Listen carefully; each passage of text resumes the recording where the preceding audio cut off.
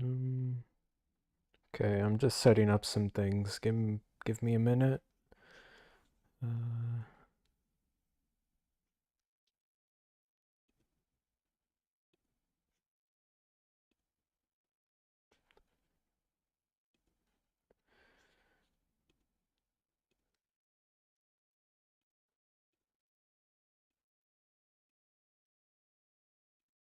okay.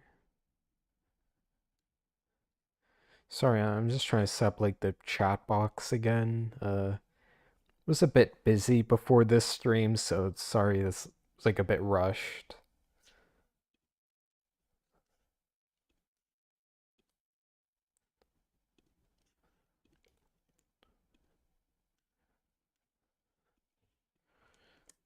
Okay, let's see if that works. It does. I guess we have to check it. YouTube, make sure it works.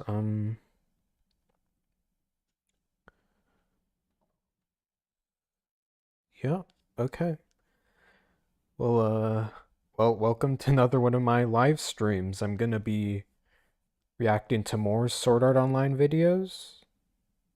Oh, hi, Burger.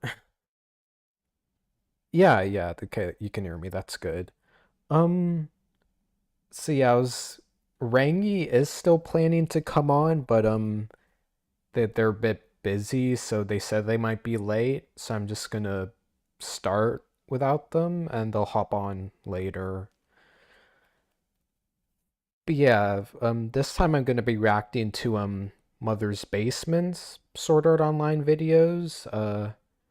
Both me and Rangi used to watch their content a while ago, but we don't really remember them too well, so we're interested in seeing like how they sort of hold up, I guess. And I guess unlike Digibro or Nightly, these are like much shorter, so it should be more manageable. Them just do like a couple shorter videos for this stream. See how it goes. Um, yeah. Okay. So like usually I've got my notes up just so I can like yeah, just take note of what arguments they make if there's any interesting points that I didn't really think about before. And also the watch together. See how that looks on YouTube.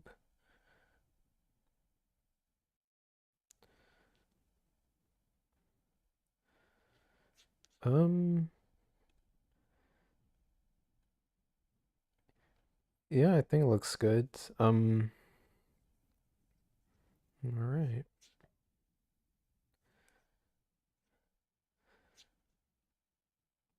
Yeah, I guess with that out of the way, I guess I'll begin my reaction then, and hopefully Rangi is able to hop on soon.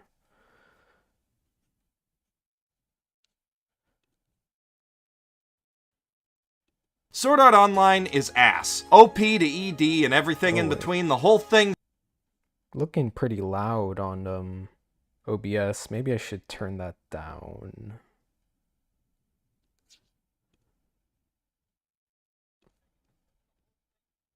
Yeah, that I checked the YouTube data. Yeah, it sounds too loud. Okay, let's try -15, see how that sounds.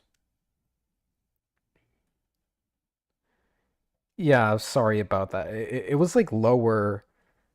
Was that like a better volume last time? But I think because like I this is like a different watch together room. It must have reset or something. Let's see how that sounds. Stinks and I hate it, but I didn't always. As a matter of fact, Okay, I think that sounds better. Let me check YouTube.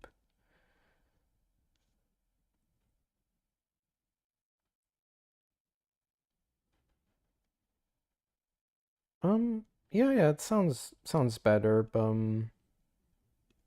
I'll just turn it down like a little bit more. That should be good. Yes, sorry about that. I didn't know it'd be that loud.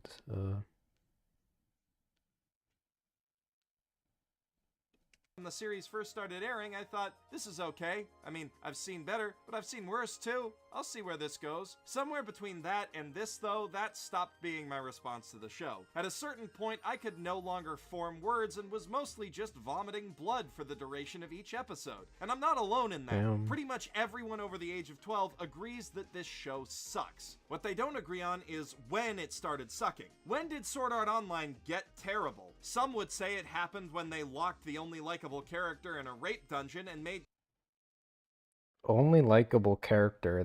That's an interesting take. I guess like likable, it's different from saying good, but I'd say like Austin is like one of like not one of like the best characters in this show. I don't like there isn't there isn't really many like good characters, but I especially don't think Austin would be very high up.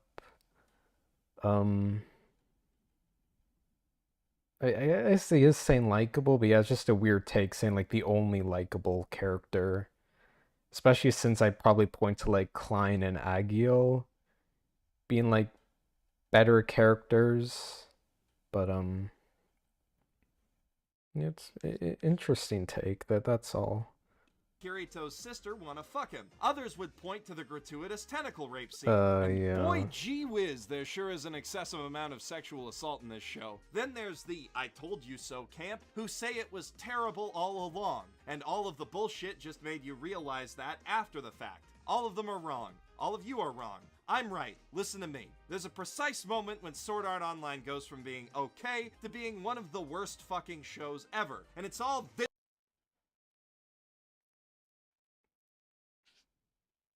Okay, great. Yeah, Rengi will be here in a few minutes. That's good.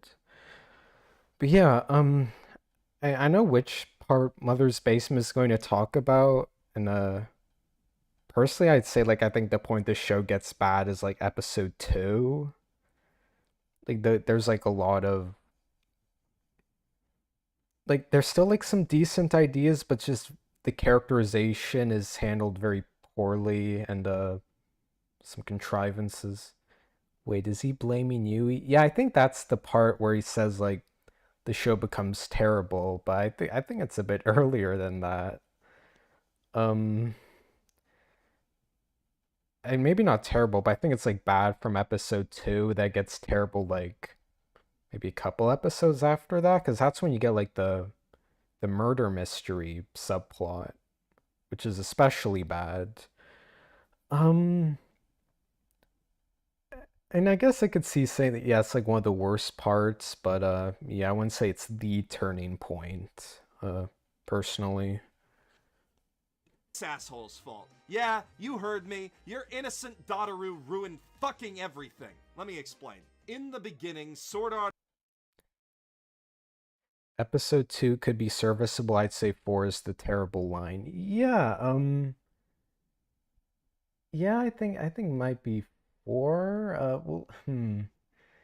Because 4 is like some really bad parts, but as a whole, I found it kind of forgettable. While I think there's a lot more wrong with the murder mystery subplot. And 2 is still like better than most of the episodes, but I still think it's kind of bad. Um, yeah, yeah, that's sort of how I feel about it. beginning, Sword Art Online had some stuff going for it. Not a lot, the fight choreography was always pretty bad, the cast was always bland, and the premise was never Bad fight choreography. What? What? Let me hear that again. Make sure I'm not misunderstanding. some stuff going for it. Not a lot, the fight choreography was always pretty bad, the cast was always bland, and the Fight choreography bad. It is I feel like you should have elaborated upon that because I don't think it's commonly agreed on that the fight choreography is bad. I think people would point more to like the characters or like game mechanics. Not it isn't like the visuals one of the only thing It's like one of the only redeeming aspects. Yeah, Rangy, he doesn't really say why it's bad. He just kind of says says it like it's a fact. Yeah, I just wish he'd explain that, but I don't think he's going to in this video. Yes. Oh, yeah, I'm gonna make a new section for Mother's Basement. He hasn't elaborated on much in general. I mean, to be fair, I guess this is kind of like the introduction, but especially when saying something like that isn't commonly agreed upon, like this show is bad fight choreography. I do wish you would have gone into that. I guess I could just give like some benefit of the doubt, like still like the introduction, but yeah, he hasn't elaborated too much. Okay.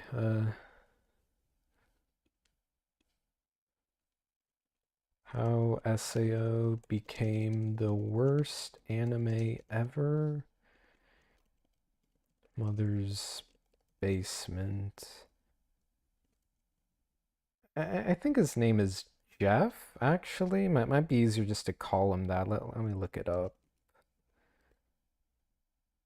Yeah, his name's Jeff. Okay. Probably just call him that from here.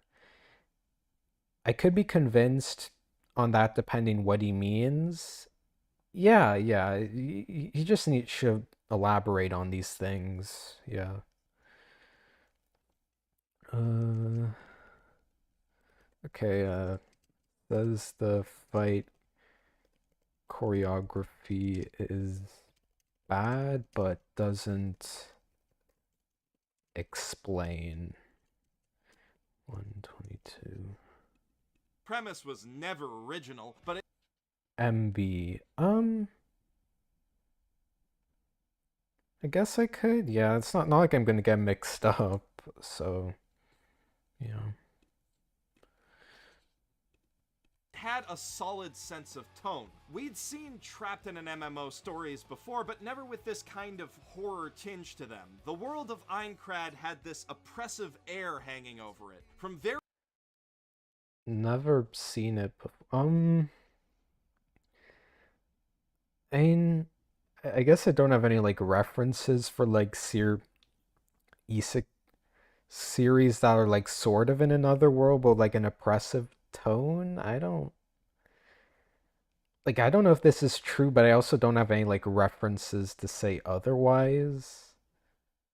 Um, hmm, interesting. Maybe I'll just replay that, make sure.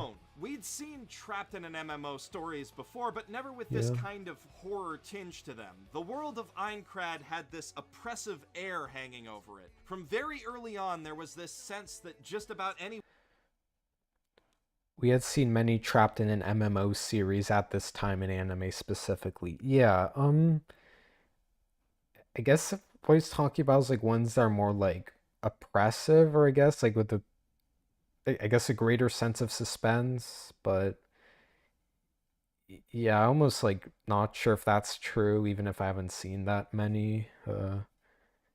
Main one that comes to mind is Dot Hack. Oh, okay, yeah, I haven't seen that. Maybe. one could die at any moment. The first few episodes do a great job of establishing that. And while it didn't break any new ground, Um, I guess. Yeah, he isn't really elaborating on that much. It's kind of hard to like, I guess, disagree, but hmm, yeah, it's weird. in terms I think I remember it's like the actual the part where he thinks SEO became terrible. I think that's what he goes into detail to, but it's weird that he doesn't elaborate on these other things. Like even though this is like 10 minutes, I feel like he could probably do a bit more. Just like substantiating these points, but you know. character writing, it had some good standalone episode plots, like the one where all Kirito's friends got murdered, and the whole Oh, Wait, wait. Do a great job of establishing that. And while it didn't break any new ground in terms of character writing, it had some good standalone episode plots, like the one where all Kirito's friends got murdered, and the whole murder mystery thing where they're trying to figure out how somebody was Uh, breaking the rules of the game, and actually those were the only really interesting episodes, but hey, lots. you think you thought those were the only good plots, really? Those are two I point to as like some of the. It's hard to say. I guess the murder mystery is like definitely one of the worst. With the Moonlit Black Cats, it's arguable. Those are like actually really bad. I don't know why I choose those. Oh wait, okay. I'm getting a call from Rangy. I'll add him to the stream. Give me a minute. Uh, wait a minute. Oh, I think you can do from this call. I just need to like add you to the OBS layout.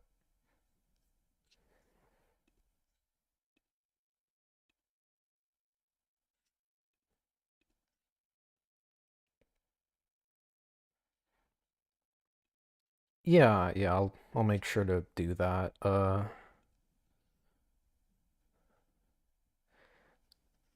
Sorry, no, you're not on this stream yet. I'll gotta do the audio capture. Just give me a moment.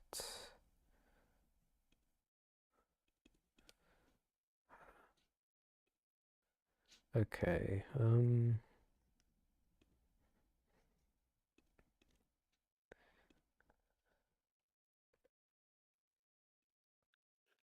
There we go. Oh, no, it's all right. Uh, let's see. Okay, let's like try talking now. See if it picks up. Oh, hello. Can you hear me? Test, test. 1 2 1 2. Oh yeah, looks like it's on OBS. Let's just see how loud you are on the stream.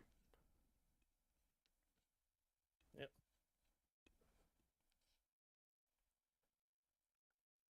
I sound a little quiet, but Oh I'm yeah. audible. Okay, good. And I think I figured out what was causing you to cut out. It's that it might be a problem with like the input output settings on Discord. Like they might have been reverting to like default every now and then. So That might do it. yeah. Okay, so I changed them. It should hopefully work. And okay. Yeah. Let me check the stream quickly. Sorry, I'm late, chat. I was held up at work. No, it's all good. Um, but yeah, so I guess you've been following the stream. What do you think so far? So he does one of the things he does. He does the thing I really don't like with videos where the one of the things that I really didn't like Mm-hmm. it's he starts laying out some of the more like egregious things in the show, like the Asuna being kidnapped but and put in the cage thing, and he frames them Yeah. as like the worst possible versions of it too. And it feels kind of like it's poisoning the well. Oh yeah. Like I agree that these parts are bad, but it doesn't really explain why they're bad. And maybe we'll get more of Well, that in the Alfheim video, but yeah, this isn't very much. they are kind of self-evidently bad, but for one thing, like this isn't even the Alfheim arc yet, and it's like I said, it's just it feels like you're priming the audience to not like it rather R- than laying out the reasons why they shouldn't like it. right. Not a fan of him puffing himself up at the beginning. Burger, to be fair, this is kind of what a lot of AniTubers, well, a lot of AniTubers are that I've seen, but also like basically a lot of the kind of video essay review people were back in the day, because this is from like 10 years ago, think it's like isn't it? 8 years, but yeah, yeah, that's close enough. Yeah, it's like 2017, 2018-ish. Mm-hmm. Um, yeah, I guess Is I'll, that? sorry? I think I'm just hearing background from you. Oh, I think okay. it's from you. Might be it. All right, well, I guess I'll keep It's not coming playing. through the stream. I think it's just coming through Discord, so I can ignore it. Okay, good, good. Well, you and Watch together? Yeah, I am. Okay. Um, I do have to say, this looks a lot better than the Digibro one did. Like, it doesn't look like oh I'm yeah, looking at a Minecraft video. That this is actually good resolution. it's good resolution. It's not. It's also not like just gameplay from like a relatively obscure, I believe, Korean MMO that Yeah. hasn't been relevant in like. I think at that point it was semi-relevant, Yeah, yeah. but it was clearly also like poorly captured like footage. Yeah, it's probably why it looked so bad. Like it wasn't just an issue of compression across different sites. Yeah, he has like actual like clips to show you like what he's talking about. And by the way, that's hard to get through to get do and kind of avoid the the Japanese copyright Yeah, for phrase. sure. Yeah, cuz probably why there aren't as many AnyTubers as there could be, because it's just such a pain to get through copyright.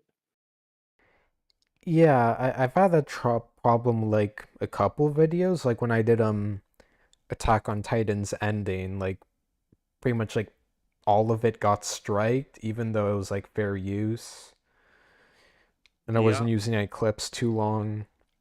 So yeah, it sucked. But otherwise, it seems it's been relatively consistent for me as long as the clips aren't like over 10 seconds. Yeah, like I don't use clips and stuff just when I'm streaming. I'll usually use just like the official artwork, because I'm just a yapper anyway. It's a stream. Like Oh I can kind of yeah. just fill the air with noise. I guess it's like a bit different for that and like an edited video essay. So yeah, yeah, Yeah, that's can fair. we roll back like maybe like 10-15 seconds? All right. Rito's friends got murdered, and the whole murder mystery thing where they're trying to figure out how somebody Why was does everyone breaking the praise the rules. murder mystery? It's crap. I don't.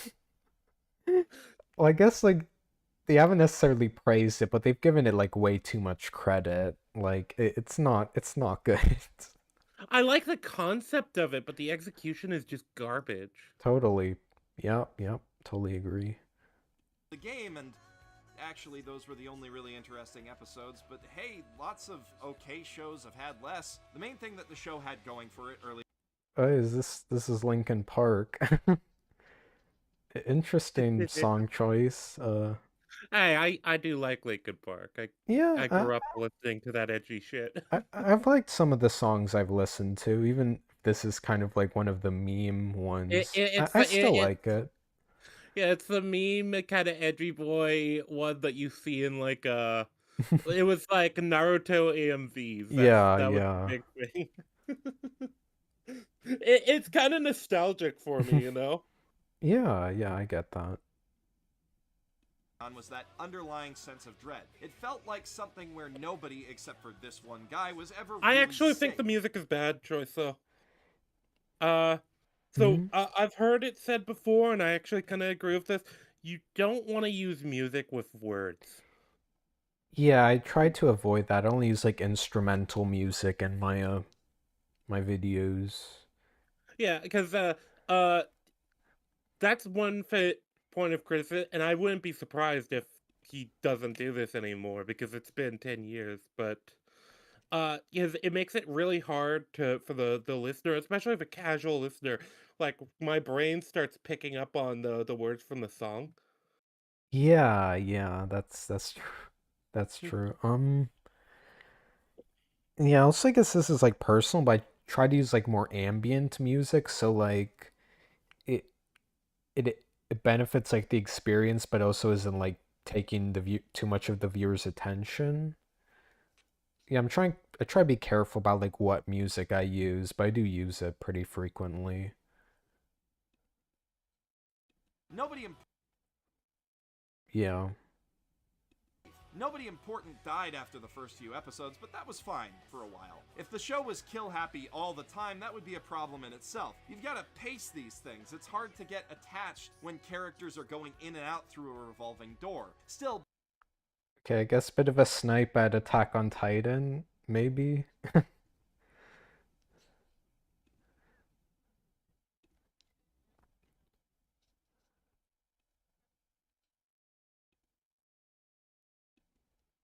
Yeah.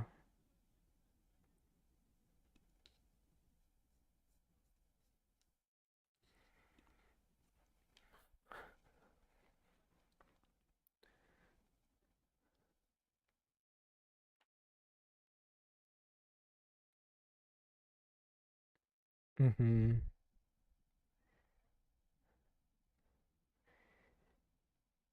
Yeah, I'd have to watch season one again. I do remember that like I wasn't too attached to the characters, but I also don't think that like necessarily like ruins the plot. Like it still could have worked.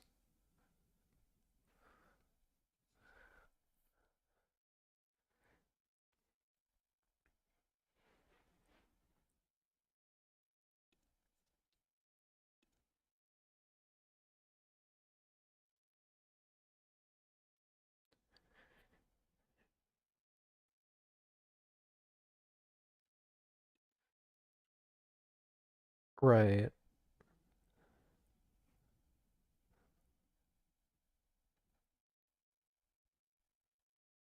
Yeah, yeah. And I especially appreciate that with like how big of an issue plot armor is in the later seasons. That I guess like actually feels more grounded in that way. But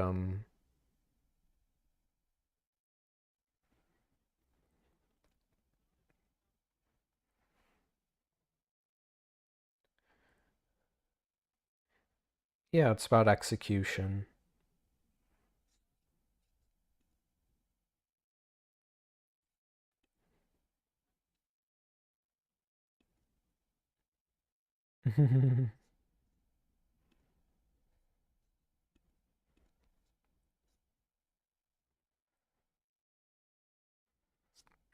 Yeah, I even looked this up. I don't think they even say like two of their names. Like,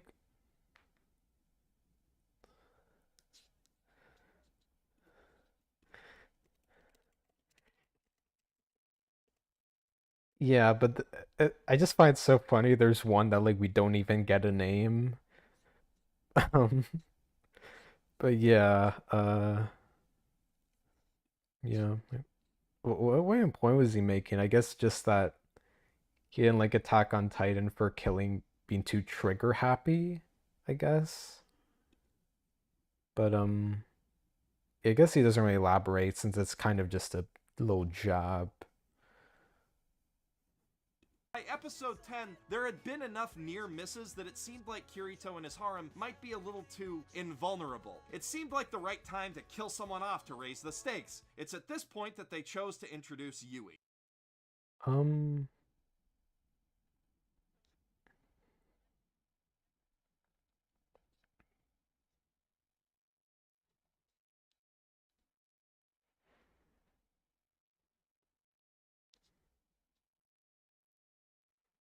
oh yeah.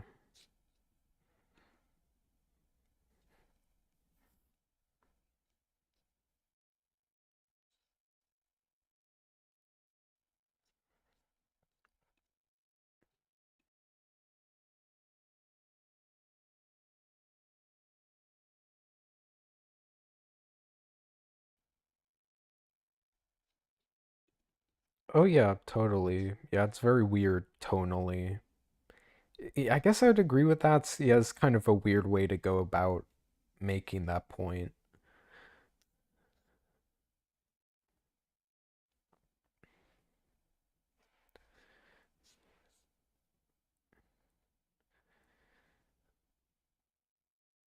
Yeah, yeah. If you don't know, congratulations! You've saved yourself from a shitty show. But Yui is a little girl who Kirito and Asuna find wandering around the woods near their home and decide to adopt as their daughter. She's sweet and innocent and might as well be walking around with a timer counting down to her sad death. Now, it's cheap and lazy enough to introduce a pure cinnamon roll character purely for the sake of killing them off, but that's not nearly bad enough writing on its own to drag this show down to the total dogshit territory it now occupies.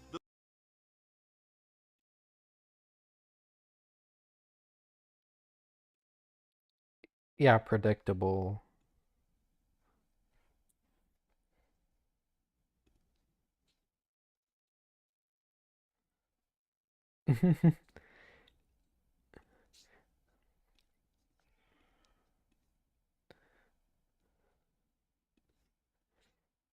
Yeah.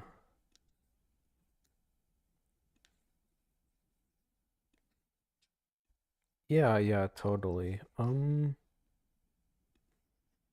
S sorry, but my browser was lagging for a bit, but it's working now.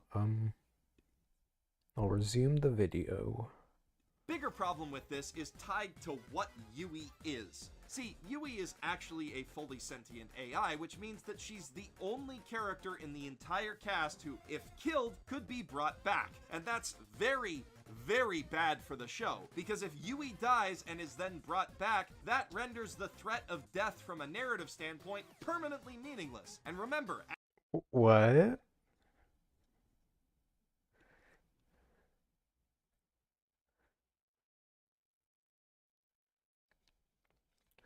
Um, no.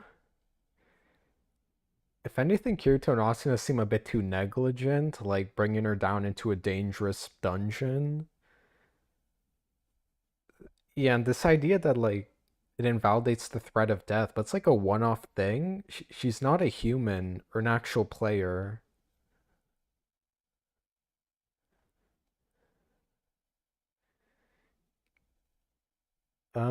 Shelved.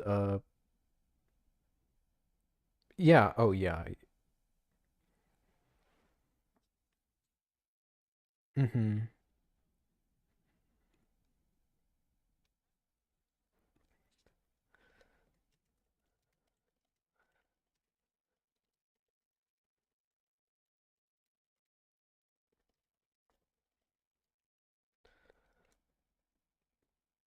It's strange.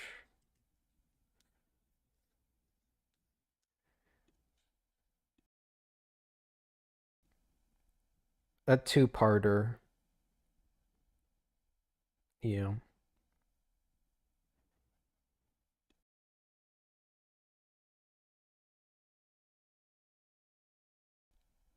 Yeah. And it also has like some really like dumb stuff, like Kirito being able to turn her into an item and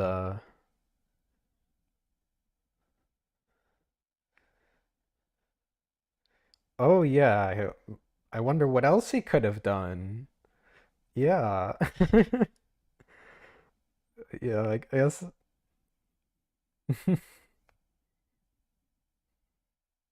man, what a great character. Um yeah, it doesn't make sense. And like while the boss is dangerous, putting it there so like a player could reasonably get access to it, that's insanely stupid. Yeah.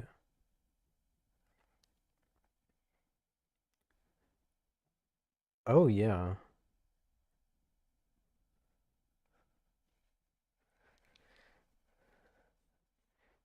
I think he has like other issues, but this is a weird one to start with.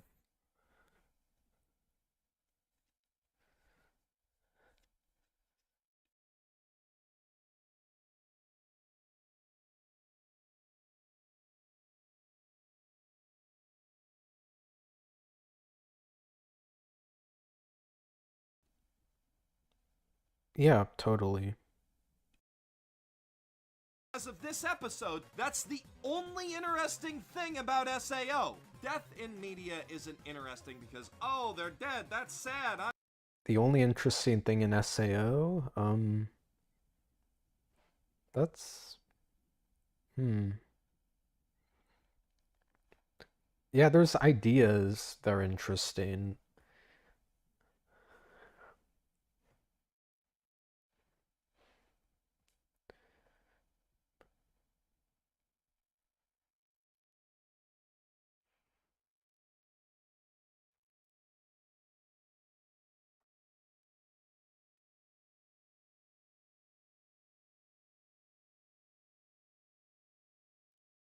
Yeah.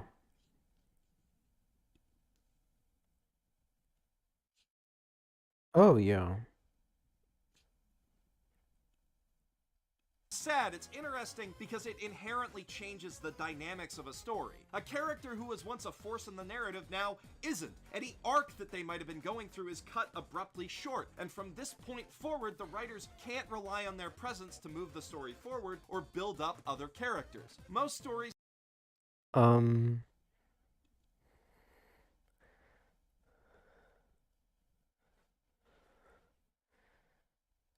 yeah.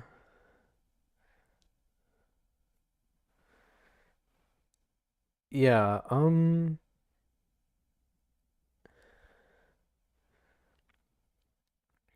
it's also weird going for like this very specific damn example of how a death is handled when there's probably other ways you could do it, right?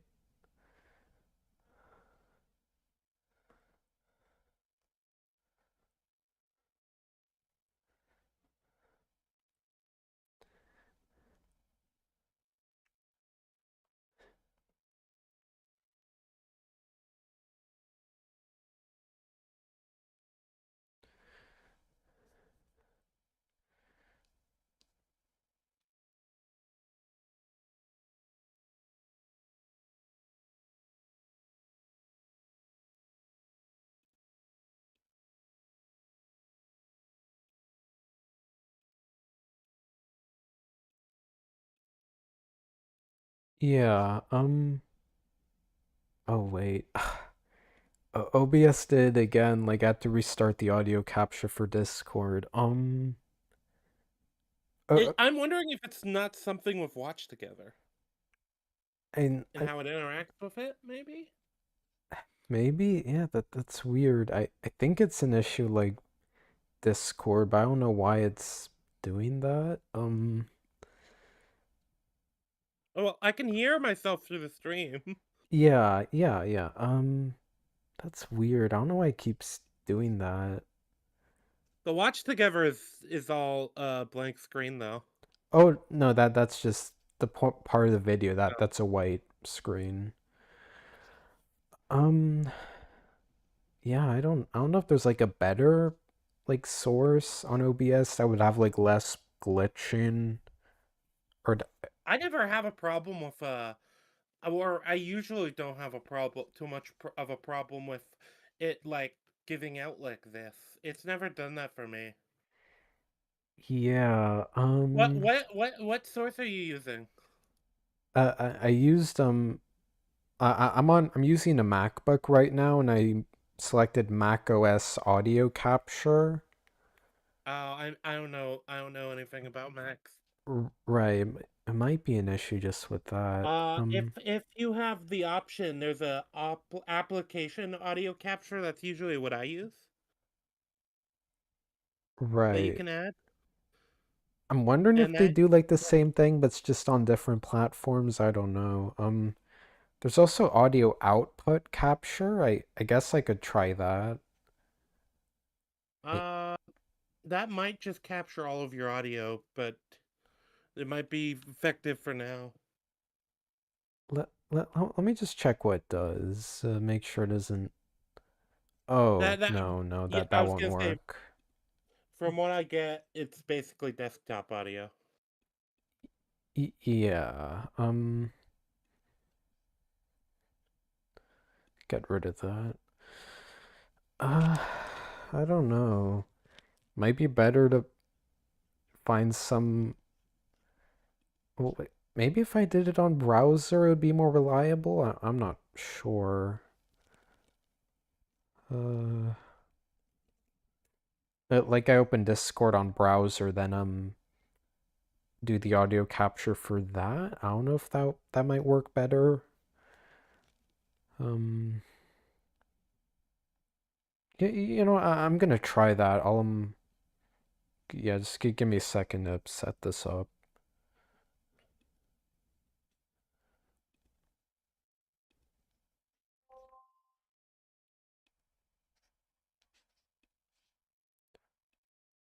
Oh wait, let me make sure it's capturing your audio.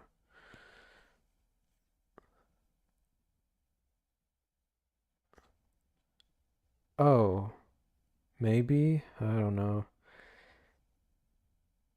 I think OBS is capturing my thing directly, so it should sound better, hopefully.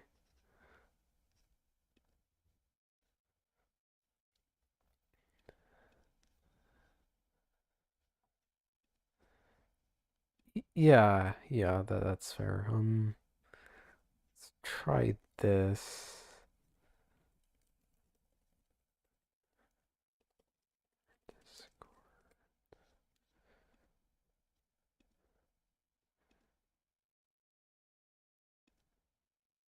Um,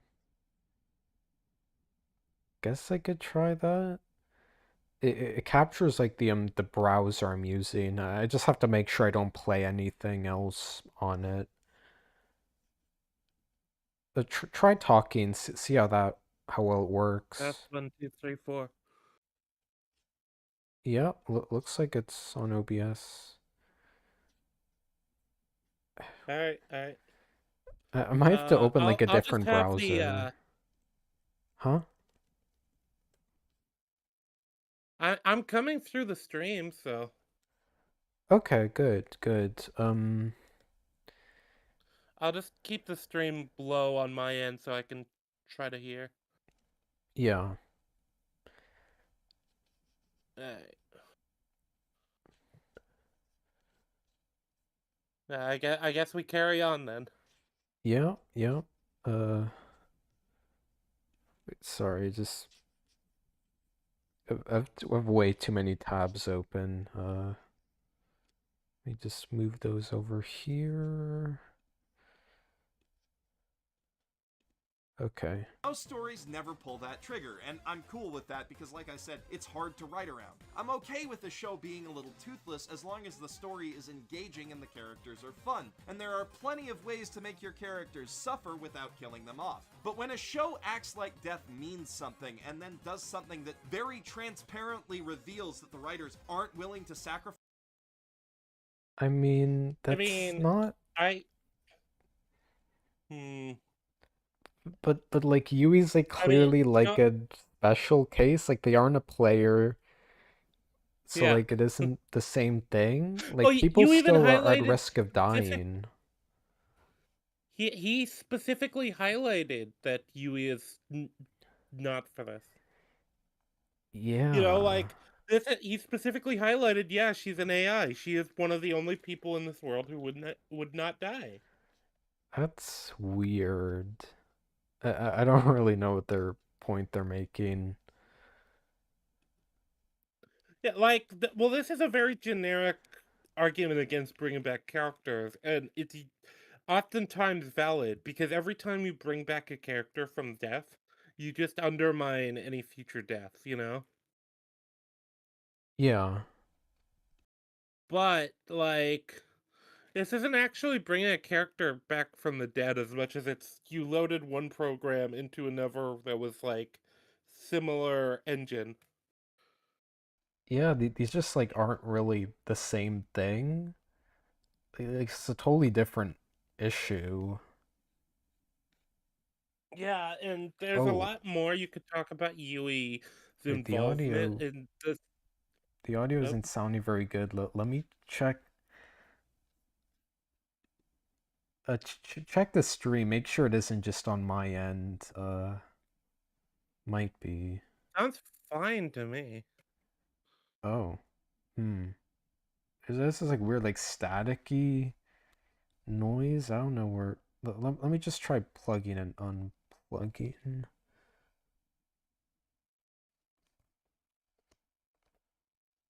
Oh, I heard a bit of weird static, but it was only for Oh, a second.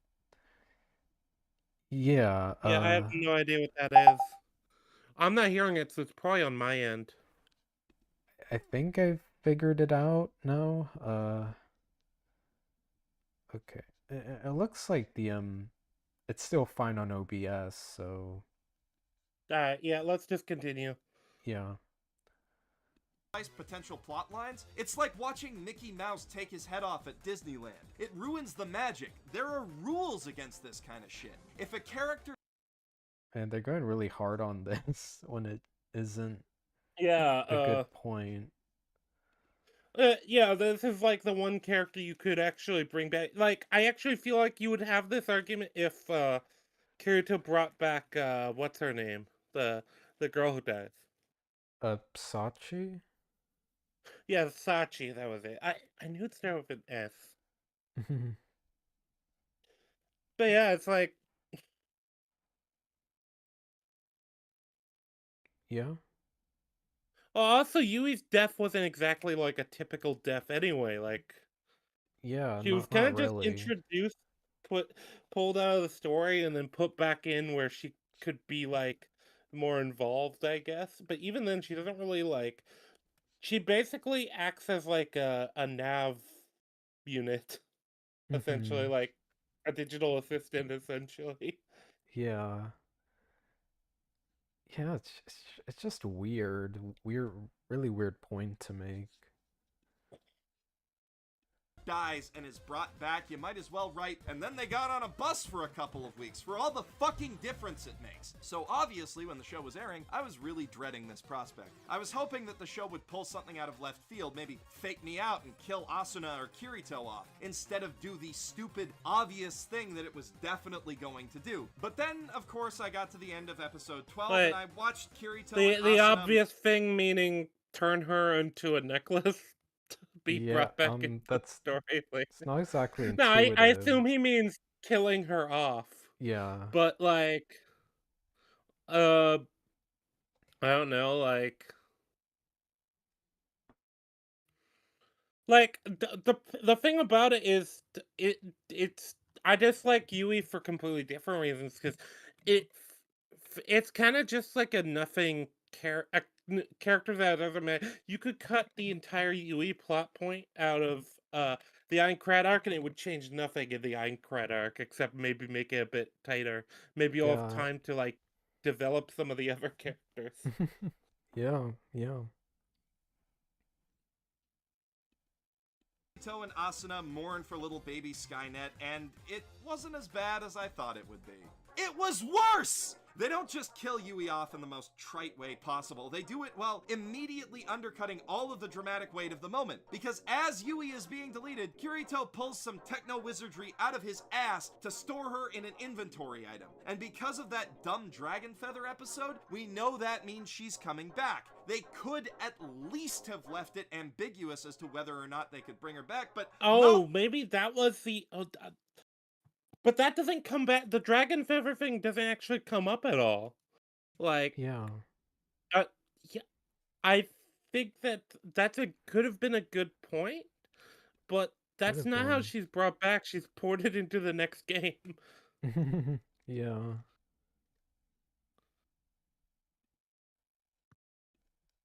Yeah, Um yeah, 'cause it's like a case of this is a right issue, but the wrong sort of thing to highlight. yeah, like I have like a lot to criticize about this episode, but he isn't talking about much of it. Uh Well, I Points always I would assumed make. Kirito would find a way was plan was to find a way to like extract the data that is Yui and Yeah. possibly port her into something else like once they get out because he's already a bit set up to be the type who'd want to pursue like programming and stuff like that. Mhm. Can't let anyone think their waifu might not come back. They might stop watching and giving us money. But even that isn't the most. Were you What? calling Yui a What? waifu? What? What? No, like she's set up to be like the innocent daughter character. What do you mean? Yeah,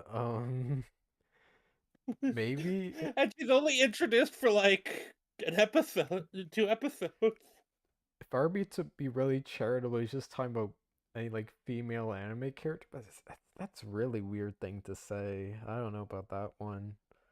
But also, I don't know. I don't think people. I think if they were concerned about that, they would not have killed off Sachi, who Yeah, was probably. I would actually say is probably one of the more interesting female characters. there isn't much competition, so probably. But it won by default. Yeah, yeah, yeah. It's And nobody unfortunate. else showed up to the race. No, Oh no, no, it's they all collapsed before the fin. No, Sachi collapsed also, but she did so slightly later than everyone else.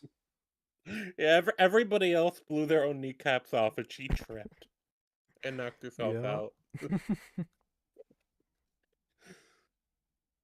Asinine thing about this scene. In this moment, as they reach the Game Master's console in the depths of this dungeon, Kirito reveals the heretofore unknown fact that he's a PhD level programmer, thus irreparably ruining his character forever. Kirito was already stupidly over.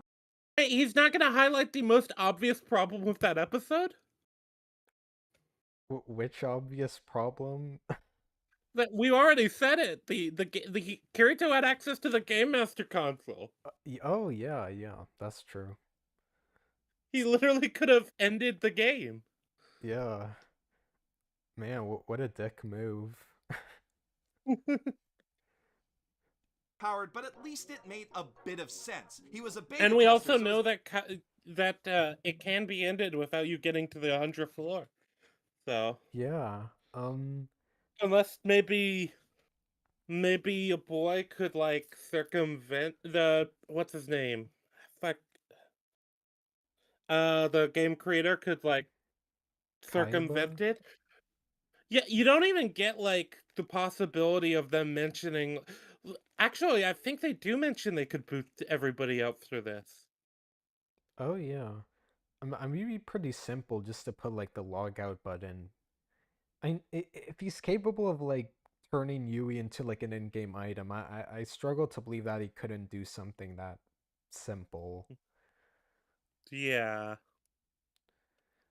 Like clearly, like the amount of time isn't an issue, and it's like a pretty like just change like Or false to just true, basically. yeah, or just turn on basically and wait, there's an invincibility mode. Just turn it on for all players. Oh yeah. Oh man, I didn't think of that either. If you can't Man, somehow log them off. that's a good point. Yeah. Actually, wait, you could have turned it on to defeat the skeleton man, the Reaper guy. Well, I guess Yui already did that, but yeah, they could. Uh, they want Yeah, to. it's but yeah, like the idea of them introducing a GM console breaks this in so many ways because of all of the different things it could do. Yeah, yeah. I was mostly thinking about logging them out, but yeah, now I think of it, there's a lot of things Kirito could have done to save many people. Uh, Instead like of saving his his AI fake daughter, he daughter. met like Yeah, his fake daughter he met like 2 hours ago. 2 hours. Yeah, yeah. Oh, write that down. Could have done countless things to help the players, but instead chooses to bring back his fake daughter. level programmer, thus irreparably ruining his character forever. Kirito was already stupidly overpowered, but at least it made a bit of sense. He was a beta tester, so his base skill level being higher than most other players was justified, and doing Well, do we know if this Mm, requires programming? It's him using a GM console. Right. I He think I doesn't should. necessarily need to be a PhD level programmer for that. He just needs to. In fact, he could, and it wouldn't be out of character for him to be into programming. I think I just what He, I'd criticize is how fast he can do it. Not yeah, necessarily yeah, what he's well, able to do. yeah. That's probably the bigger issue here. Yeah, and saying that like his overpowered status is mostly justified. I mean, Yeah, that's I'm saying there's arguable. a little justification for him knowing how to do computer programming. Yeah, for the programming, but when it comes to being like overpowered otherwise in game, it's the mechanics are really poorly defined, so you can't really say that's justified. Yeah. In fact, they sometimes are here one day and gone the next. Yeah. Okay, to yeah, I'll write that down also. It's justified. Yeah, but once again, like he just isn't going into much detail. He's just kind of saying this is how it is. It's a bit annoying, but can you do, I guess. Okay. Kendo in real life gave him good reflexes, and he spent like the first year. Okay. I guess reflexes, but I feel like you need kind of. Hmm. Well, I guess this that's isn't I think that's exactly. actually why they say he has the dual wielding is because he has the fastest reflexes of anyone in the game, which is stupid. But Yeah, it like, is. I guess this isn't necessarily his point, but one that I've seen from other people that him being having kendo experience like justifies him being good at like sword fighting in this game. But I feel like there's kind of like there would be slightly different skill sets in terms of what moves you're using. I guess it would benefit I him, but yeah, it might benefit somebody, but I don't think it would benefit the same way because like first off, like everybody else has plenty of time to oh, practice, and it seems like the game does like sort of take over your movements with a skill. oh, it seems like the audio thing is happening Action. again. I don't know if Do we check want the to stream. It do? might just be a problem with the headphones. I don't know. Uh, the only thing I notice is my lisp is a bit more pronounced than normal. Okay, so yeah, it might just be my headphones. Th- hmm. I guess I'll just try unplugging and plugging them again. I'll mute myself so it doesn't make the noise. I'll only be a second. All right, fair enough.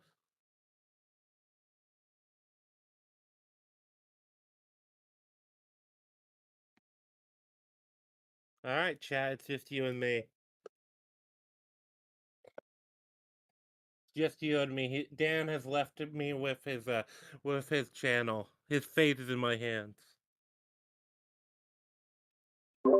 Okay, But I'm what should back. we say? uh, you silly I love. goose. But yeah, it sounds fine now. I'm hoping I won't have to do that too often. Yeah, yeah. Hopefully. Might be worth getting some like new headphones for this. Uh, Not now, but like prob- maybe for next time. yeah, probably. Of the game solo queuing instead of socializing to reach his ridiculously high experience level. That became less believable as he also proved to apparently be the most eligible bachelor on the entire internet, but you can at least justify that as girls having a crush on him for saving their lives rather than that coming down to any innate social skill on his part. It's easy to just Which is kind of the setup for Silica. It's just a girl having a crush on an Yeah. older guy. Mm-hmm. And then he just sees her as kind of a stand-in for his little sister. That is kind of the charitable read of that. But Yeah. like, I don't know, like women do like the dark and brooding type. That's kind of what they're trying to paint him as. He doesn't do it well, but like, Yeah. but yeah, I don't know. Like, I wouldn't say Kirito has no personality. I'd say he has a bland personality, maybe. But at this Yeah. point, we're splitting hairs, I guess. Mhm. I guess we can continue. Yeah. Yeah. A lot of things about Kirito because he has no defined personality at all. But when you add to those traits Okay. Let, Like, let's not get no ahead of defined ourselves. personality? Yeah. Yeah, okay, well, there you go. I would say he's got, like, kind of a bland, generic, like, kinda Yeah. brooding hero boy thing going. I guess there's like bits there, even if they're underbaked, but to say that there's nothing there is quite Oh, quite yeah, he's, silly. like, baby's first D&D character, the brooding loner who just doesn't, like who doesn't get along with people, but then when he does, he somehow manages to endear himself to people because reasons. Yeah, yeah. Yeah, I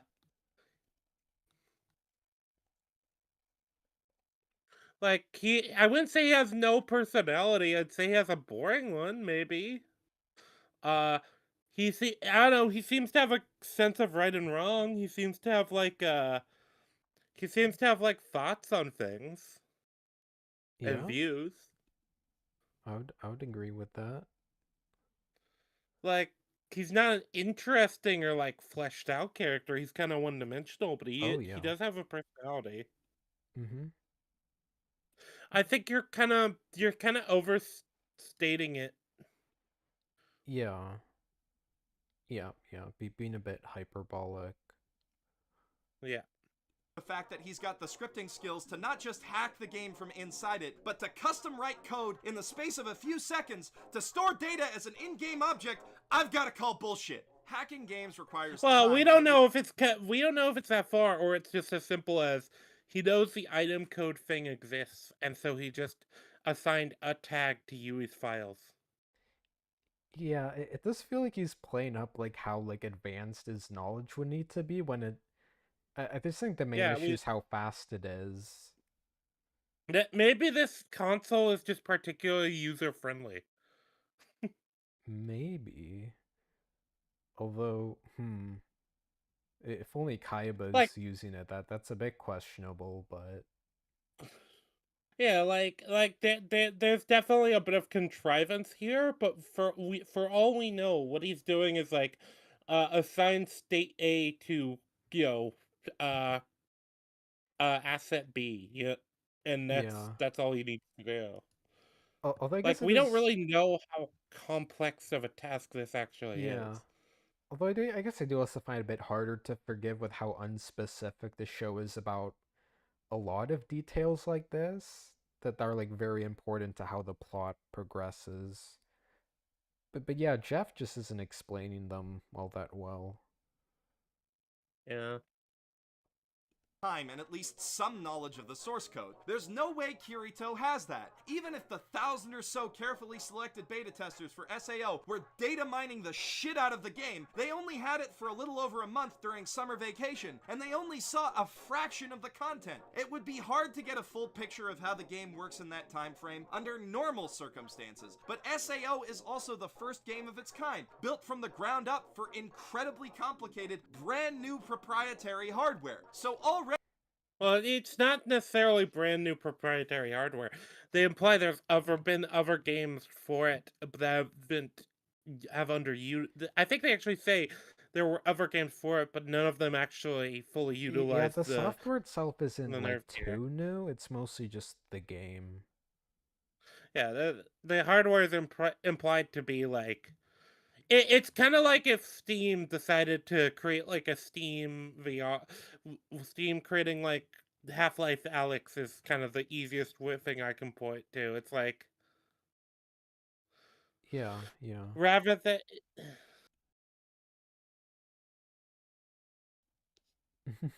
But yeah, I think he's reading a bit too much into like how advanced some things are, and then he's like underplaying some other things. Like, yeah, because we're very critical of the world building and mechanics of SAO, but Mm-hmm. I feel like he's kind of not making the best argument for this stuff. Oh yeah, totally.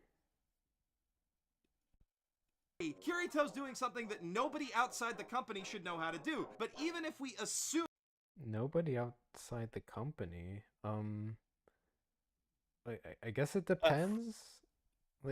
Like you like said, like I said, other people have coded for and Kirito knows because he had read like all the like specs for the nerve gear, and that's how he yeah, was able to put together could murder he seems a bit more you. knowledgeable about it than most people, and he does have like established experience with like computers and stuff.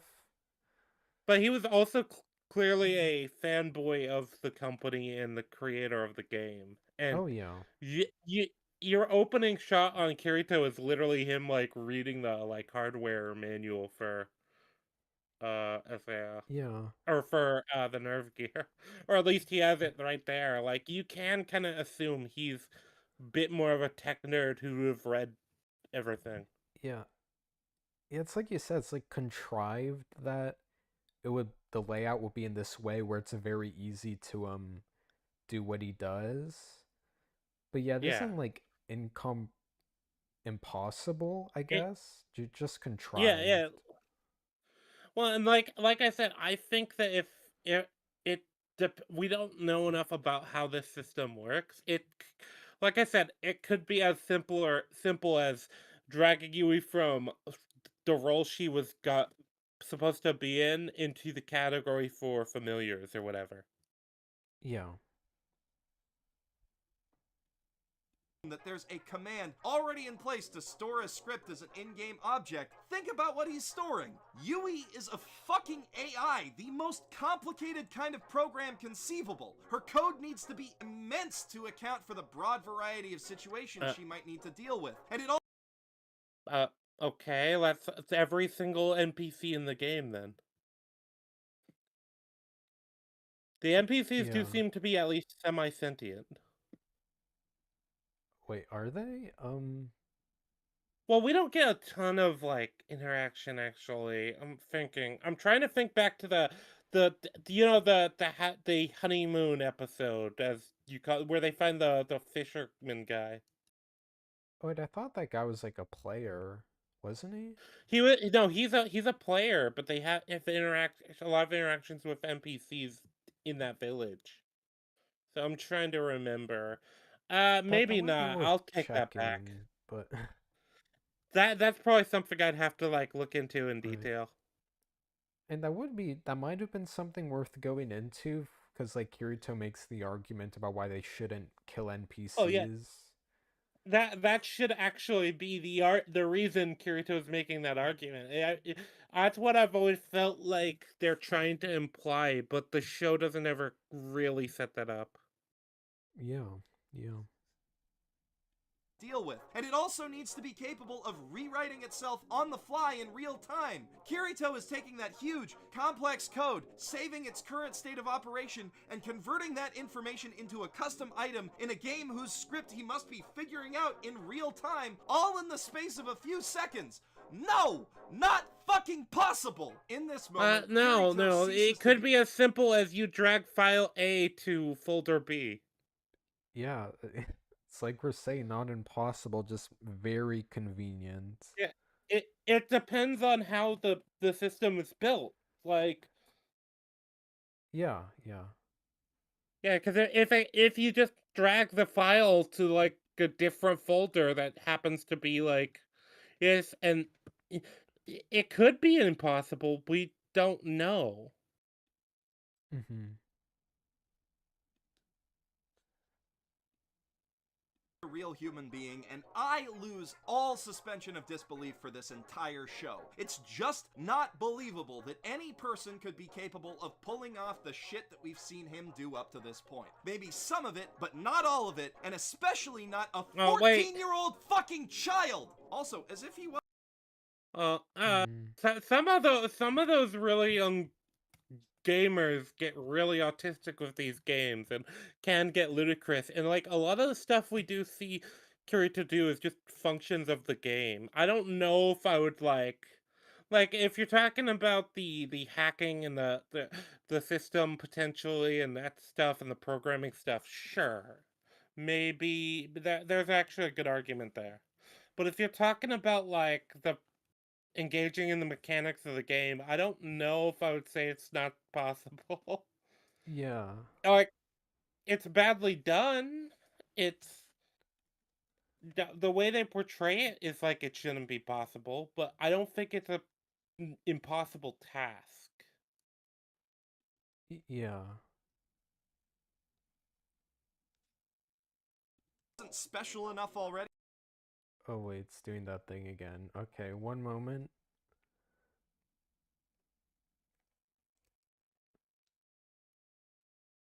Um.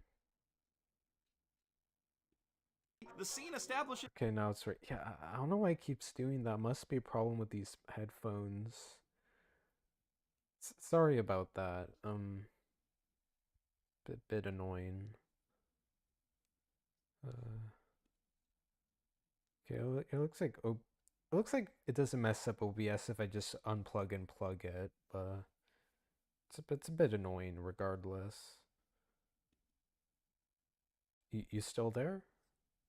Yeah, yeah, I'm still here. Okay, Sorry, good. I was just checking something real quick. But yeah, yeah, it is kind of gonna. I feel like it's gonna be annoying. Yeah. I, I just don't really have like any other like headphones I think I could use. Yeah, I don't know.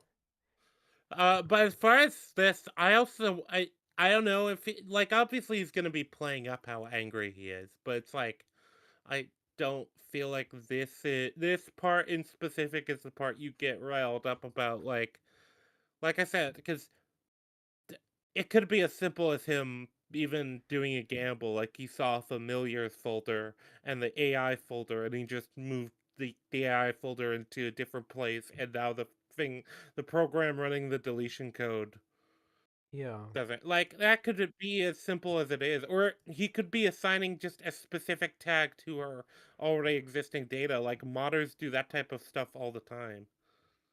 Yeah. Maybe it's probably contrived how quick it is, but like, yeah, that's the only real thing I'd lean on there. Yeah, I think this problem is being like hyperbolic. Like, yes, it's contrived, but it's not like completely impossible. Yeah, I think it's probably within the suspension of disbelief. Um, This specific thing, like, or if not, it's not that far outside of it. right. I still take issue with it, but yeah, just not I not mean, like I said, I take more issue if this is the thing he does rather than some kind of forced shutdown, attempt to force shut down the game. For mm-hmm. over what I guess we're supposed to get the implication that Yui is supposed to be like a sentient being, but I don't know. I don't agree with that. Yeah. A few moments earlier that he and Asuna are the only people to ever experience love or joy in SAO during the entire 2 years that the game has been running. This is so fucking. Well, Yeah, yeah, that's that is kind of a fair stupid. point. Yeah, that's Yeah. a fair point.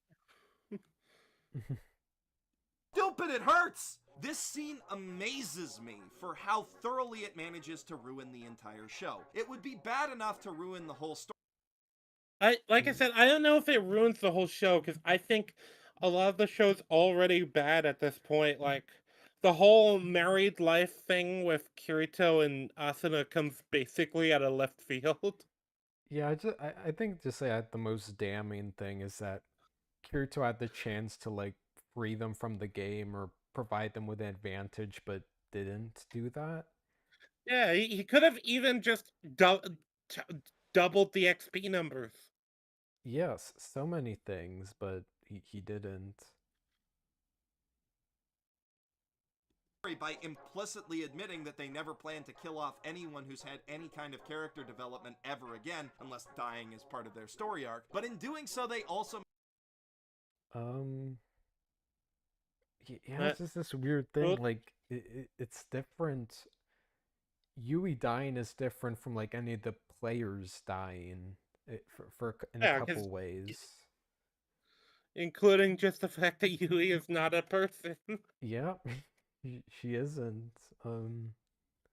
Like Yui is a collection of data that you could pull that makes a simulacrum of a person that you could then plug into other things. Mm-hmm.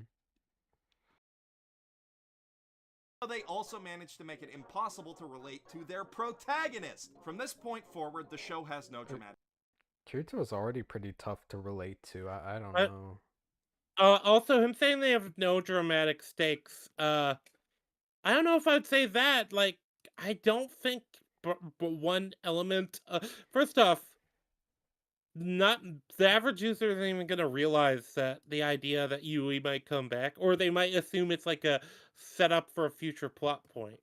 But I don't think it Mm-hmm. ruins it's not the same as if Sachi came back from the dead, or Yeah. Diabel came back from the dead and just showed up, or all the other players just showed up out of the blue back from the dead.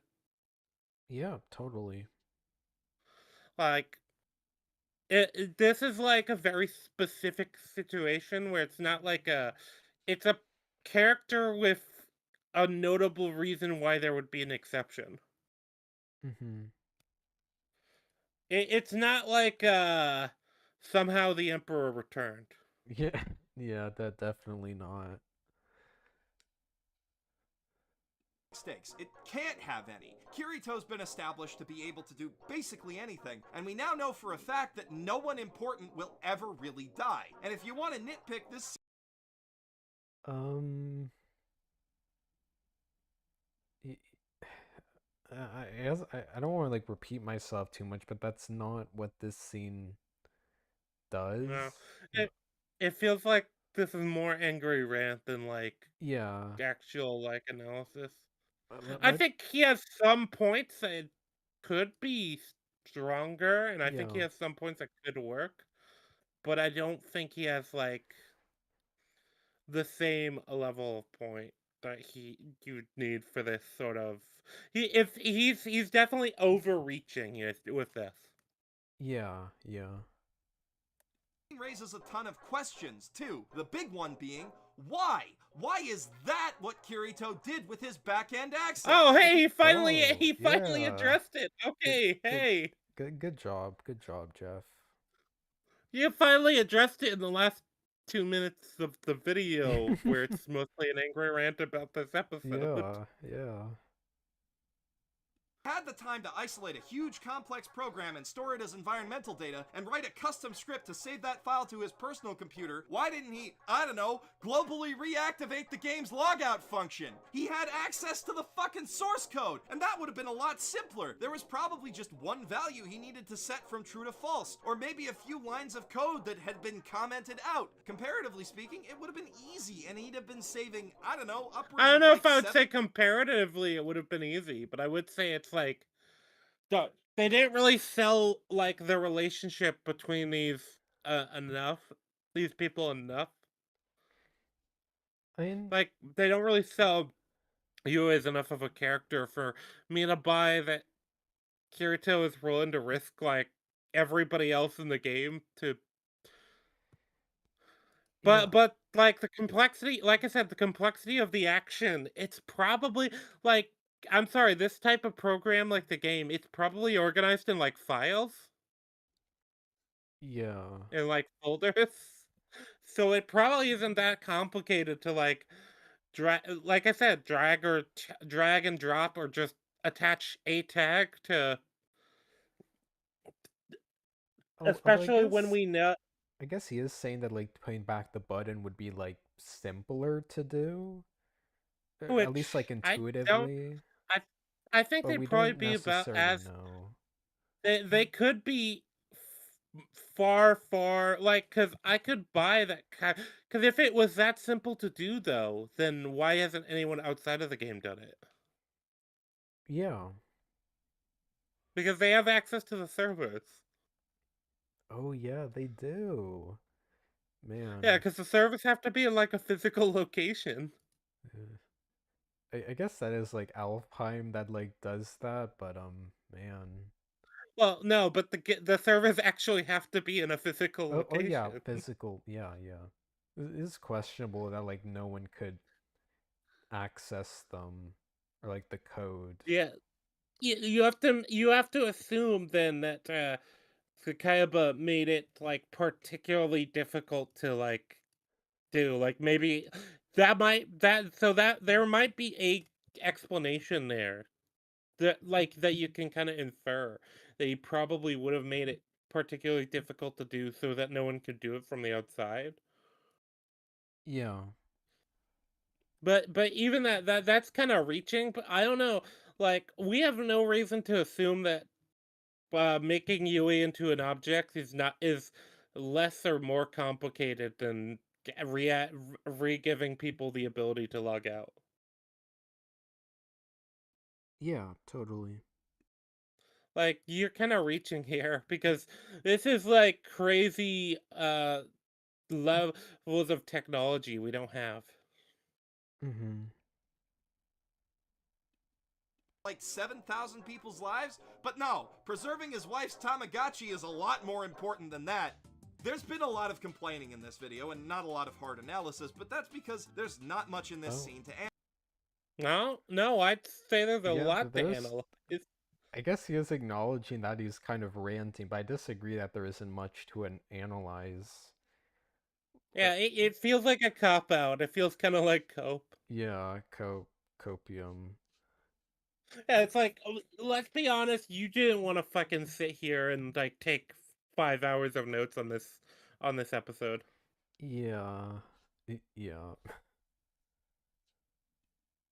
Like especially because there's a lot to analyze with like the idea of what Yui is supposed to be because she's meant to be this like program that was meant to essentially be kind of like a therapist program, basically a program meant to comfort people and keep them from becoming too psychologically unstable. And then for Yeah. some reason she's just like shelved out of the blue because I guess maybe Kaiba wanted to do that. Or maybe Cardinal did?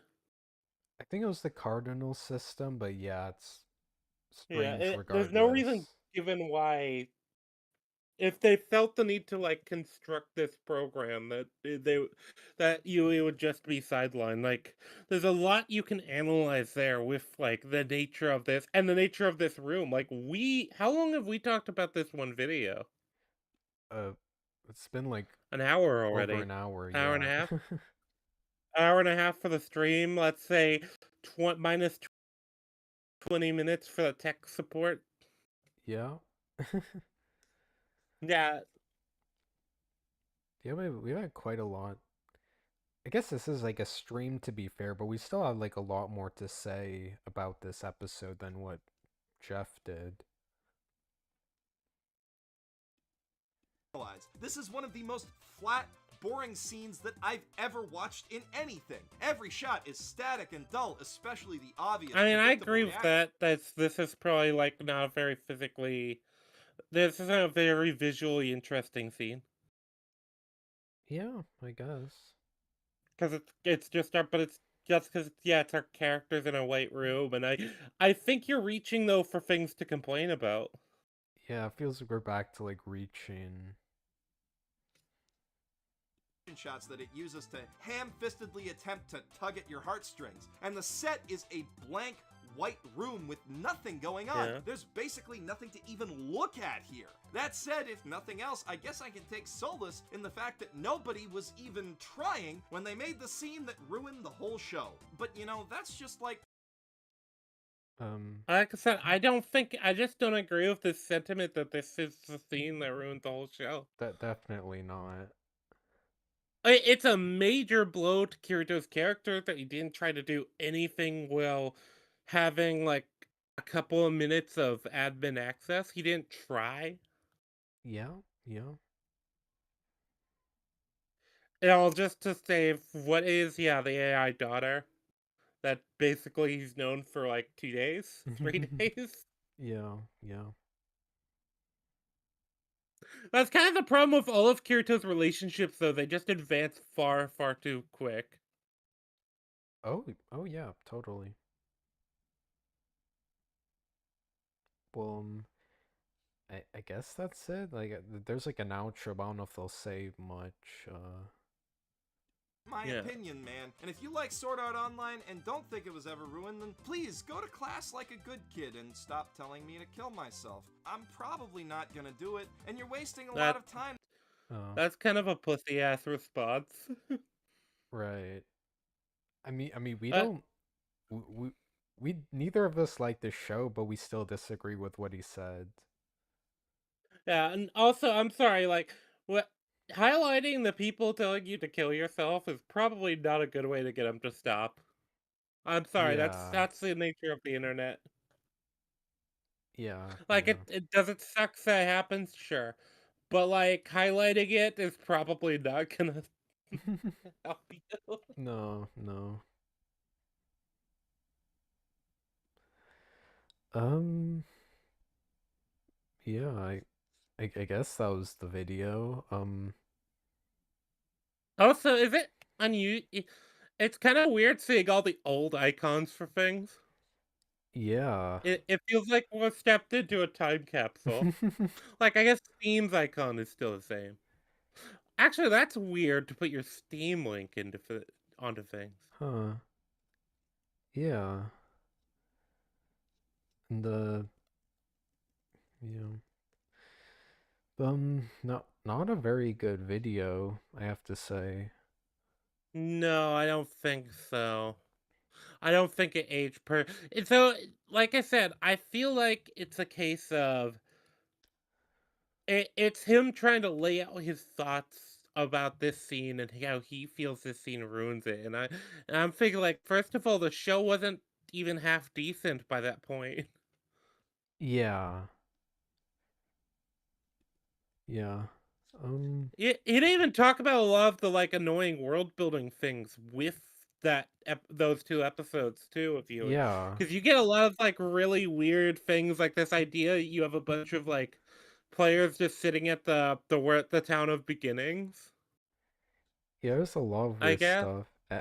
And the fact that like Kirito and Asuna take Yui into a dangerous area, like all it Yeah. takes is for like complaining a little bit. It's like, okay, fine, we'll take you. Even though if she wasn't an AI, she would be dead. Yeah.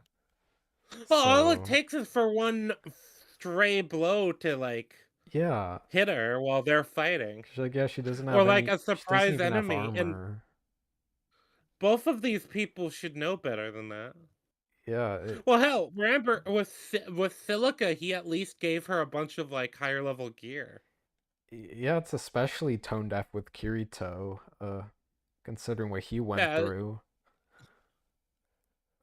Well, Asuna too, because Asuna's like a guild leader. She would probably be almost hyper fixated somewhat on I mean, like yeah, this Asuna, type of thing. she's also, it doesn't make sense for her, but it's like especially weird with Kirito when the only Yeah. thing that resembles an arc is him like guilt Yeah, him about losing losing a people yeah, he like in similar holds a ways. lot of the people he's lost person like he holds himself personally responsible. That's like one of the more interesting aspects. That's one of the few interesting things they could have done more with. Yeah, yeah. And that I do agree. It's kind of just annoying that they don't You do it. They don't do jack shit with Yep, yep, totally agree. Um, yeah. Yeah. So, so I guess that was like, yeah, it was like only like 10 minutes, so it didn't take as long. So yeah, I guess we could maybe watch another one. We don't have to finish Uh, it, just maybe go yeah. watch a bit of it. Give me a second to just step away and use the bathroom and refill my drink. Oh yeah, I I remembered he has multiple. He has like a playlist though, so yeah, I made a doesn't he? playlist of like all his SAO videos I found, but I only think like a couple of them would be worth reacting to. Yeah, I remember he. I swear I remember one where he goes over like specific mechanics for Aincrad. That would be really interesting.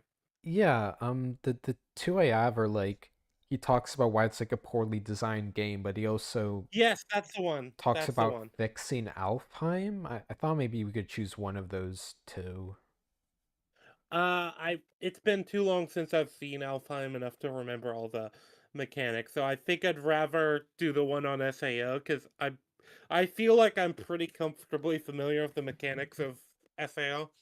Right. All right, let me step away for just a second now. Okay. Let's see. Yeah.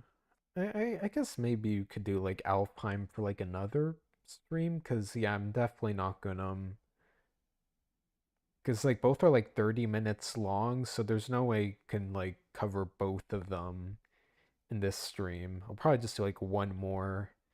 Maybe I am kind of interested in the Alpine one because it's like longer than his usual videos. And he's talking about like fixing it. I feel like that could be interesting, but probably be its own separate thing. Um well yeah, I'll probably just do the Alpine one in another stream. Uh yeah, I'll just like prepare the link for the next videos so we can when Rangy gets back we can watch it.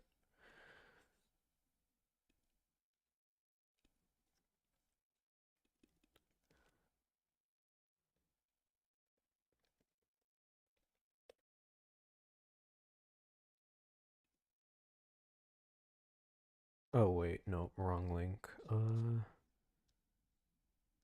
Which SAO is a terrible game too. Yeah.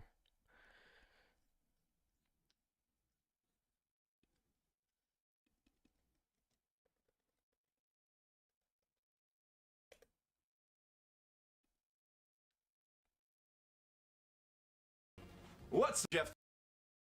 Nope. Bit of a lag. What's up, basement dwellers? I'm Jeff the Professional.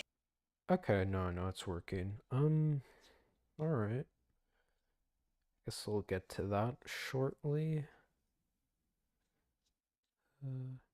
Actually, let me check how long these videos are. Made a playlist. Okay, yeah, so like this one was like 10 minutes long. The Alfheim one is 30 minutes long. The SAO is a terrible game. That's like almost 40 minutes, so yeah, we'll probably only be able to get through that if as long as we don't give up early. We're definitely not doing the a third one. Um, yeah, not a good video. I haven't seen that one in a while, but I wasn't. I don't. Well, I guess I didn't really think as much about like the actual like arguments when I watch like video essays. Kind of just consumed them, so I didn't really think as much about like how well they argued for their position or not. So probably why that why videos like that flew over my head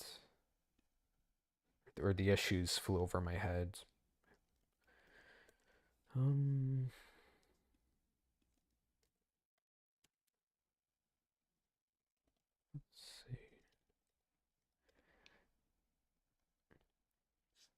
And they also did some videos about the later arcs, like they did one on ordinal scale and I think alicization, but I can't really speak on those since I I haven't made it that far. It's unlikely that I will. It depends on how long, like, if I get bored of the show or not.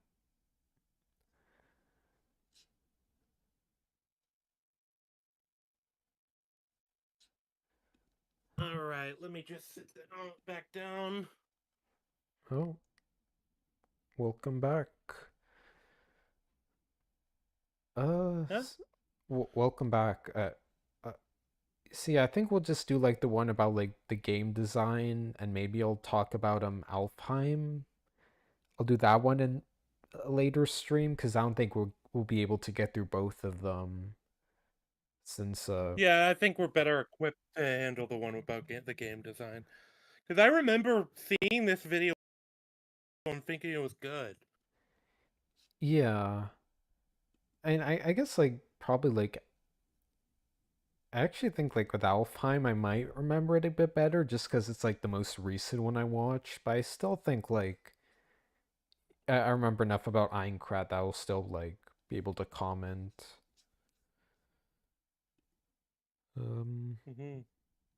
and this one's 39 minutes, so might be a bit longer. I guess it depends like how often we disagree, probably. Um, but yeah, you will want to start? No? Sure. Okay. Let's see if we can get through this. Yeah. What's up, basement dwellers? I'm Jeff, the professional shitbag. This is my mother's basement, and I am feeling really excited today because I finally got approved for my Loot Crate sponsorship, which is basically Oh, like Oh, your license to jeez. be in. I We forgot just Loot walked Crate. into a time capsule. We really did walk into a time capsule. I Yeah, forgot Loot this Crate. is. Yeah. Oh man. I remember I used to think when I was younger, I was like, oh my god, those look so cool, but I never got any. And then you get older and then you look at some of the images and stuff that was in them and they were actually kind of just they're kind of just boxes of garbage. But that was one of the big sponsors that was one of the first YouTube sponsors I remember really noticing.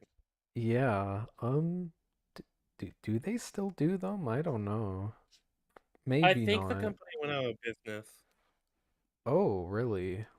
Let me check. That's what I heard, but I have to look it up. It seems like they're still going, but I They have wouldn't an be surprised Instagram if they're like still. less relevant. Yeah, I wouldn't be surprised if they went bankrupt or something and then or got bought out or something like that. Yeah, Oh, they still have an active website. oh yeah, it looks like they did like they filed for bankruptcy at one point, but then they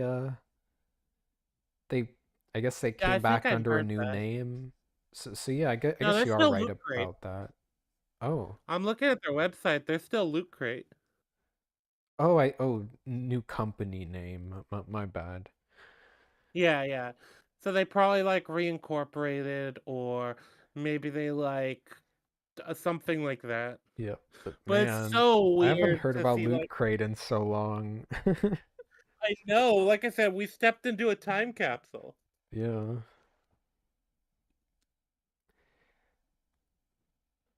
I do I have think he's this got is that the silver or the gold play button up there? um I think that's this maybe I don't know. How many do you need for like the silver play button? It's like I think it's 100K. 100K and the gold is A a million. million. Probably the 100K then. Yeah, I don't know if he has a million at this point. I think he was super big at one point. 2024 he has used been to a be one of the biggest AnyTubers, so Oh yeah. yeah, 39 million now. So yeah, it's But probably silver. yeah. Yeah. I do have to say, like, even with my issues, I'm at least more entertained by these than a Digibro. That one was Oh just a yeah, slog. he's a much better like presenter. Yeah, yeah, totally. Although we haven't seen anything to top that self-report from Digibro. That was incredible. That was wonderful. Oh man. I don't know if we'll see anything else. Hopefully there's something else like that in these streams. That was hilarious. Yeah. Actual. But that was also a very specific person type of Oh person yeah, very that would say that specific. stuff in public. Oh, yeah, and I don't, hmm, I guess it's more just like a funny moment like that. I'm not saying I want another person It, like Digibro. yeah, I think we need less Digibros in the world. Yeah, yeah, yeah. I guess, Less crazy drug addicts. yeah, like fun. I want like funny moments, but not like because I know like because of the person being creepy. I guess I don't know. And let me tell you, I feel like a real big time YouTuber when I tell you that you can go to lootcrate.com/basement and use the promo code basement for 10% off your Loot Crate order. Or, if you're a Crunchyroll member and you're interested in loot anime, you can use your Crunchyroll Premium subscription to get an even bigger discount on the Loot Anime box. And if you Wow. don't have a Crunchyroll Premium membership, you can sign up for one for free for 30 days, which will still get you this discount at crunchyroll.com/basement. And yes, what you just saw there is the legendary double shill technique, which has been passed down through my family line for generations. In the case of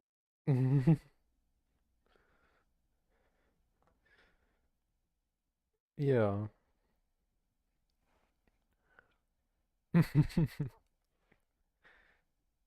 Yeah. Loot Anime, what you're getting are official anime and manga collectibles sent straight from Japan, including unique items like this Berserk letter opener, cool apparel. Oh, the Berserk letter opener.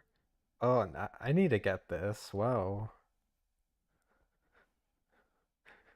Um, wait, I don't remember. Wait, did he say how much it was? I don't think so. Apparel like these bleach lounge pants, and even official anime and manga releases such as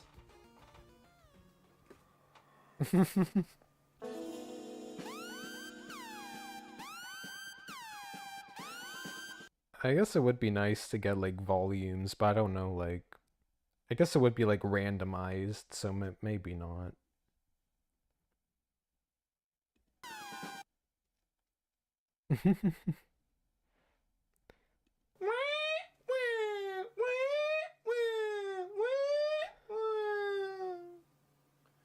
we're doing another Sword Art Online video. That's what this is. That was kind of funny.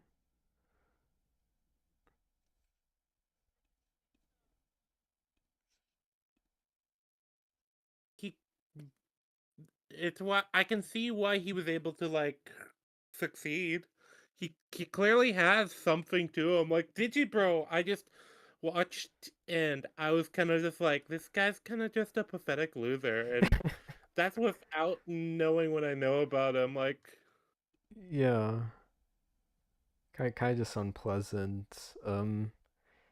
And it this I don't think it was for that long, but it did seem like I need to like restart the audio capture thing again. But it was like I guess like the longest amount of time I didn't need to do that. But is it not capturing audio from the watch together, or is it not oh no, capturing audio OBS from like me? your audio. Oh, I'm coming through. Are you? Well, maybe it is, but like on OBS it does.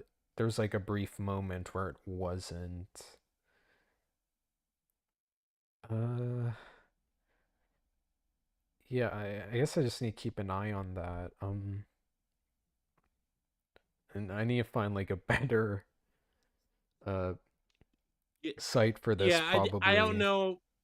Yeah, I was gonna say I think a lot of it is Mac because I don't have this problem ever uh, uh on my OBS.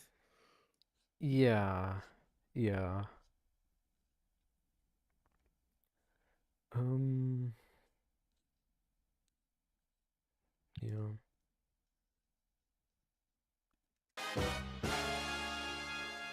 Over the course Oh, he's talking about Alfheim and Gun Gale also. Okay. So, Okay. so I, well, it looks like he's also going to talk about Alfheim and Gun Gale, or at least that's what the title thing says. I kind of remember those, and there's a lot of problems with Alfheim and Gungale. I might be able to. I mean, I'll have like a lot to say about Alfheim, but I don't know about Gun Gale. I know a good bit about Gungale. I A lot of the mechanics are very similar between them, to be yeah, fair. It might be a thing where like I'll remember some stuff he says, but I might not remember any details that might go against what he's saying. So yeah, it depends, but we'll see how it goes. of two very comprehensive videos, I have proven definitively that Sword Art Online is a complete dumpster fire. Yet somehow people Two comprehensive videos? Um, Well, we've watched the one we watched so far has impressed us, but that's probably the we. I don't know. Maybe those are different videos than the ones that we watched. The one we watched. yeah, because like the one we watched came before this one, so if he's talking about that, not very comprehensive, I must say. But Yeah, I wouldn't call it comprehensive. you know, are still enjoying it. I don't get that. Somehow the show has been approved for a third season, and there's a live action North American TV show in the works, which makes wait, there was? What? I've never heard of this. I guess the fact that we haven't that shows just how well it turned out. Oh wait, you know what? I have a theory on what this could be.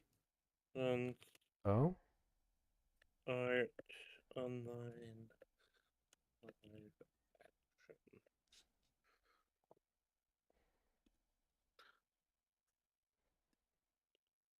action. SAO live action still in development. Reddit. Oh, here it is. Okay, I found an IMDb. It's a oh, fan-made series that follows the adventure. Okay, so that's probably not the right one. yeah, I actually kind of appreciate that. Like, even though I think it's bad, it's like it's a bad show. Like, at least you have passionate fans. yeah. Oh, Netflix producing live action Sword Art Online 2018. Yeah, the last things I'm seeing is from like 2018. There's like apparently like the rights getting transferred, but like or getting sold, but nothing. Yeah, it doesn't seem like there's like any like updates about it, so It might was just be one being of those produced things. so it was being produced by Skydance, uh, Mm-hmm. by the creator of or the executive producer of Altered Carbon. But I guess Oh, I guess it ended up in development hell. So I yeah. was wondering because from what I know, J.J. Abrams had a lot of projects that like when the anime boom kind of started, he started kind of considering. I heard about your name.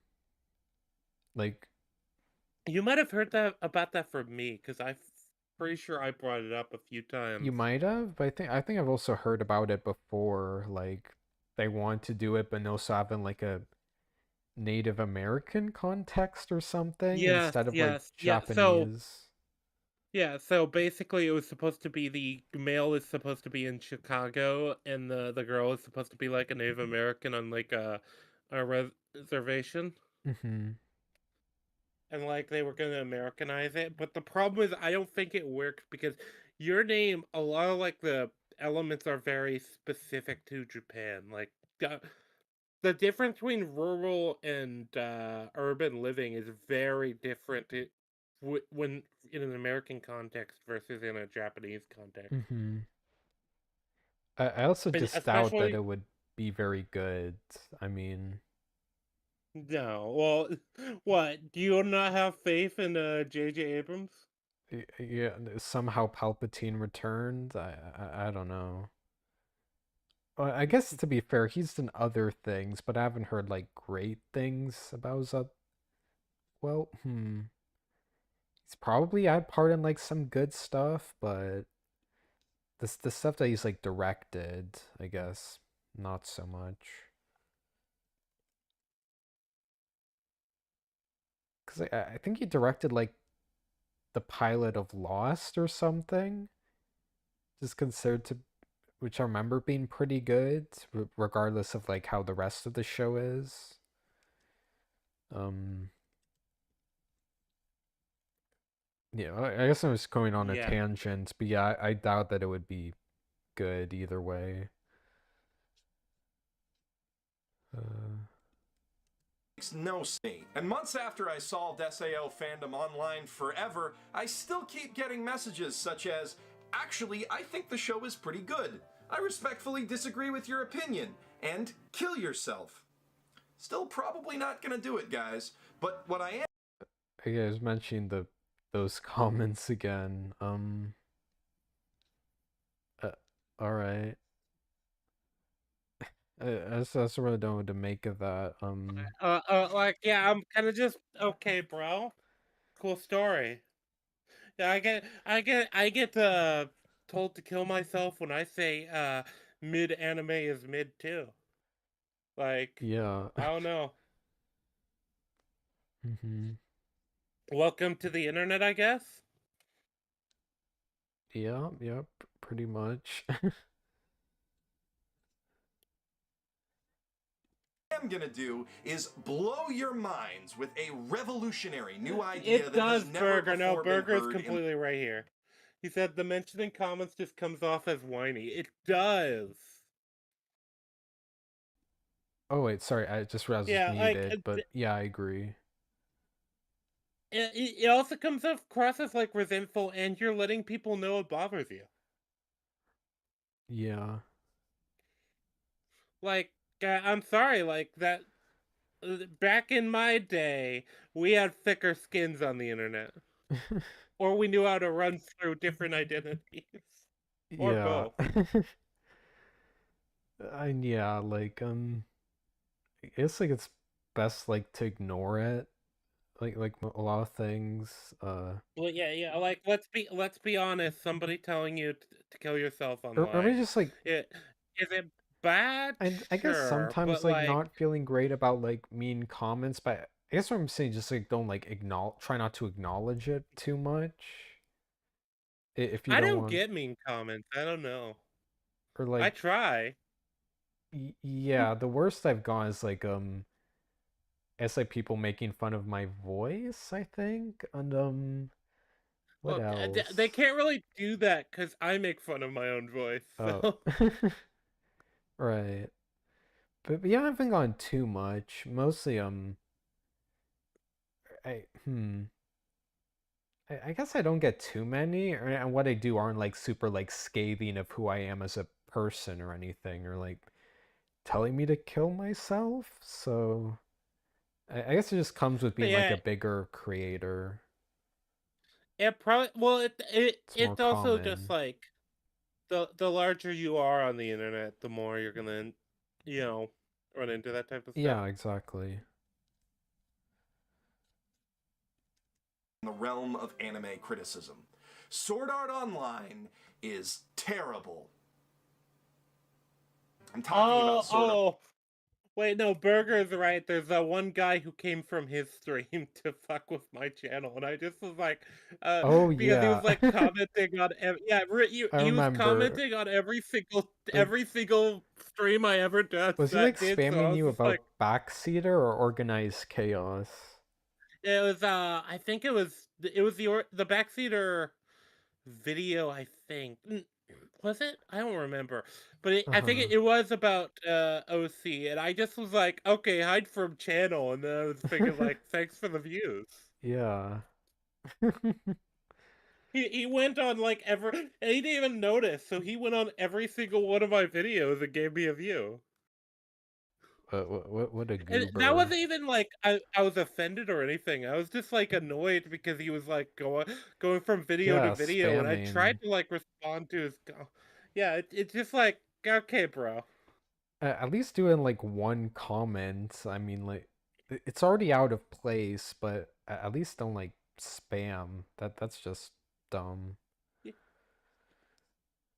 Yeah, and you know, it was an extremely easy fix. I just click hide from comment. I don't ever have to know this person exists again. Yeah. I had actually forgot about it until Burger brought it up. Yeah, I forgot about it also. Sword Art Online, the game within the show, not Sword Art Online, the show itself. Obviously, many people have already said that Sword Art Online, the show itself, is terrible. Oh, Probably could yeah. have worded. Saw Digibro's video. What a Yeah. what a great It's funny because analysis.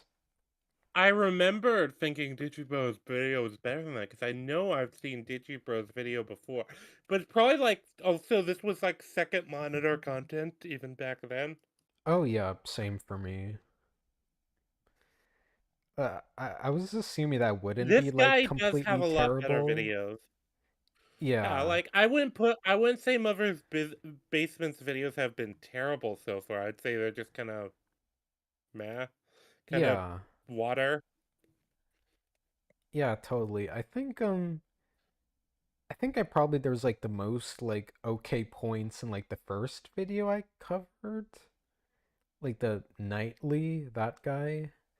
It's also like one of like the newer ones, but still has a lot of like weak points scattered throughout. Um, Yeah, but also that's kind of how analysis was back in the day. People didn't really do as in depth as they do now. yeah, I that's think true. the market has become much more competitive, and that's probably why. Mm-hmm. I'd be curious to see one of his more recent ones to compare. Oh, yeah. I guess maybe I'll If he check has a what more are his recent like newer SAO. videos. Let me check. I just had his channel open. Hold on. Uh, Because I know hmm. I believe he is still making content. Yeah, Uh, it kind of videos. looks like Why Dan to Dan is dominating.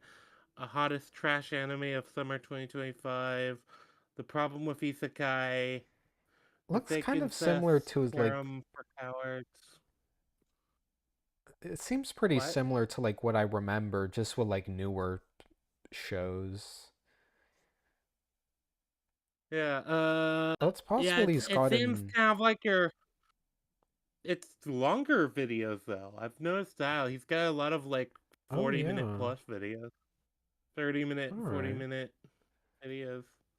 Yeah, it's possible like he's gone better with the actual like video production, but yeah, these He just based on definitely like has, but the thumbnails, it he's looks also pretty not. similar. Yeah, well, he's probably doing the same thumbnails, but I also noticed that the if you look at the time, it'll be like 8 months, 8 months, 9 months, 9 months. He seems to have like switched to a more seems to have switched to a longer production schedule Yeah, too, not which posting probably as does. frequently, you know.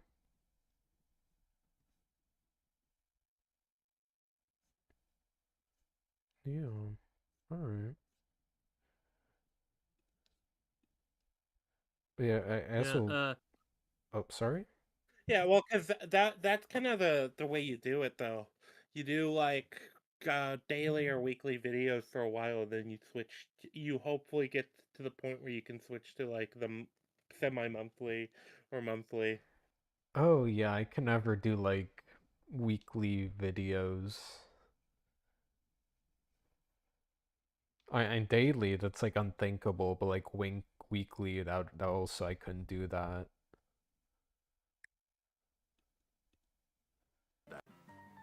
SAO the show has tons of problems with pacing, character development, plot structure, dialogue, direction, cinematography, editing, animation, fight choreography, basic story.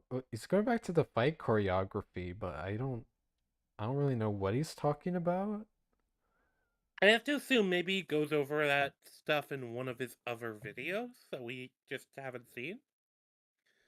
Because Yeah, let me see if he has a playlist, as SAO playlist. Actually, that might be it.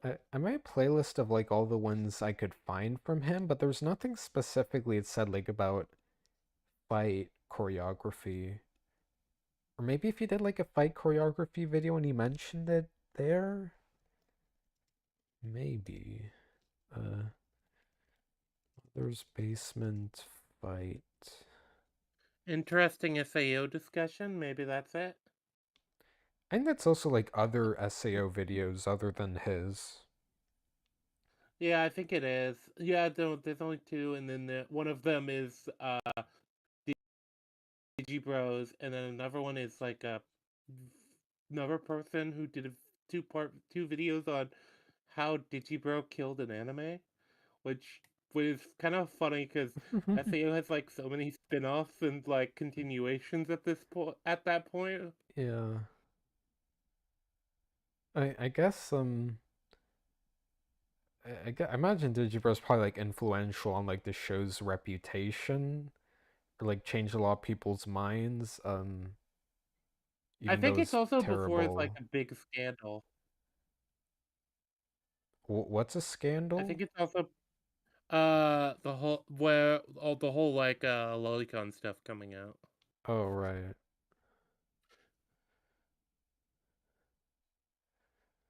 Oh wait, man. He also Mother's Basement did a video like sort of defending Netflix's Death Note. Forgot about that. Uh, That might be interesting that would be an if you ever interest. do something like Oh, that. maybe could get Burger on for that one. Oh man,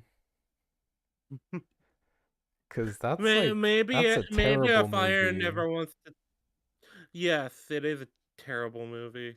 But yeah. For now, let's continue this Right? Yeah. Sorry. this I'll tangent just like right now. save it so I won't forget about it.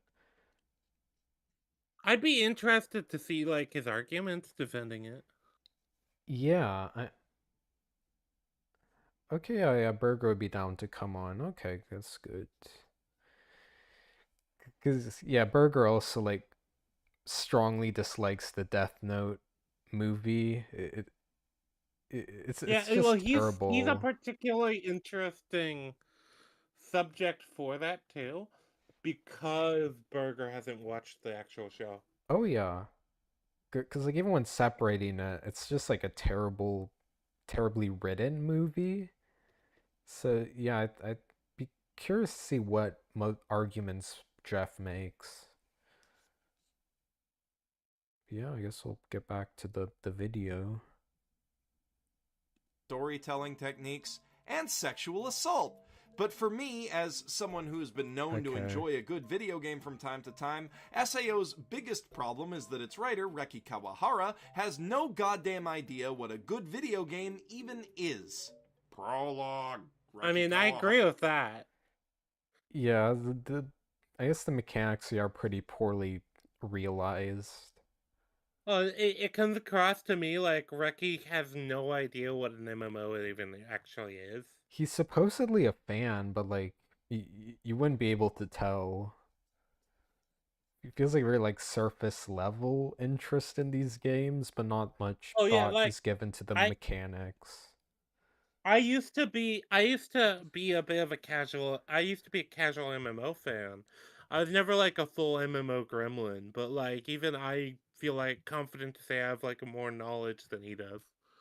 Yeah, totally.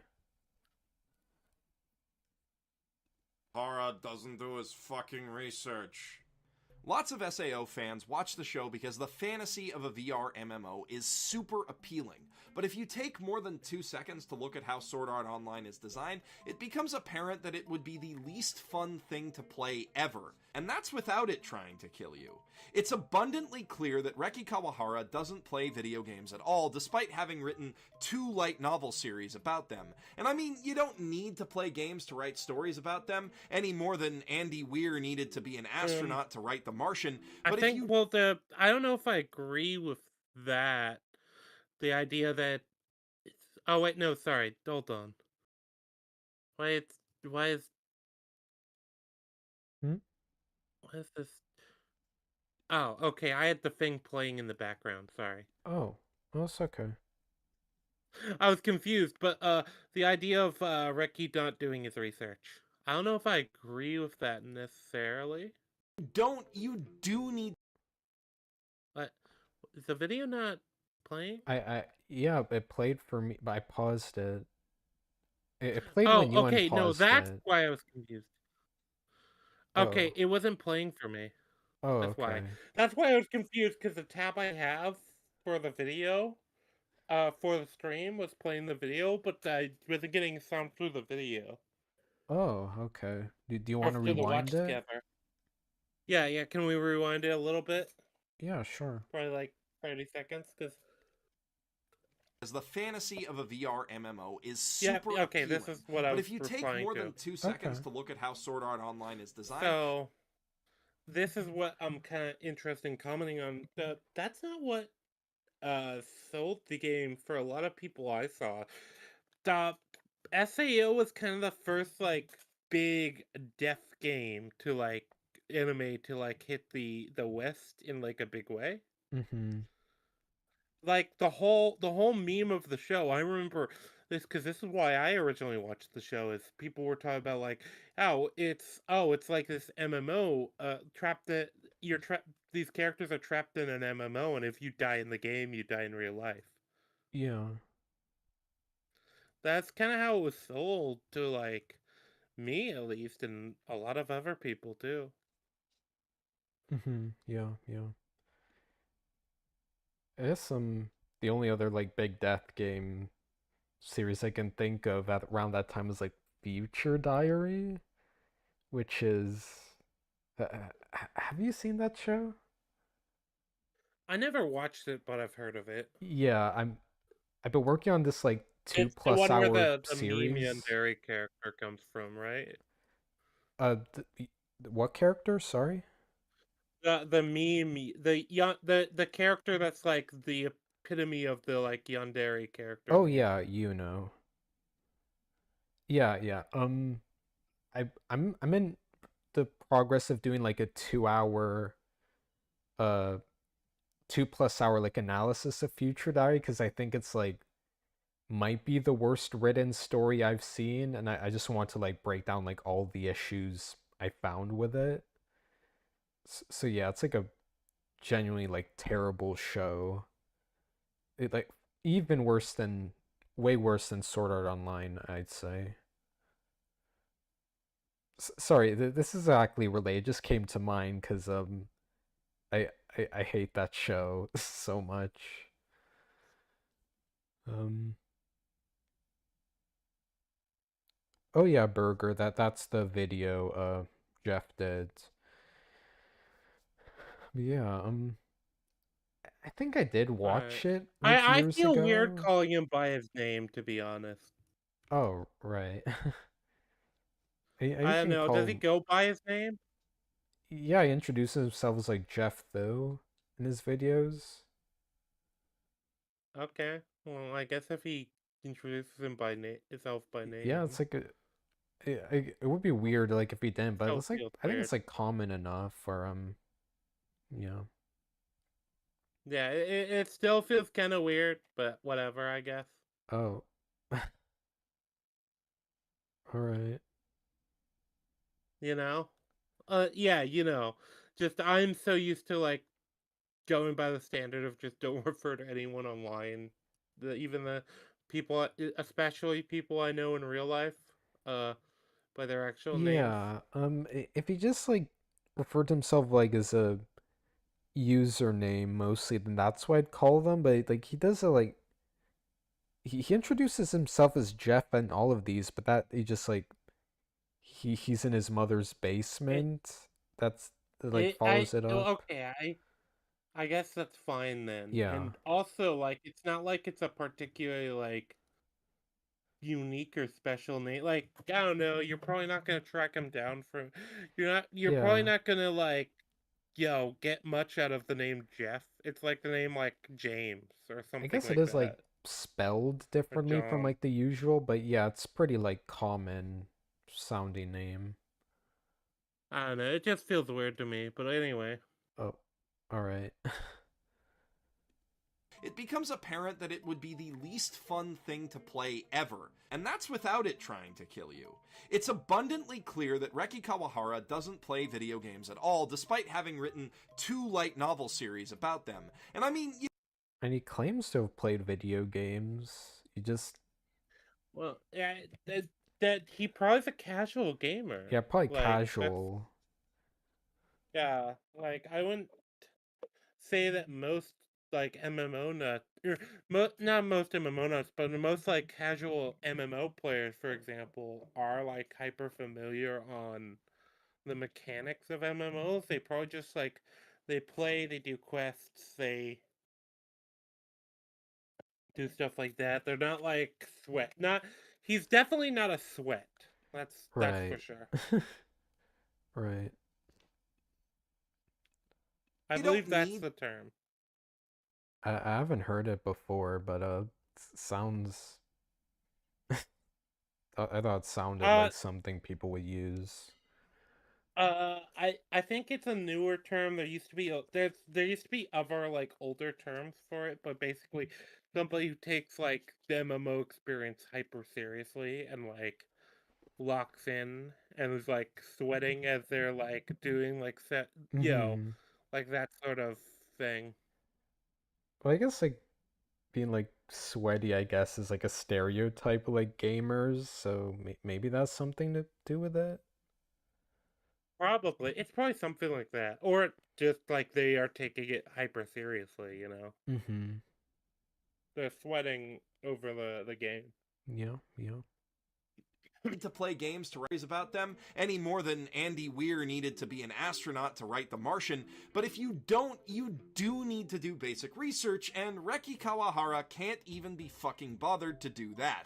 Now, there are 2 big clues to this, and the first is a bit more arguable his protagonists. When you look at Kawahara's 2 big series, SAO and Excel World, there's one common thread that links their heroes speed.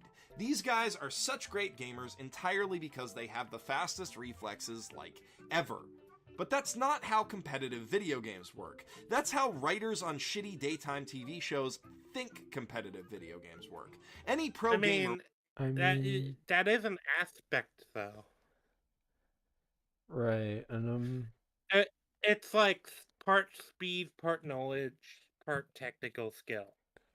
Like, if a person is able to react faster, that is like an inherent advantage though in a lot of video games. yeah. Like that is an inherent advantage. So I feel like at this point he's kind of drawing. He's what's the word I'm looking for? He's kind of pulling teeth here. I'm like, ah. But also, this is probably a good thing for your notes that Mother's Basement states that the big advantage of that Kirito have is speed, Right. because like we have like a lot of like information when it comes to Kirito and like how he was like very interested in Kaiba and very like knowledgeable on Kaiba, like even from the first episode. So like it's very clear he isn't just like a casual gamer and he's not just coasting off like his reflexes most of the time. Oh, right. So said that was like the main advantage, I guess, or Yeah, he said that was the main advantage, and I'm yeah. like, no, it's definitely more the no the game knowledge, and then maybe he like applies that differently. Right. Like Yeah, yeah. Kirito is very good at recalling game knowledge. That's how the as bad as the murder mystery plot is, that is kind of how it's framed as being like how he figures it out. Is he Mhm. knows the game mechanics that well. Yeah.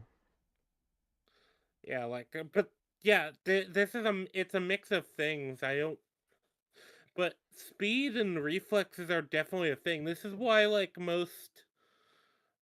is why you don't have a lot of older esports players. Mhm. Bro. Will tell you that while reflexes do matter, the determining factors in winning any game are systems knowledge and your ability to Uh, read your opponent.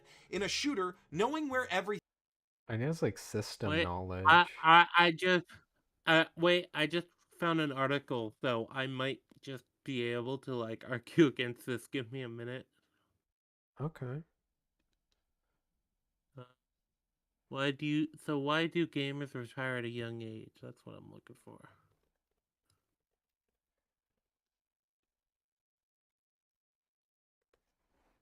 Mm. So the average esports player is 16 to 19, and from what I understand, there's things like the nerves and stuff like that tied to it, but it is also that your reflexes do just like drop as you get older. Mhm. Like the reflexes are a massively important part of like high level gameplay. Yeah. Yeah, this isn't something you can just discount from gaming. Especially when you're showing what is it? Is this Overwatch I or think something like it? so. I think it's Overwatch. I don't think it is. It doesn't look like Overwatch to me, but Oh, maybe. wait, is it? Let me check. It doesn't look like Overwatch to me, no. But it looks like some kind of like esports style thing. It might be Wait, I think I look at the top left. I think those are Overwatch characters. Like, oh yeah, no, they are. This okay, so this is just Overwatch stuff. yeah. Yeah, the reflexes are extremely important. It's not the most important thing, it's not the defining thing, but I feel like this is a bit dishonest to treat it like it doesn't play a major role. Uh-huh. everything is on the map and figuring out where your enemy will go next is the key to victory, not improving your headshot accuracy. In a fighting Well, game where things no, move no. way I mean, What? if you're talking about like casual play, sure, but if you're talking about like the top levels of esports, yeah, having that edge on you're gonna have to have all those other skills, and then having that edge on d- headshot accuracy is also going to be And important. it's weird to frame this through like the lens of like competitive games and not like an RPG. Because like Yeah, SAO isn't necessarily competitive. that's also true. We're talking about like an MMO here. Like this Yeah. isn't like the same as like an esports game either. It it's like an MMO. A lot of that is gonna be like people's willingness to grind, their familiarity with the game, their understanding of the mechanics and different abilities, which is actually stuff that Kirito does actually seem to have an interest in and a knowledge of. Yeah. Yeah. It's a weird way to weird framing device, I guess. Yeah. too fast. Excel World. I only watched it once, and I don't remember anything, so I can't comment on that. Excel World. Did Call Her do that also? Yes, it's actually in the same universe. It's implied to be in the same universe, but farther in the Oh, future. interesting. Uh, Yeah, I believe there's a reference to the Nerve Gear, uh, in one of the arcs of the show, oh, from what I remember. okay. So you can assume they're in the same world. Just Excel World is much farther in it. Yeah, yeah. Um, alright. To react to anyway, the key to winning is figuring out what option your opponent will take next and moving to counter it before it happens. This is true of most real sports as well. There's a physical limit to how fast the human mind can respond to stimuli and how fast the human body can move, and most athletes are already operating at or around that limit. Watch any sports anime and you'll see time and again that victory comes down to concocting a Well, strategy to exploit the opposing team or player's So he weaknesses. used But Kaijo someone here, which is yeah, kind of it's a funny. interesting choice. It's a very interesting choice. I probably would have used like I don't know what sports animes, Prince of Tennis or Haikyuu? something like that. I think Was Haikyuu out? Oh wait, My one of was my it? personal favorites is Hiro no Sora, but I don't think it was out yet. Right. I think Haikyuu was out at this point. Let me check. None of them are that much. I'm just curious. Okay. So this video came out December 2016, and Haikyuu first aired. Uh,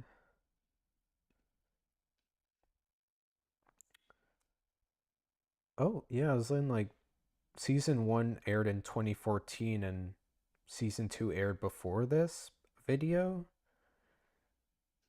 So, Yeah. so yeah, I don't know if it's like maybe it wasn't. I guess I But probably would have either known way, about it. Yeah. this sports anime point, it's just like entirely irrelevant because you're not even talking about athletes, Yeah. really. And also, like I said, no, there are people with like different, like you're talking about the upper limits, sure, but actually that applies more to all this like knowledge stuff you're talking about, Mm-hmm. and a lot of the upper limits of because different humans have different upper limits, you know, Yeah. when it comes to physical ability, and that can still be an edge even at the upper levels because even if you have the best of the best of the best, like somebody who is able to like shoot a basketball better, or possibly due to a difference in strength or hand-eye coordination, or like Michael Phelps had a particular a thing that made him particularly good at swimming. I think I read about this at some point. Like it was like a almost a genetic mutation or something like that. Not an Mm-hmm. actual genetic mutation, but like he had very specific like traits that made him particularly suited to swimming Yeah. that most people do not have. And you have other like athletes that have that sort of like situation or that sort of like natural talent or capability. And that does make a difference. So I don't know. This is kind of just a bad point. Yeah. Like I guess he's kind of talking about reflexes, but he's still framing it through like competitive Yeah. games when SAO Like, isn't necessarily competitive. yeah. A significant part of this is also just going to be like how much you grinded the thing Yeah. and how it's programmed. Because yeah, so Kirito's reflexes being an edge is only really that in the meta sense of like that's how the dual wielding skill decides who gets it basically. Yeah. Well, it's kind Um, of a meta commentary on that being his edge. We could mm-hmm. continue. Yeah. Stupid could argue that this much is artistic license rather than blatantly lazy, ignorant, and unresearched writing. The second clue is much harder to dismiss because it's a matter of raw numbers, and Kawahara's numbers just don't add up. In the show, we hear Okay. time and again that 10,000 players are trapped in SAO, and it's this big tragedy that 4,000 of them die. But an arguably equivalent tragedy is the fact that with these launch numbers, Sword Art Online would instantly be the biggest commercial failure in the history of I have video an games. actual rebuttal to this, but I want him to finish making the point. So I'm just like flagging this down. I want him to finish making the point because I have a rebuttal to this. All right. I don't rewind it 10 seconds, just I missed part of it. Of them die. But an arguably equivalent tragedy is the fact that with these launch numbers, Sword Art Online would instantly be the biggest commercial failure in the history of video games and would probably sink all future VR MMOs forever. And again, Um, Okay, yeah, I can probably take it from here. oh, So, sure. there's actually several reasons laid out for why this could be the case. The first is this is supposed to be a proof of concept, basically. The way they explain why this game was made is not to be a commercial success. Now, the game definitely is framed that way. I agree that's probably a problem, but the reason that it was framed to be uh, uh, made in the first place was to show what the technology can do. And then on top of that, you have the fact that Kaiba has this scheme to actually trap everybody in it. And on top of that, it's not that it only had 10,000 sales. That isn't the problem. No, there was 10,000 copies available. Like Mm-hmm. that's a massive difference. They clearly were not trying to go for this for the financials of it. Like that is not what Kayaba's that's not even what Kayaba's fake goal is. It is meant to prove the technology. It's a proof of concept. This is not meant to be a profitable thing. Right, right. Now, as far as the tragedy of like all these characters dying, I've said before, I think the numbers should be higher for how many people die because it Right. doesn't make sense to me that only like too fast. Like you have you the way we see people play. Well, I could also believe people are going to be more careful though, so maybe Yeah. not. Yeah, But yeah, just in general, like this is not meant to. This is clearly framed as not really something that's meant aiming to be a commercial endeavor.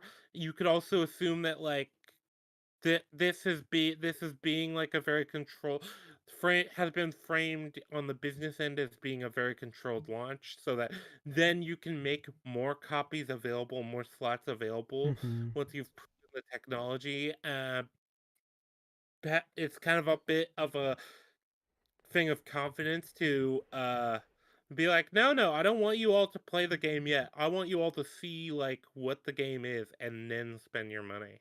Like there's a degree of confidence in that Mm-hmm. too. Like there's a lot of reasons why this would not be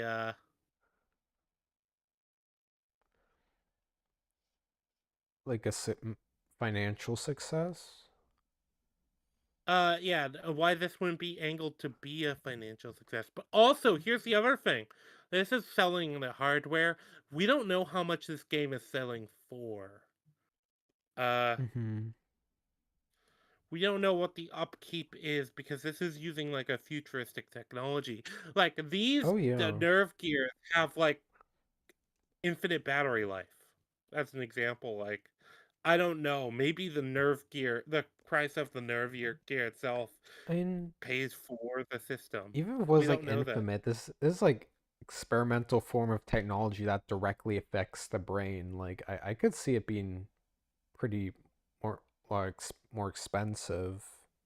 Well, but they basically say like how the battery does actually it does actually like even if the thing is unplugged, the battery's gonna still continue going. I think they said in the first Well, episode. I think it said they had like an internal battery, but not that it would I I, I don't think they ever imply that like it's Either way, unlimited. though, this But is a yeah, highly yeah, advanced highly tech. advanced. Yeah, So you also have the argument like, okay, maybe it's meant to like sell the system, and they don't actually need that many copies of the game sold beyond the 10K. And like I said, you have the aspect of it being a proof of concept because it especially because VR MMOs seem to be a relatively new thing. yeah. You are yeah, so this could even be like they intended to take it as a loss because it's kind of meant to be an investment of capital for the future. Mm-hmm. Yeah, so there's a lot of like reasons there's a lot of pretty easily reasonable ways that this argument about it being just a commercial failure kind of doesn't work. Yeah. So, but we can let him lay out his reasonings to see if that like if any of it refutes what I've said. Mm-hmm. It would do that without having to kill people. 10,000 or 50,000 in the original web novel is a good sales number for a book, but in video game terms, it's an abject, almost unparalleled failure. These days, if AAA video games don't As I I said, but mean, we're not talking about our world. We're not talking about like I don't know, because if you're talking about like a VR game, I don't even know if that's VR games have comparable numbers to like normal games. And if you're talking about a yeah. complete proof of concept thing, like it's an entirely new gimmick. I don't know, And like isn't like 50K could be. aren't AAA games normally released in like multiple countries while SAO seem to only be in like well, I guess they don't confirm, but seem like I thought it was only in like Japan that Yeah, and released also once again, I would say like yeah, it's a limited release, limited so you release, can yeah. kind of assume they're not trying to get as many sales as they can. They're so either the either the and also like no new players are coming in, so you can just assume that the angle wasn't ever meant to be a for-profit thing, and they actually have dialogue specifically in the show where they're quoting where they're quoting Kayaba saying he wanted everyone to see exactly what the technology could do. Yeah. Yeah, I didn't think about any of this. That's a good point. Yeah, score sales in the tens of continue. millions, they're considered to be flops. And though MMO install bases Is can be it small, frozen on my end? Let me refresh. Sorry? Uh, just unpause it. Uh, Okay, I fixed it. oh, smaller due to Yeah, no, it was doing that thing again. oh, okay. the original web novel, is a good sales number for a book, but in video game terms, it's Well, an abject, almost unparalleled failure. These days, if also, can I just say it's kind of weird that you had to like specify for a book and say it that way. Mm. I don't know. Is this you saying you can't read? It feels very weirdly condescending towards books. I don't know. A bit dismissive. Yeah, it does seem like that. AAA video games don't score sales in the tens of millions, they're considered to be flops. And though MMO install bases can be smaller due to subscription fees and microtransactions, and their sales tend to be closely guarded secrets, even the flops like Uru Online, APB, and vanilla Final Fantasy XIV are estimated to have sales in the hundreds of thousands. At only 10,000 Well, launch yeah, players, but this also, But once again, I have to say, like, yeah, but we're talking about a game where it was purposefully limited. That clearly wasn't the Yeah. goal. Like there's like plenty of like those are just like another video game while like SAO is clearly like something more revolutionary. Like I said, like the in-universe like view on it was probably it was supposed to be more of a proof of concept, and like the actual thing was, yeah, Kayaba wanted to do a death game. Hmm. I don't think you're considering profitability when you're planning a death game. I don't know. Yeah, that too. SAO is the worst selling big budget MMO of all time by an immense margin, and maybe the worst selling video game of all time, period, relative to its budget. Like I said, Uh, well, yeah, 'cause they purposefully say how they like specifically limited the copies. right. Yeah, like they imply, like they knew already that there was only 10,000 like slots essentially. There was Mm-hmm. 10,000 copies of the game made. It wasn't like it was. It wasn't. It's not the same as if a Steam game where you have infinite copies. It's implied to be that there was only this many of the game. Yeah, yeah. And I know what some of you are going to say, the game had an intentionally limited initial printing, Oh, but that's he's complete addressing this. He's So, addressing this. Hold on. What's that? So I'm curious what he's gonna say. oh, fucking nonsense for two reasons. Firstly, any game released in 2022 is going to be distributed digitally, and secondly, there's no Okay, um, they decided not to. We don't even know what this technology is. Maybe it's actually more of a hindrance for the Nerve Gear to do it digitally for some technical reason we don't know. yeah. Also, I believe the books were written way for when was the first book written? I for time Kawahara's web novel, that's like late 90s, early 2000s. But then the actual Yeah, light so novel was like 2009. okay, yeah, no, that it's entirely believable they would assume they wouldn't have assumed that. Yeah. Like, I don't know. Yeah. Like you could say that's probably a hole due to poor planning. That's a minor issue.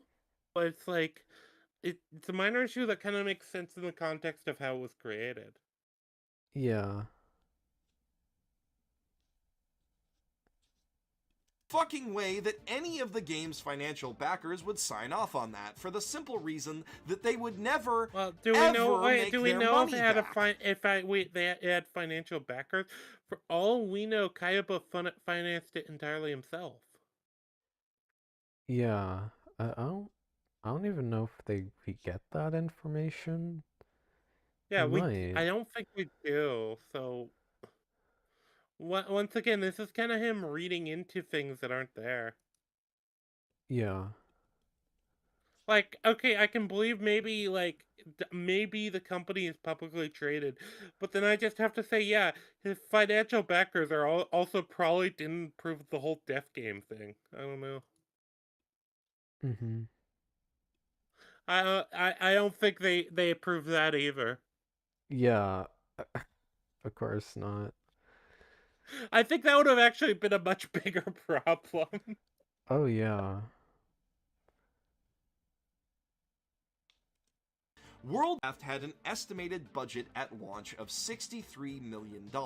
Now, SAO would probably cost 10 times that much to develop because the graphics are Yeah, fair. exponentially more detailed than WoW's, the physics engine is a lot more Well, complicated, it has but some of that infrastructure probably already exists at that time too, because Yeah. like we live in the era where people have like custom engines already pre-built that you can just like pay to use.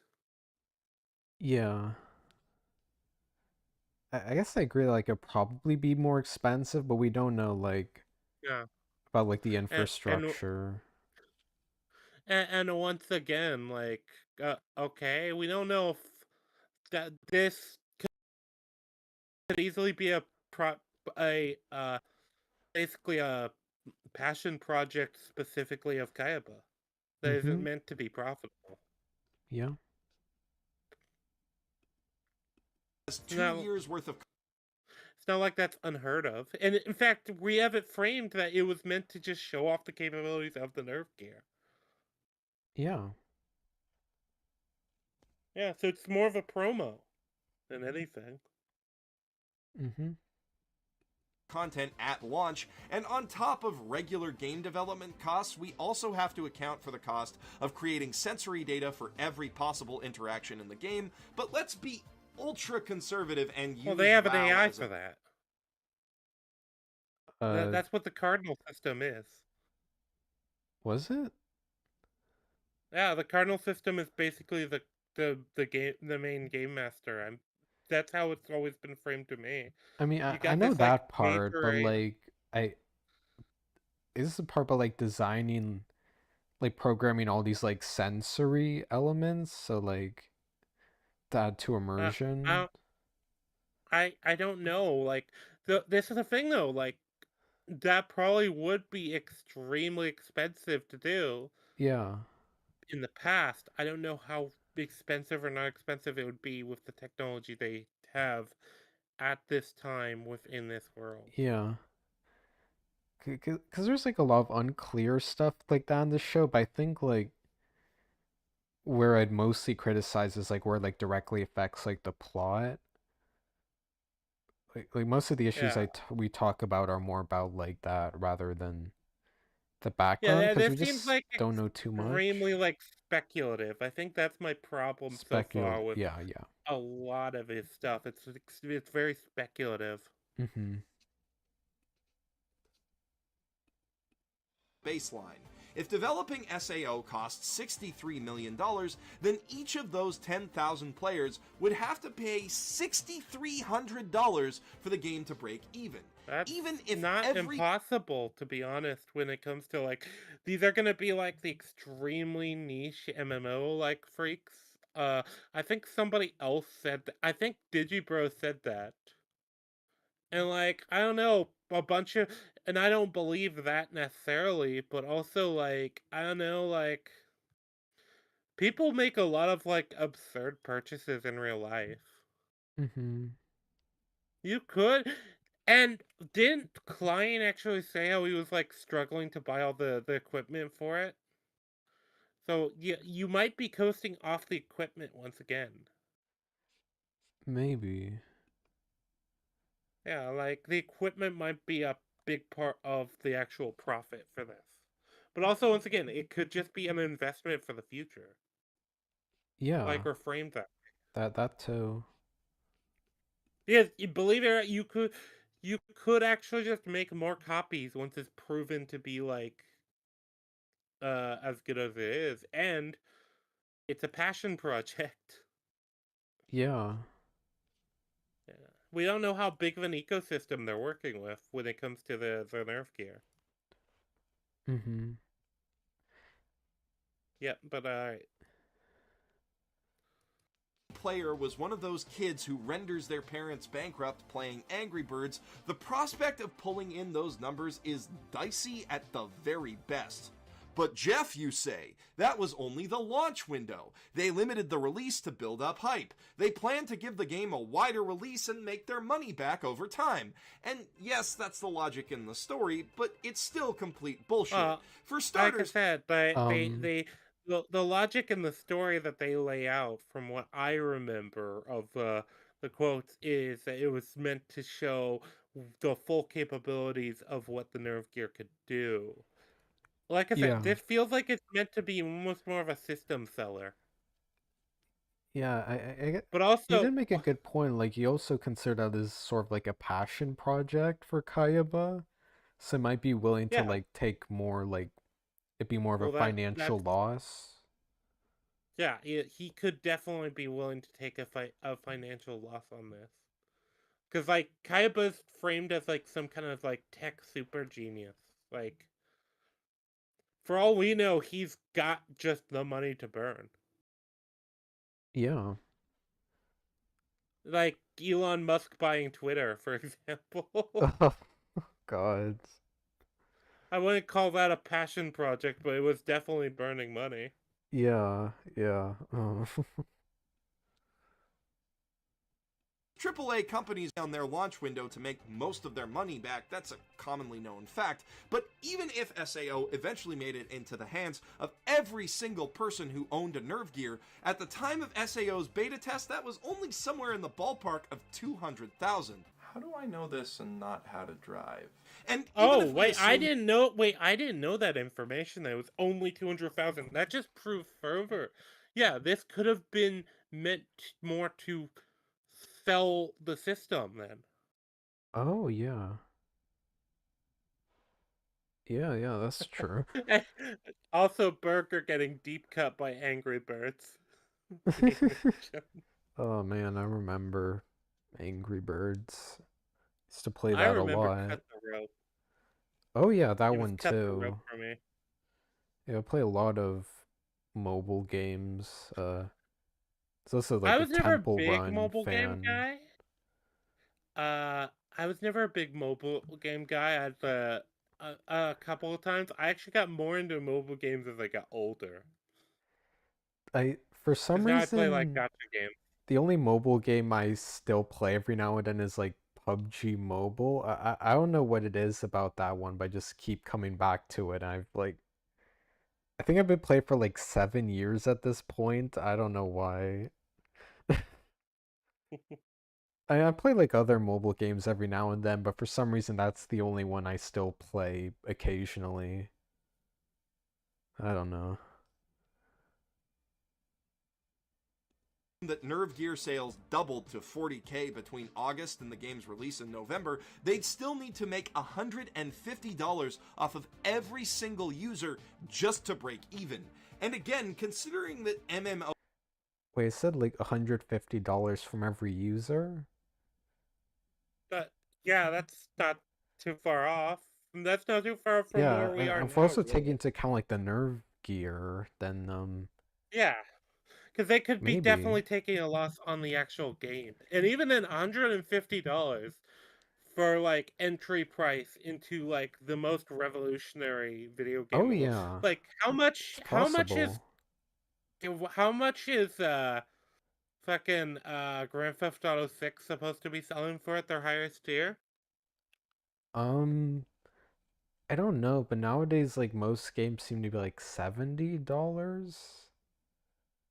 Well, that's for like the base game plus like added stuff. I'm talking like the like extra special like edition of it Oh yeah, too. those easily can go for like $100.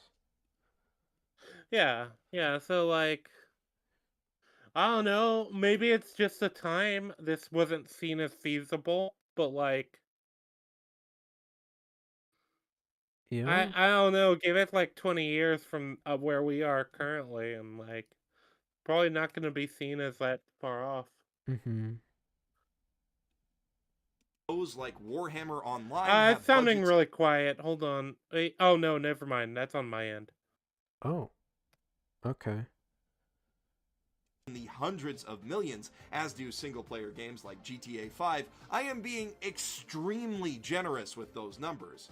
And then, to put the hardware numbers in perspective, the PlayStation VR is projected to hit around 700,000 units by the end of the year, just 3 months after its launch, while the more expensive HTC Vive and Oculus Rift are expected to hit about 800K combined sales by year's end, about the same 7-month time frame between the launch of the Nerve Gear and the launch of SAO. But this is also Assuming going to that be a different thing. I doubt that Yeah. the Nerve gear, which is highly more advanced, Oh is going to yeah. be selling at the same price as of even the HTC Vive. Yeah, it's just like a different level in terms of immersing the player into the game. Yeah, this is kind of like, well, I can afford a Cessna, so why can't I afford a jumbo jet? Nerve Gear sales stay consistent and don't drop off at all, which they inevitably would, it would move about 600,000 units in that year. almost 200,000 less than the Virtual Boy no. This is actually not. You have no numbers for this because you're talking about an entirely different world with an entirely different market, and we don't know how were these things marketed within this world. What expensive of a price point would it be being sold at?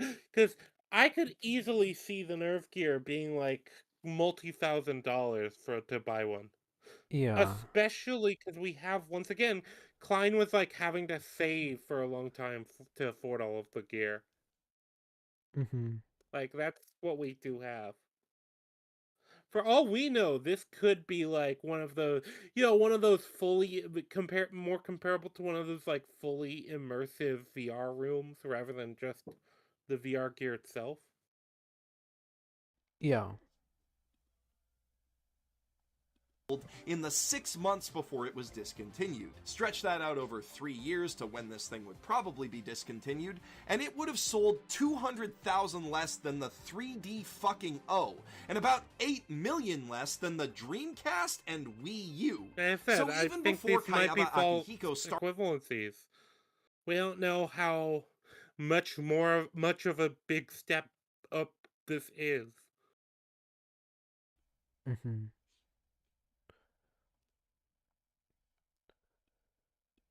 using it to murder people, the Nerve gear was the consumer electronics equivalent of the Titanic. SAO probably had more investors jumping off of ledges than players. In fact, I wouldn't be surprised if Akihiko did the whole death game thing to serve as a diversion from his plummeting stock prices. So the game would never make money, though. I think that was actually a plot, or was there something like It that might being be it might be bridged? mentioned it might be mentioned later on. I don't remember.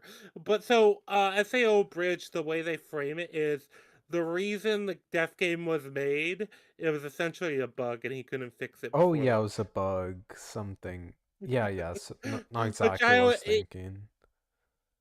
yeah, that's what it is in SAO Bridge. So it's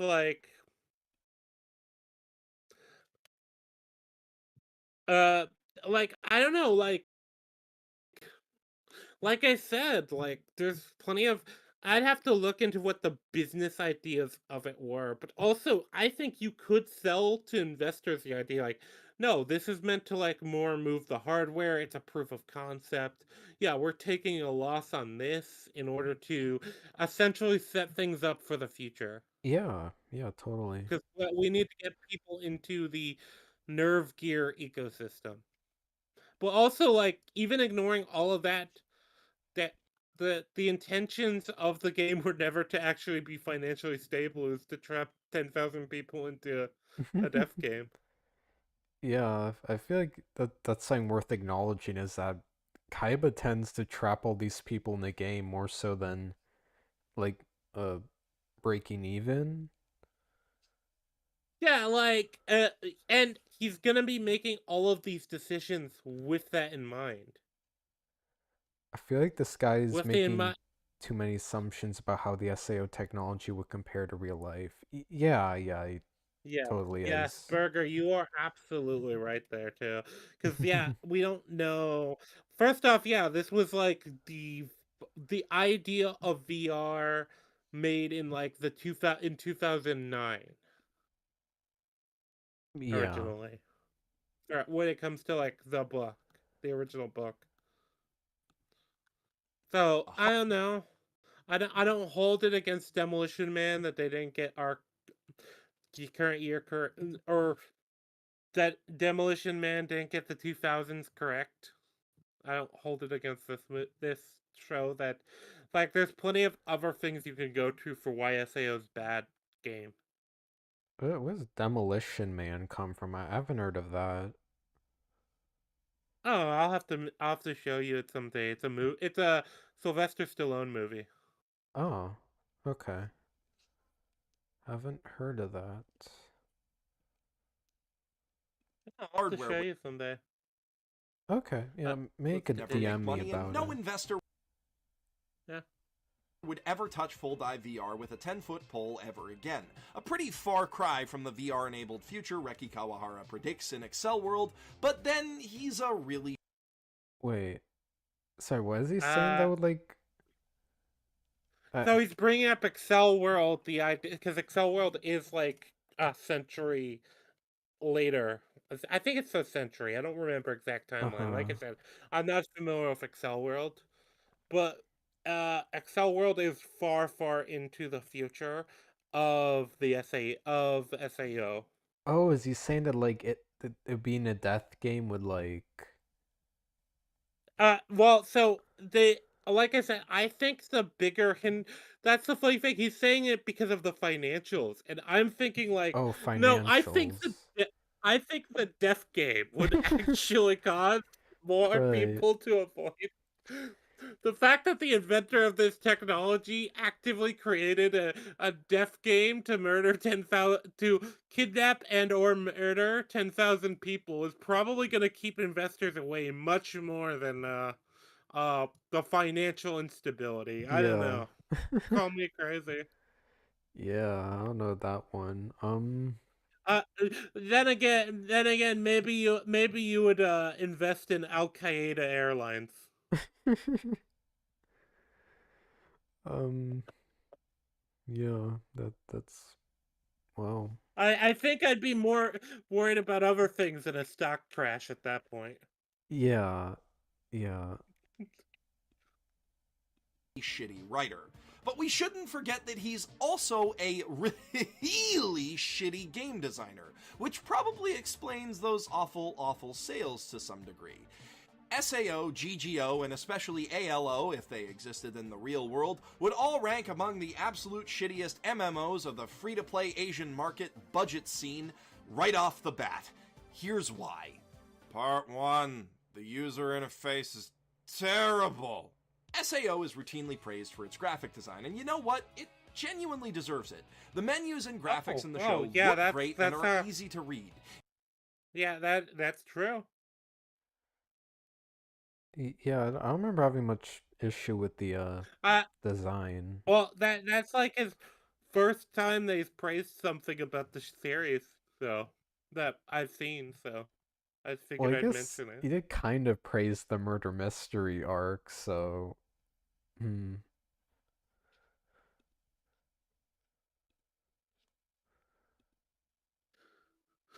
I feel like you and I are unique for hating that as much as we do. Yeah, it's oh my god, it's so bad. Well, because I think most people are just like, oh, hey, they're doing like a murder mystery. It's something like different and unique, and that's like where their thoughts on it end. But yeah, all right, let's continue to see what he's talking If there's about. nothing else that you can say for SAO, and there isn't, at least the menus are good. Except if you really look at how they function, they really aren't.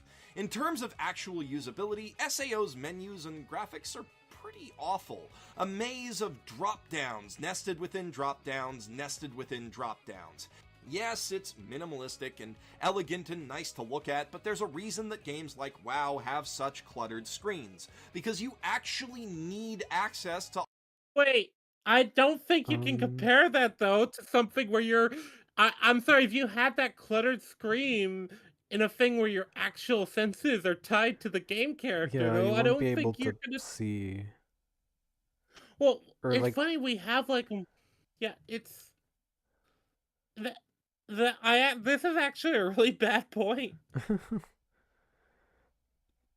Like, yeah, with those games and those designs, that makes sense, but you also have to remember the special abilities and special sword skills. They aren't used by entering a menu or entering a command. They are used by doing like a pose, essentially. They hmm. seem to be activated more off will. So, Yeah, you don't really need like these big cluttered designs. You probably would want something more minimalistic and easy to use. yeah, that's weird. It's once again, I just don't think you can compare the SAO thing to like a real life modern MMO. Yeah, definitely not. But let's see if he says anything about that.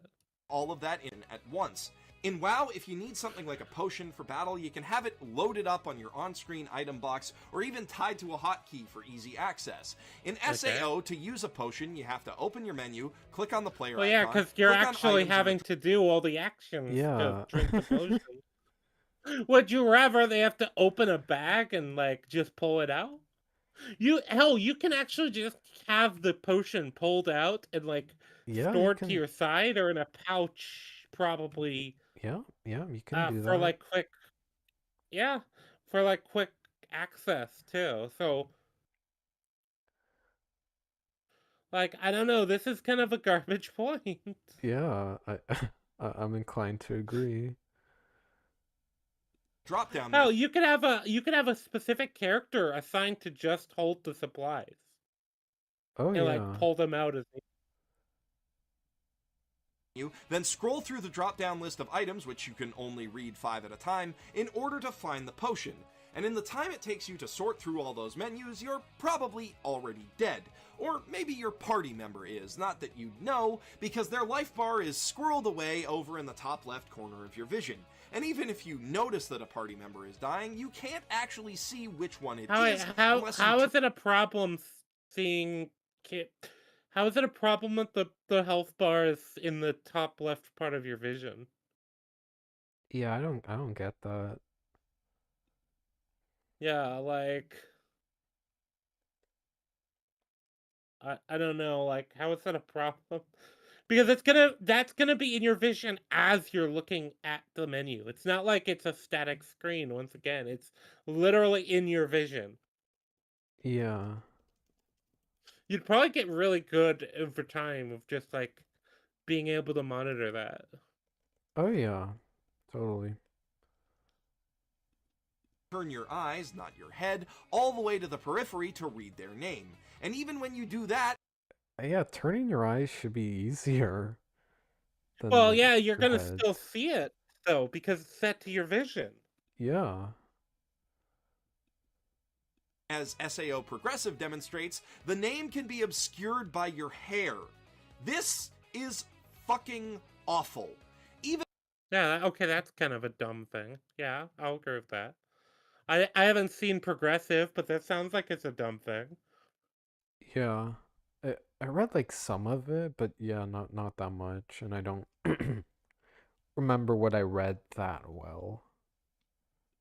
outside of the urgency of combat, interacting with the game is needlessly complicated. In order to equip new gear, you first need to unequip everything you're wearing, right down to the underwear. Now, I realize Oh this is just an yeah. excuse to show some more fan service, but think of how fucking awful it would be to have to take that extra step every time you get new equipment in an MMO. And you Wait, do they Um, have to unequip everything? Is that and maybe And not, also but there are MMOs that have that issue actually, so we always do see or that like for like at least like when it comes like the female characters, they always seem to like take off items before putting on. Wait, actually, yeah, which yeah, I think they it's only one of really those things confirmed that though. in Gun Gale, but I think we get some other thing. See some of that in the show. Yeah, Okay, cause so like maybe I don't remember whether or not this is a good point, but yeah, right. as far as like actually unequipping stuff, having to unequip stuff to then equip stuff in their slots, that's like not an entirely. It's a very unintuitive thing, and you'd probably have like quality Yeah, of life things. But it's not like, like too I've seen bad. games that make you do that. I've seen games that make you do that. Yeah, yeah. All right, let's see if we can try and get through this. know what the worst part of this is?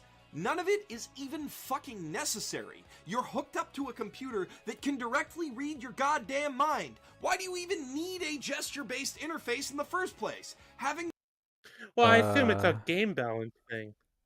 yeah. If you can just like summon a potion with a thought, then so there's basically like never a point where somebody's gonna be in danger and has a potion, and that potion isn't just gonna appear conveniently in their hands. Mm-hmm. Yeah, Like, weird point. The menu be yeah. thought controlled. Oh, also, would you really want it to be thought controlled? What if you just like randomly have a thought of like, shit, what were my stats again? And suddenly you have like a menu in your face. Yeah. I Or feel like, I like guess maybe the idea would be like that it just pops the info in your brain, but I think people would have a much bigger problem with that. I mean, we don't get an indication that like I guess your mind is controlling it, but it's kind of different. Hey, well, from what I understand, it's hijacking the sensory data Yeah, more so yeah. than anything. Uh-huh. I think there's the implication that some there's some potential for it to do like mind control stuff. I guess like it's also worth thinking that like Kaiba want to sort of make this like it's like another world. So I guess he wanted like the players to actually some react it inhabit it like somewhat realistically, even if it's not completely like that. So maybe you But wouldn't yeah, just want them to do everything by thinking it. yeah, and like I said, there's actual reasons why you wouldn't want that because including game balance. Like I said, then all it would be is like whoever can both maneuver themselves in a fight to be able to pull the most potions with the Yeah. least the risk to themselves, like throughout the fight. So it just become like yeah, I don't know. It doesn't seem like a particularly like interesting criticism. Yeah. It's and it's once again that same problem he seems to have. He's just reading things into the mechanics of the game. Mhm. Because, like I said, maybe there's also ethical reasons why they don't want, why they want to have like an actual menu versus the game responding to your thoughts of, pulling down the menu. Mhm. Yeah, because With maybe they're like, we don't. If we do that, it's kind of close to like fucking with somebody's actual brain Oh yeah. beyond what we're already doing. Oh yeah, of course. infinitely more straightforward and easier to program. It's like they didn't even think about how they were designing the game. Part 2. They didn't even think about how they were designing the game. Also, wait, Almost since their inception, so Digibro did this thing with the part two, Yeah, voice I'm wondering thing. if this Is is that also a Plinkett reference, but it isn't like as I I'm wondering if it's just like straight ripping from Plinkett is the idea. yeah, I Like guess with I like could believe they were like Digibro, inspired. it's like a more obvious like impression, but with Jeff it isn't like it kind of sounds like it, but not really. Yep. All right. You continue. I'm gonna use the bathroom. All right. design pillars of MMOs has been the holy trinity of class roles: tank, healer, and DPS, or damage per second. Tanks absorb the bulk of enemy damage, DPS characters deal the bulk of damage for your party, and healers make sure that everyone else stays alive. This is important for a few reasons. It forces cooperation on the part of players, it adds variety to combat encounters, allowing players to roll multiple characters and play through the story mode multiple times, and it gives different kinds of players satisfying roles to play that minimize the time that they spend worrying about things that they don't find fun. That last point is the vital part of the equation, and the one that SAO missed. You don't absolutely need to have tanks, DPS, and healers in every single MMO. Yeah, it's definitely from Plinkett. A bunch of people were inspired by those videos back in the day. Yeah, yeah, it would make sense because these are like about 10 years old and like I guess like the pre I actually when did the prequel reviews came out? It wasn't must have been like a few years before. Uh, let me check. Now I'm curious. Okay. Okay, yeah, the original upload date for those was like 2009. So yeah, that would have only been like a few years before these other videos. Yeah.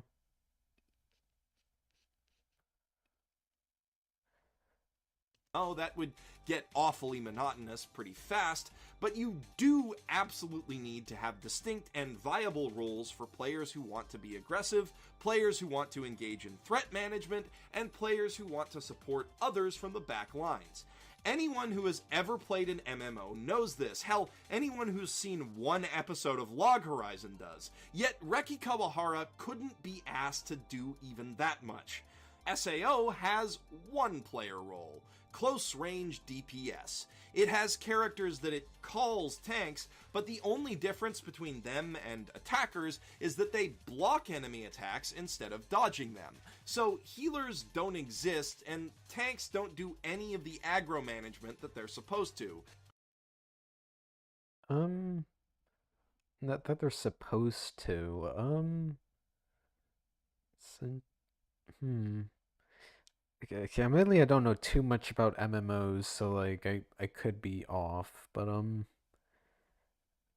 I don't see why exactly this needs to strictly conform to how classes work in other games. I mean, it is weird that they don't have anything for like healing, but I don't see the issue of like tanks work like slightly differently than they usually do in other games, like blocking the damage instead of avoiding attacks. That doesn't seem. I don't really see the issue with that personally.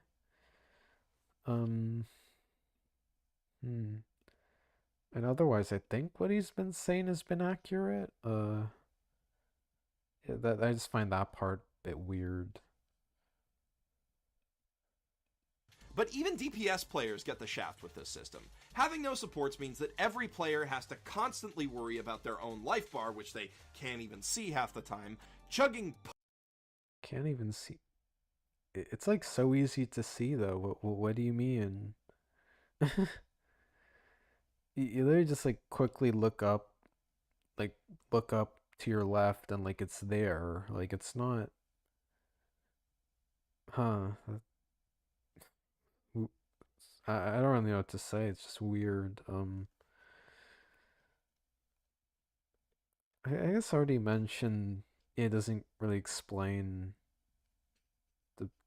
the the health bar criticism.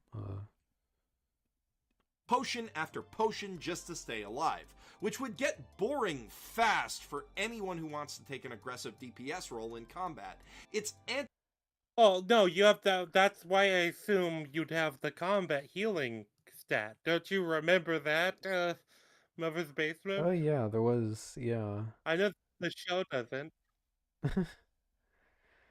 I and this argument that like oh it would Like, get boring. I mean,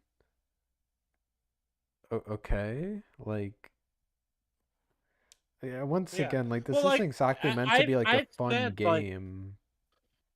I mean, at least not the it cutting completely. out the healer support role is a problem. I agree. It's kind of a bit of a problem. But I also look at it and like I don't know if it I don't know if the problem is like, oh, you're gulping down potion after potion. Like, you could probably cut out a healer role.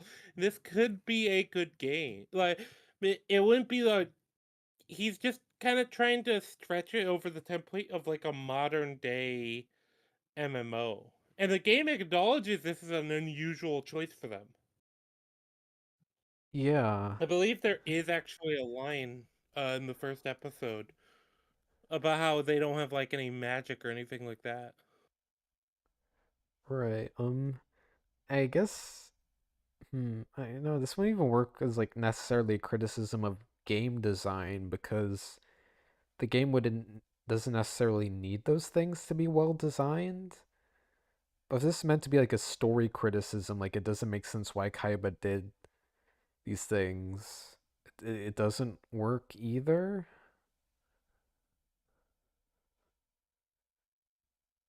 So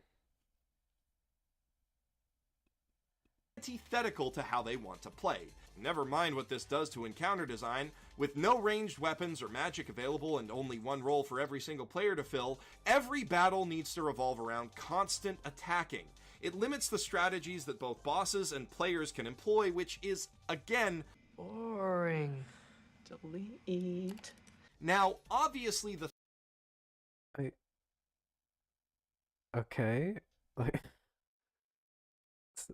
so I guess yeah, it's like maybe not as dynamic, but I guess that's not necessarily bad Mm, design. I don't know. yeah, I wouldn't call it bad design necessarily. Once again, like this is a problem. You're comparing something that's very different from. It's weird because he's acknowledged already. It's different from our own world and how MMOs would be. Yeah. Like, I do agree with the sentiment that SAO would not be a good MMO, but I feel like his arguments are lackluster. Yeah, totally.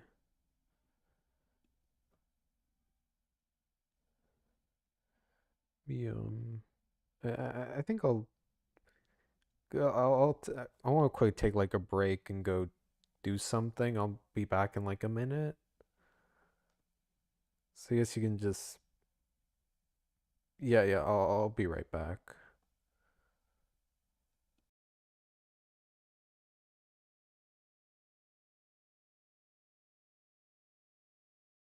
Alright, yeah, well, I guess that's just me and you, chat.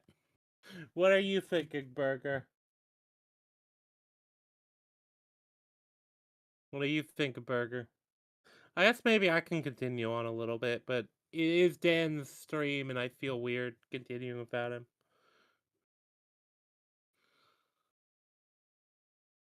Uh, but yeah, so far, I feel like he definitely has a lot more substance than DigiPro, but we have the issue of a lot of it feels like he's just projecting ideas onto the series. Yeah, it's essentially just well, this game that operates an entirely like unique way compared to anything in real life doesn't operate like games we have now do. And it's like, yeah, it's not like he hasn't even talked about things like how the different what another thing I'd like to highlight is the fact that they seem to have to equip specific skills. And that just seems to be like a really bizarre thing the way they do. Because they all just equip a skill or activate a skill from the menu, but sometimes they don't have to do that. Like that's a really weird and unintuitive thing. It's not like the same as having a build, and that's only even introduced at a certain point where before that they just seem to have casually had like skills equipped. We don't know any of the actual mechanics of this game though that aren't like just arbitrary things that are set up for specific episodes.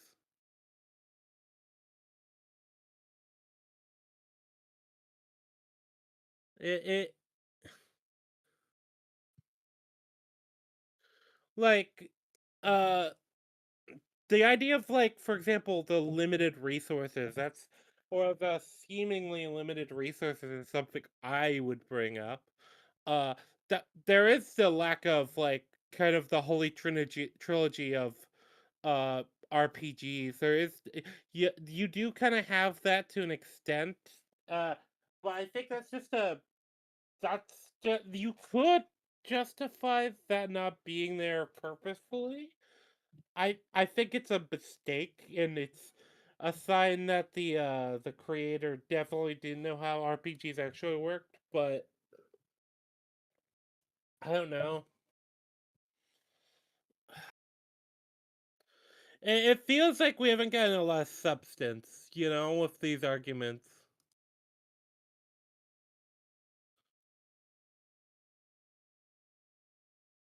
Or at least it's really easy to like point to other things that are within the system that are like easily like, well, what about this? Like I said with the health bar thing, it feels like the idea of the health bar is supposed to be like it's supposed to be kind of present within your vision at all times, which makes sense.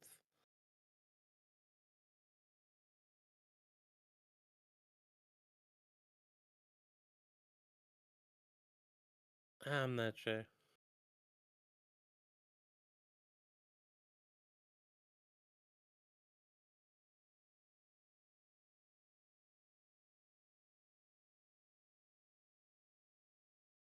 Alright, sorry, I'm just also keeping in mind. But yeah, once again, this is another one of those times where I feel like there's a lot you can criticize about the mechanics of Sword Art Online, the game. And the numbers one, I think, is one worth bringing up, but I think that's worthwhile. The mind control, I had to think of like if there's a problem with that, but I can definitely see why there might be issues with that, and I don't see it as a massive issue. They aren't summoning potions with mind controls or controlling menus with their mind necessarily.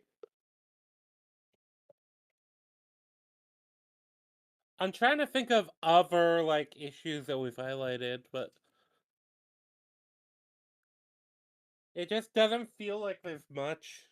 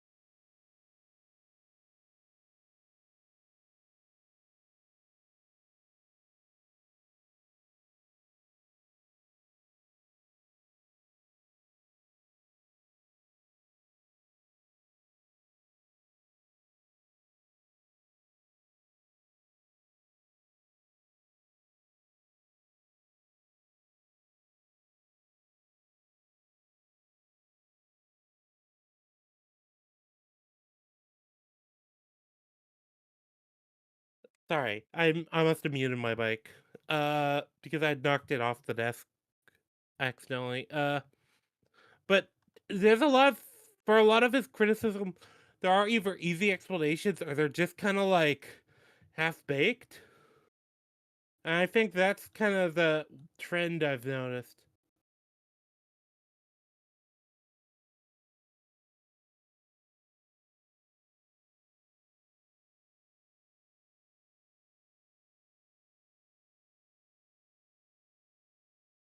Yeah, like it feels like he has it. So it feels like he's been really good at like coming up with the potential criticisms, but not like he hasn't actually like inspected his own like view on those. And he hasn't actually like approached them in a way that's fair. He's extremely unfair and uncharitable towards the show, which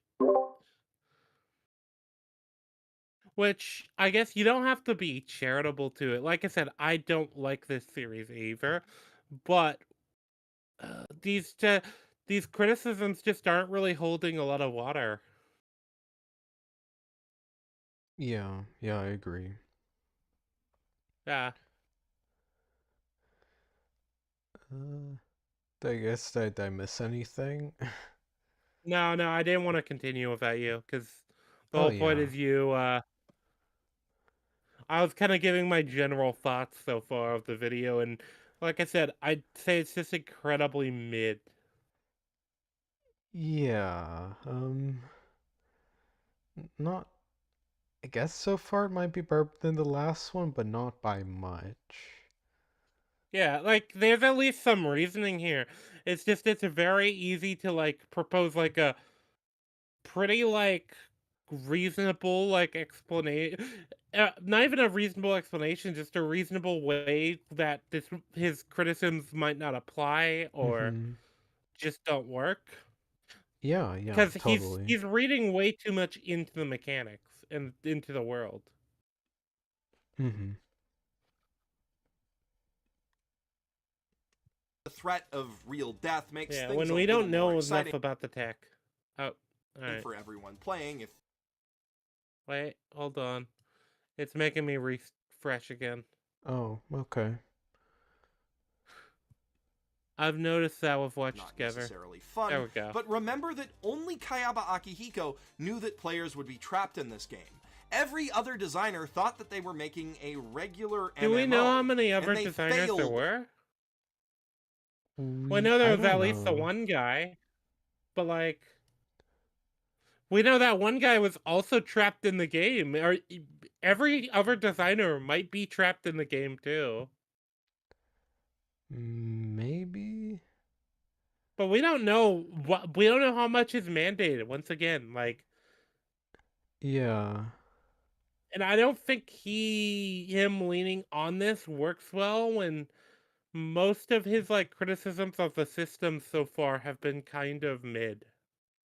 Yeah, there's all Like, like speculation on stuff we just don't really know. yeah. Yeah, like he's had a few points where I've been like, okay, that's kind of fair. But like overall, it's a lot of speculation, a lot of reading things into it, or a lot of comparing it to stuff we already have, which this doesn't function like. Mm-hmm. And they've made it clear it doesn't function like. Yeah. Utterly.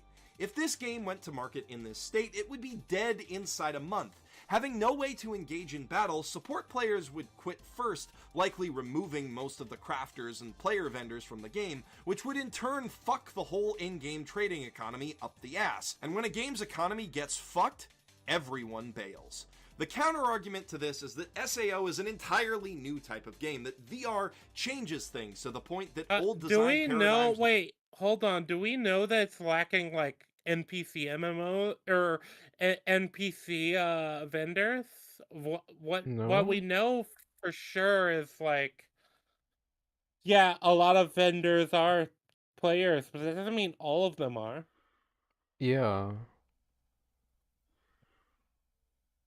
Yeah, I'm trying to And, think of when and he, they say like there's like some NPC vendors, but I feel like it has to be there it has to it be have to be, some. well, it have to be the beginning area of the game where you have like the whole shopping area Oh thing. yeah, yeah. Totally. I don't think they say it outright, but like you can assume that those players that are those people running the shops are probably NPCs. We know NPCs exist, Yeah, yeah. and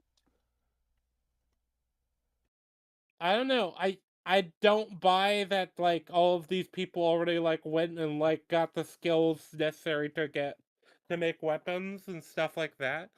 But even then, player-driven economies do exist. Like in games, there are games with those.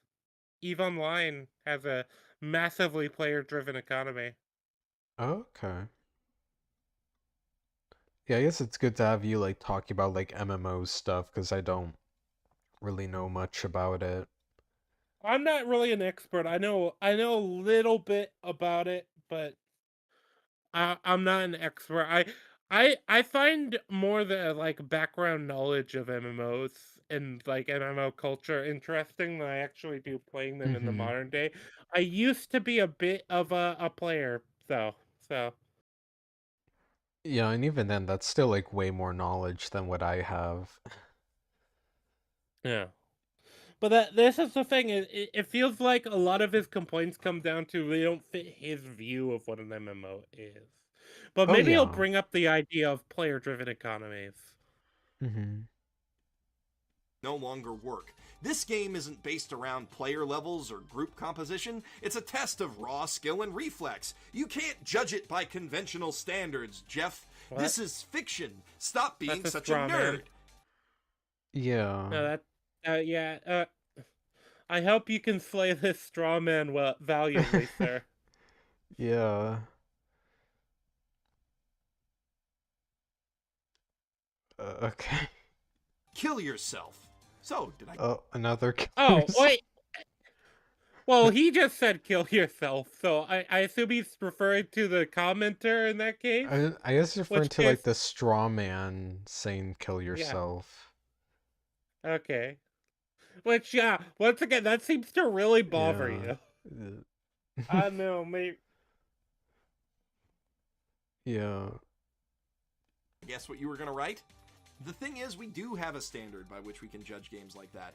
Dark Souls, and to some extent, Monster Hunter. And SAO holds up even worse in comparison to those games. A lot of Okay. the variety in games like that comes from different weapon types, and SAO is very limited in We that don't regard, actually see but that. it gets much, We much. I see at mean, least we see people who use hammers and axes, and I can I can there's a couple assume different types bows, of swords. Like there's katanas, rapiers.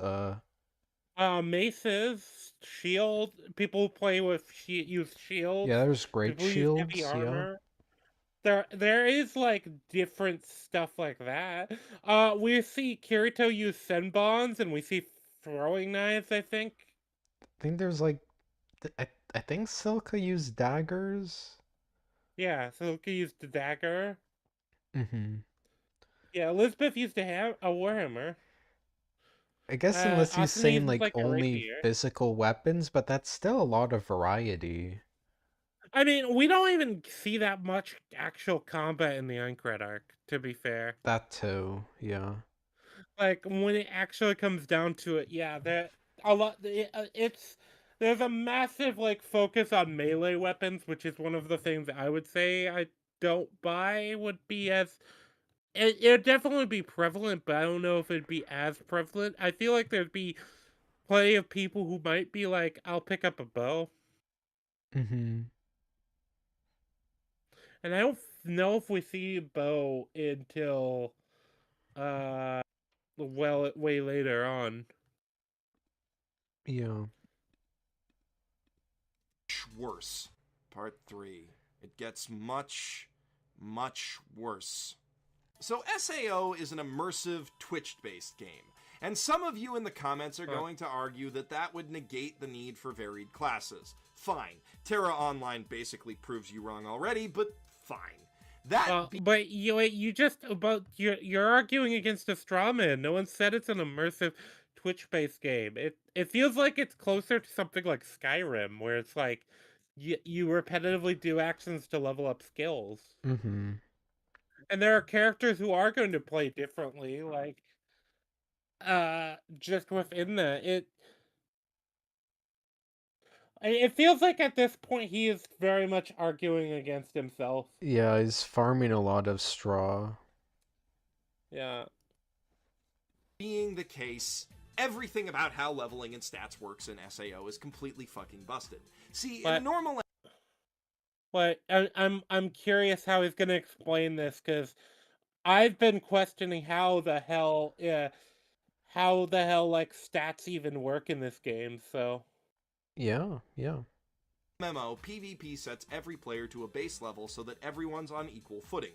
But SAO doesn't have instances. All PvP is world PvP, which means that everyone goes into a fight at whatever their current level is. From what I can tell, there's no level cap in the game. Players are meant to be grinding for levels straight up through the endgame. well, yeah, And yeah, they aren't yeah. specific about that, but Well, if there yeah, and wasn't, then I guess that creates well, questions of its own. I feel like we never get to a point where anyone would have reached the level cap if there is one. Yeah, and if there isn't a level cap, that makes you question like, could these players not have spent like more time grinding? Or it's hard to say just because the game isn't specific about it. Yeah, like this is one of those things where we just don't get anywhere near enough info about how the mechanics of the actual game work. Uh-huh. But like it does seem like that's the case, where it is like you level up yourself, and you level up your skill, and your numbers are what matters. So when it comes to combat, yeah. Your numbers and then maybe your skill as well, as far as if you have similar enough numbers, you could probably overcome that with skill. Yeah. Content, which is terrible enough on its own. So hypothetically, a level 1000 player could run around the starting area ganking noobs with no repercussions. Yeah, But you know probably. what's Yeah. even worse than that? The skill system, which allows SAO players to assign and level up different skills for combat and other purposes, independent of their main experience level, all the way up to level 1000. The way that skills are leveled up is pretty awful in itself. They gain levels as they're used, meaning that if you use So one the attack a Skyrim lot, which system, would get really the Yeah, like Skyrim slash Skyrim. Morrowind slash Elder Scrolls system, yeah. Mm-hmm. There's plenty of other games that use that though. Yeah. I guess as I don't know if it's as common in like MMORPGs to use that kind of Uh, leveling. I it might. I think it's used in some. I think it might be used in WoW even to an extent. Right. fucking boring, again, it'll get more powerful. And if you take a lot of damage, you'll heal faster. This is exactly how leveling stats works. Oh, in we Final don't know Fantasy. how. We don't learn how the combat healing. Oh, he's actually highlighting it's similar to like the Final Fantasy 2, which I haven't played. But Mm-hmm. we don't know how the battle healing skill actually works, or why Kirito doesn't use it more often. Because it just Yeah. kind of doesn't come up most of the time. Mm-hmm. Final Fantasy 2, and it is the fucking worst. In FF2, the only way to grind for more health is to go out into the wilderness and take free hits from weak enemy monsters for hours on end. It fucking sucks. Nobody likes doing it, and it's a big part of why Final Fantasy II is considered by many to be the worst game in the entire series. So right off the bat, we know that grinding in SAO would be the absolute worst of any MMO out Oh, there. but wait, we don't know if that's how the combat healing skill works. Yeah. We know that other For all we skills. know, yeah, for all we know, it could just level up as you go and get into fights organically. Yeah. Like we don't know if this is a. We don't even know if skills get an extra boost as you.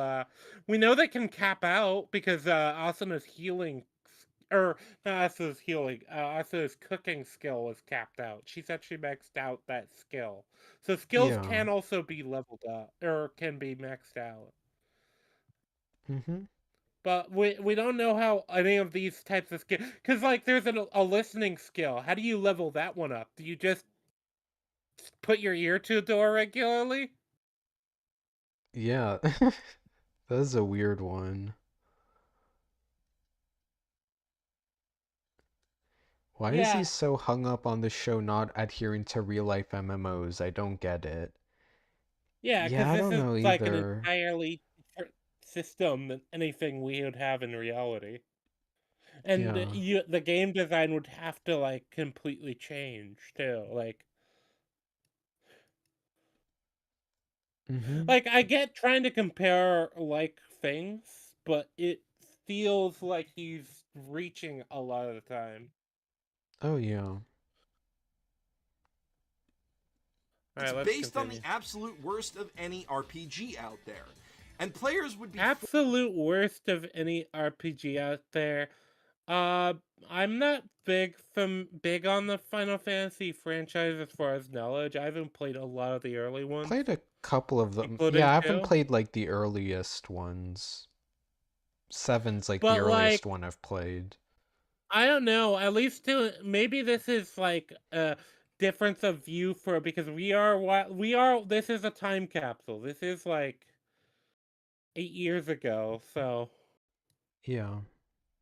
also though, Final Fantasy 13 is the one I've always heard people refer to as being the worst one. It's like one of the most like divisive for sure. I think two's also a common one. A lot of people consider that the weakest. But I guess with like a Final Fantasy, it kind of just depends who you're asking.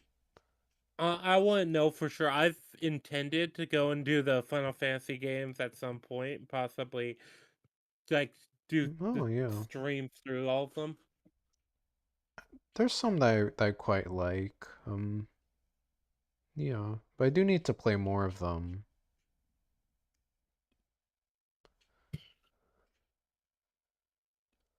It too, because you basically can't compete without it. Kirito's battle healing skill, which by the way he had to level up by keeping his health in the red for hours on end, which would fucking suck, is so fucking ridiculously Wait, where did he overpowered get that? that in episode Maybe 4 it's in the just light novel? Oh wait, sorry, what did he say about the Yeah, he healing? said that he had to level up by keeping his HP for hours in the red, which, like I said, What? I don't think the where are show you getting confirms that? this. Yeah, Maybe it's in the light novel. maybe. That's weird. It says that the show Yeah, has I can only assume it has to be like a healing. light novel thing, or he's just reading into this. Yeah, leveling up HP by taking But also, if damage. he's just getting into, he's also just gonna be like grinding very regularly. Maybe it's just leveled up because he's like getting into fights enough. Yeah. We don't even know if his battle healing skill is like unusual for his level because he is the whole point of this situation here is that he is actually over leveled for this area. Mm-hmm. With the Silica episode. He is particularly powerful. Like, remember, he one shots those monkeys or whatever they're attacking Silica. Yeah. 4 months into the game, he can heal faster than 5 mid-level players can hurt him. And on top of that, you have unique skills, powers that only one player can have, ever. It's kind of obvious how these would completely break PvP beyond repair because one player would have abilities that no one had ever heard of, but they're supposed to be a sort of badge of honor, and they wouldn't even work as that. Because you see, there's supposed to be infinite possible abilities in SAO, which means that they would have to be procedurally generated. And if you've seen anything about, say, No Man's Sky in the last few months, you know that procedural generation leads to boring, samey bullshit.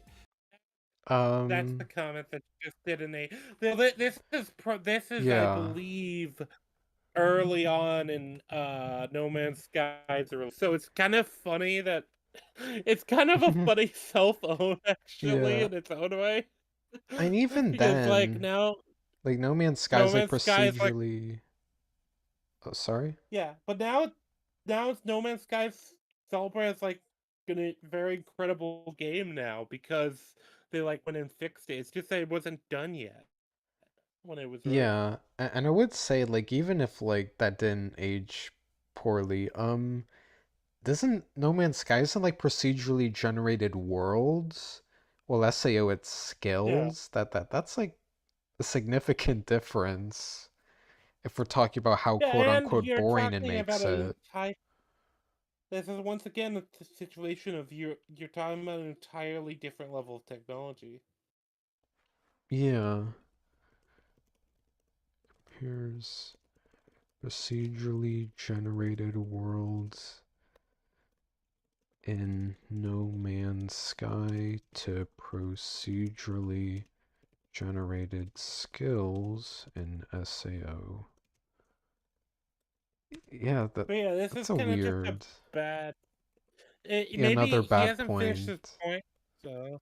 Oh But yeah, yeah, I this guess we seems should let like him a really bad finish it, point. but yeah, it's a weird premise.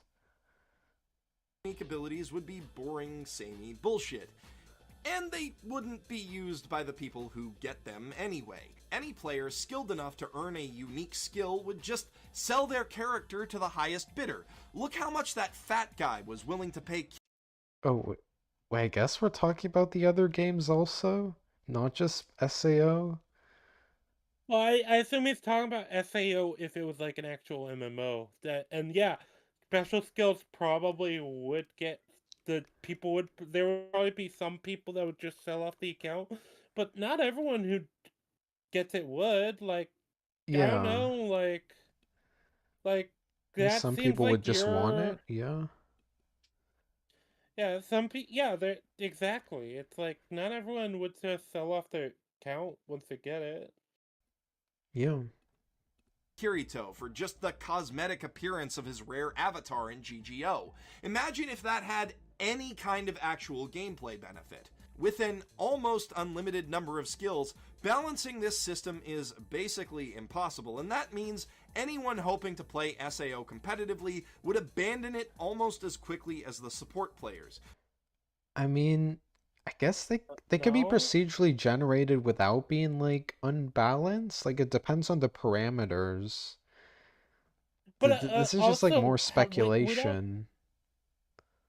yeah, we don't know exactly also because this is hypothetically with the idea of a account transfer system. We don't know what sort of measures that GGO that SAO would have to like prevent this if it was like because it wasn't specifically designed for commercial use. It was designed for a bunch of people to like jump into and then be trapped forever. So I don't know, you could Yeah. probably assume that if it wasn't designed like that, they might have like measures in place to prevent account selling.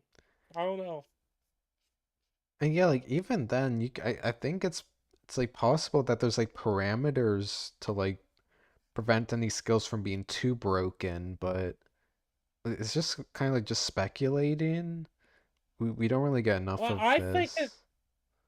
I think it's a bigger problem that one of these unique skills is the ability to pick up sword +1, basically. Hmm. Like to pick up a second sword. Like I think that's the bigger problem actually than what he's saying. Right. Yeah. And so would everyone with even a passing interest in these shitty dungeons. Part 4: The Shitty Dungeons. In a similar fashion to what they do with PvP arenas, most good We don't really MMO see a lot of dungeons the are details of the dungeons. We see like Yeah. the ending area of one room. Hmm. And then we get the other dungeon. The other dungeon I can think of is one that Kirito uses his dual wielding skill to Yeah, defeat. there's like the one with like Gleam Eyes where he uses the dual wielding. There's the trap with the moonlit black cats, and then there's like the underground one with the Yui. Those are like the only ones I can think of, and we get like minimal information. And the underground one is supposed to be particularly an unusual one too. So even there, I don't know. Mm-hmm. instanced as well. This means that they take place separately from the main persistent game world, and player levels are changed to Do a we know if base they're level so that the instanced dungeon actually? Because they run into with the Glean Mize ones, they actually run into other players in that one. Yeah. Do we know if they're instanced and not just like a separate like area? Like Um. once again, he's doing the thing again. He's applying a real world MMO to like this, Mm-hmm. and I just don't think this is compatible. Yeah. Yeah. is always challenging. In SAO, you can just wander into a dungeon at any level, run up, and fight a boss. This means that, effectively, every boss encounter in SAO is like a world boss encounter in another MMO. And while world bosses can be fun to take on, the fact that you can roll up with as many players as you can fit into an area means that they're not very challenging at all.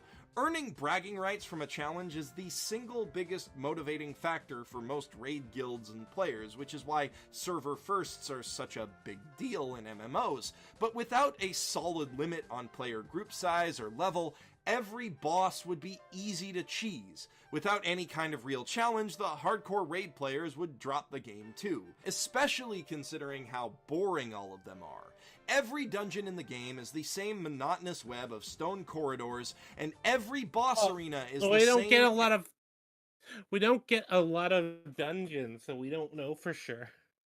Yeah. But the one I'm thinking of is like, isn't the one with Gleam Eyes particularly like unusual? It's not just like a big Yeah, it's like stone it's more hallway. unique looking. Yeah. Yeah, the other one, the one with the moonlit black cats, I think also had like a different sort of design than like just a big stone thing. Like he's Yeah. yeah, I think he's vastly oversimplifying it. And once again, we don't see the majority of dungeons. This is another one of those problems because they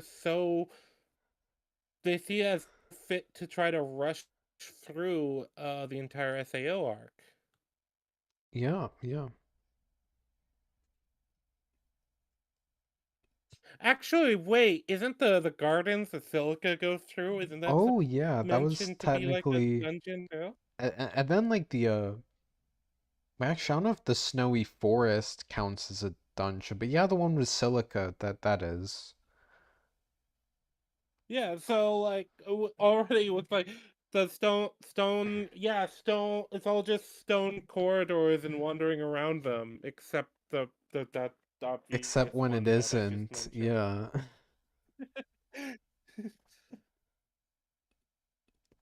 Empty, boring, featureless room. In Dark Souls terms, they're already hamstringing themselves by trying to design 100 plus unique bosses instead of just 20, and they can't even use unique environments to liven things up. Uh, We like I saw said, plenty of we unique don't see environment. 100 bosses. But yeah, we only see like a Like few, we but don't there's like know how, and every boss we do see is kind of unique. Like Lame Eyes and this boss, I are kind of maybe same-ish, but the giant yeah. centipede thing isn't. And even like the lighting and like of like the sort of the boss room itself, it isn't like too generic. Like all those like spots Yeah, across yeah, with like the rainbow colors, like there's some somewhat unique, and there's like visual variety in like the few yeah, and dungeons we see.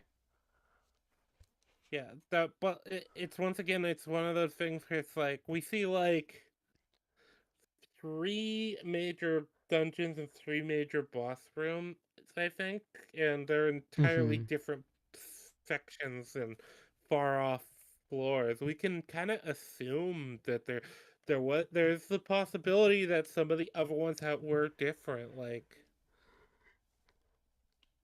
Yeah. I don't know. Plus, It, grinding it's just he's reading into things again. Yeah. And even then, like I said, yeah, we have the dungeons, like the dungeons, even the stone hallway dungeons, like the Moonlit Cat dungeon, is entirely different from the one underground, or the Mm-hmm. one for the Yui episode. And then you have the gardens. Yes, So only really seems to apply to the one with Yui. yeah, the these one with Yui, and then like I guess the Moonlit Black Cats is kind of Kind stone of. hallways, but it's very different stone hallways. Yeah, yeah. raids for loot would be functionally impossible, since instead of creating a new instance, you would have to wait for the boss to respawn every single time you want to fight it, all while other player groups are trying to do the same thing. And don't even get me started. Wait, sorry, what was his Yeah. criticism? He said he's basically saying that you'd have to wait for with how the boss room works, where you can seemingly just instead of it being instance, it seems to be a world boss sort of thing, where it's like people just Oh. pile into the boss room but once again, this is another one of those. Well, yeah, because this was not designed to be like an actual commercial game. This was designed to be a death game trial where Mm-hmm. everyone collectively is playing to get to the 100th floor. Yeah. Like, I don't know, like, what it, like, just engaging with the points on, because I guess his argument is like, oh yeah, but it would still not be a good MMO. It's like, yeah, that's it wasn't designed to be a good MMO, first of all, but also like I've like instanced or bosses like this where they're world bosses where sometimes you have to wait for like players. That isn't too abnormal in MMOs. I've seen that in MMOs before, Yeah. where like people can just roll up with like theoretically infinite things. Not maybe not infinite, but like people roll up on world bosses, and like the last hit bonus is I think a better point to make. The idea of like a bonus for the last hit on the boss. It'd be like you, but Hmm. it's kind of not that much different from just whoever picked up the thing got the thing. Like a lot of the loot systems that we actually have in MMOs were kind of like designed based off how players would play it. Yeah. From what I remember, like the need want pass system and other systems like it. And we actually have a scene where they are negotiating in this episode before about, remember the meeting in episode 2 at the beginning. One of the things they go over is like, so anyone gets an item drop, they can keep it. Hmm. Same with XP and money, which that implies other things I would actually want to talk about more. Like, what do you mean XP getting split? How does that work? Yeah. How are you going to enforce like the whole item thing? And it's like none of this is like addressed. It's not like addressed on whether or not these are like built-in systems, or are we going by the honor code here, or are we going by the honor code plus everybody else will just enforce it on you? Hmm. Yeah. On the last hit system for getting the best drops. By rewarding players for getting the last hit, the game explicitly discourages cooperation. Not that it doesn't It do does. that in other. Yeah. Yeah. It does. Like, I think that's actually supposed to be the point of it. Well, I I just think that's mentioned what it. they wanted to achieve with Diablo. But also, another funny thing about the last hit system, this is another one of those systems that just disappears from the game. We see Kirito get the last hit on another boss, and that never comes up. Yeah, I do mention this in my script. I feel like this should lead to like a lot of infighting, but that we don't really see that get addressed. So I guess that would be my criticism for this, rather than it being like poor design. Or worse ways.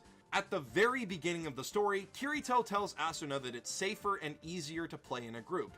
But if you look at how quickly he levels up relative to everyone else, you can see that that's total hogwash. Not only does playing solo mean that Kirito can futz around grinding for skill levels however he wants without bothering anyone, it also seems to give him a boost in EXP. Or rather, it seems like EXP rewards are divided between players in a group, and by playing solo, Kirito gets it all for himself. If this is the case, the only thing preventing people from soloing the whole game is the threat of death. Again, if SAO was released IRL with none of the murder nonsense, it would have one of the most insular online communities ever created. So much of the experience is predicated on the fact that it kills you, which raises the question, how Oh, did yes. nobody Yes, this is actually a good point that so much of the experience is like predicated on the fact that it does kill you. Like, so much Yeah. of it is designed in a way that fits that, you know? Mm-hmm. Yeah, I feel like that's worth considering when talking about Yeah, I design. think this is actually a better point here. Like, nobody on was like, hey boss, how are we doing respawning, by the way? Like, how do players respawn? Yeah. online communities Are we ever doing like penalties for death?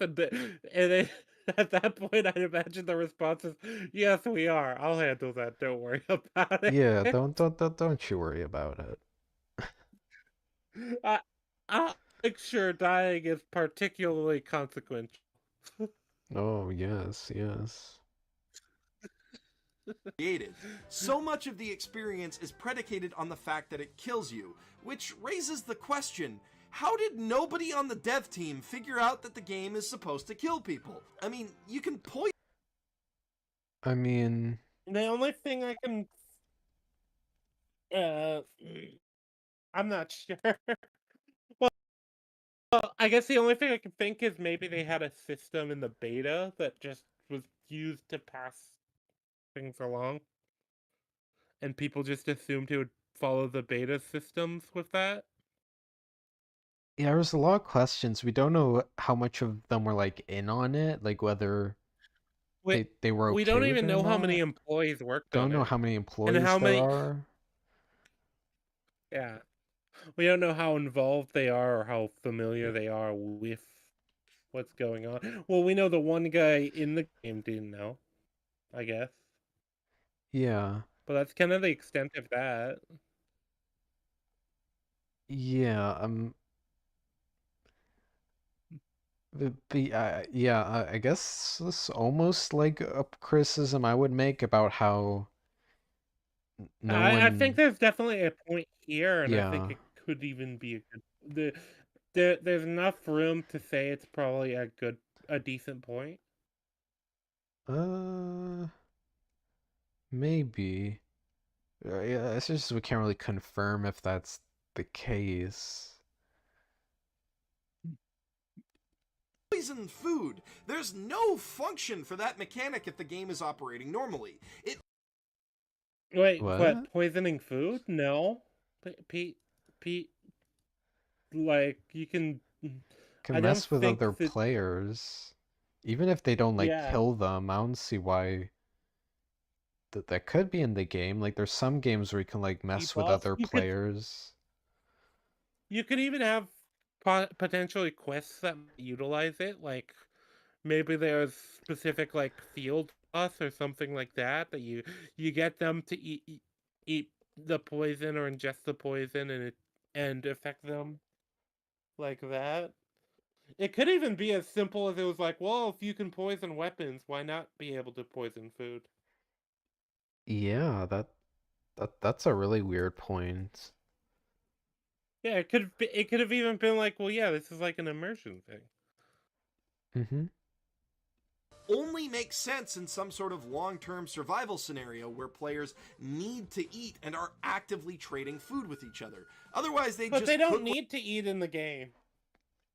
Yeah, I We're don't never like think highlighted so. as they have it. Their brain recognizes a desire to eat and a need to eat, but it's like I thought that was they just a don't thing with have to like their eat. real world bodies getting hungry, not that they actually need to eat in game. Yeah, it feels like it's more of an immersion thing, and then like more of a I don't know. Like I don't think I highly doubt that people actually in the game can starve. Mm-hmm.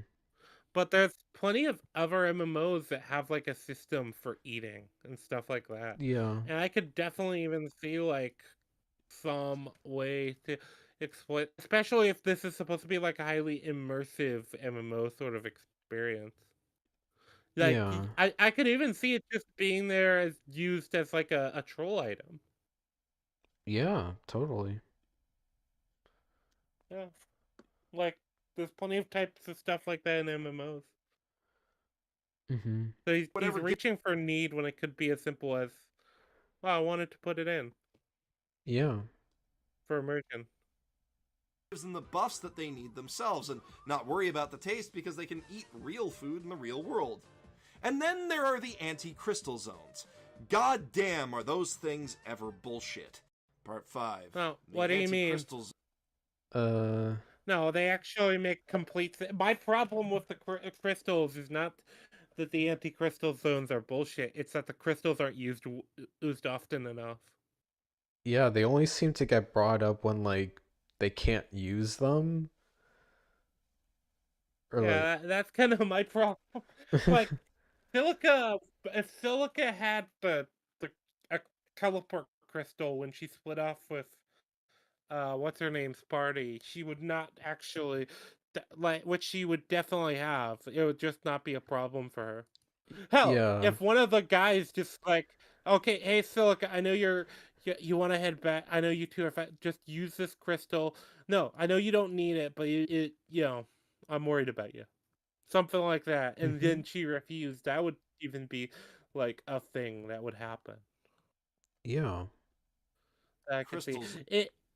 it's like the crystals don't exist unless the plot needs them to. Yeah, 100%. That's my problem. Are bullshit. SAO doesn't have magic, but it does have magic crystals, consumable items that you can use to sort of cast spells. These things are the only way to heal other players at a distance without force feeding them potions or throwing them at their mouths, and even though they're super limited to begin with, the game doesn't even let you use them half the time. Throughout the boring, samey dungeons, Half the players can time, encounter. no. But we see it in like one dungeon. Well, maybe two because I assume the gardens. Well, no. I don't think the gardens mention having an anti-crystal zone. We see it in one dungeon and one bathroom. Maybe two Um, bathrooms. yeah, I think so. Well, I guess those And only you know what's times they really like funny? fail to work.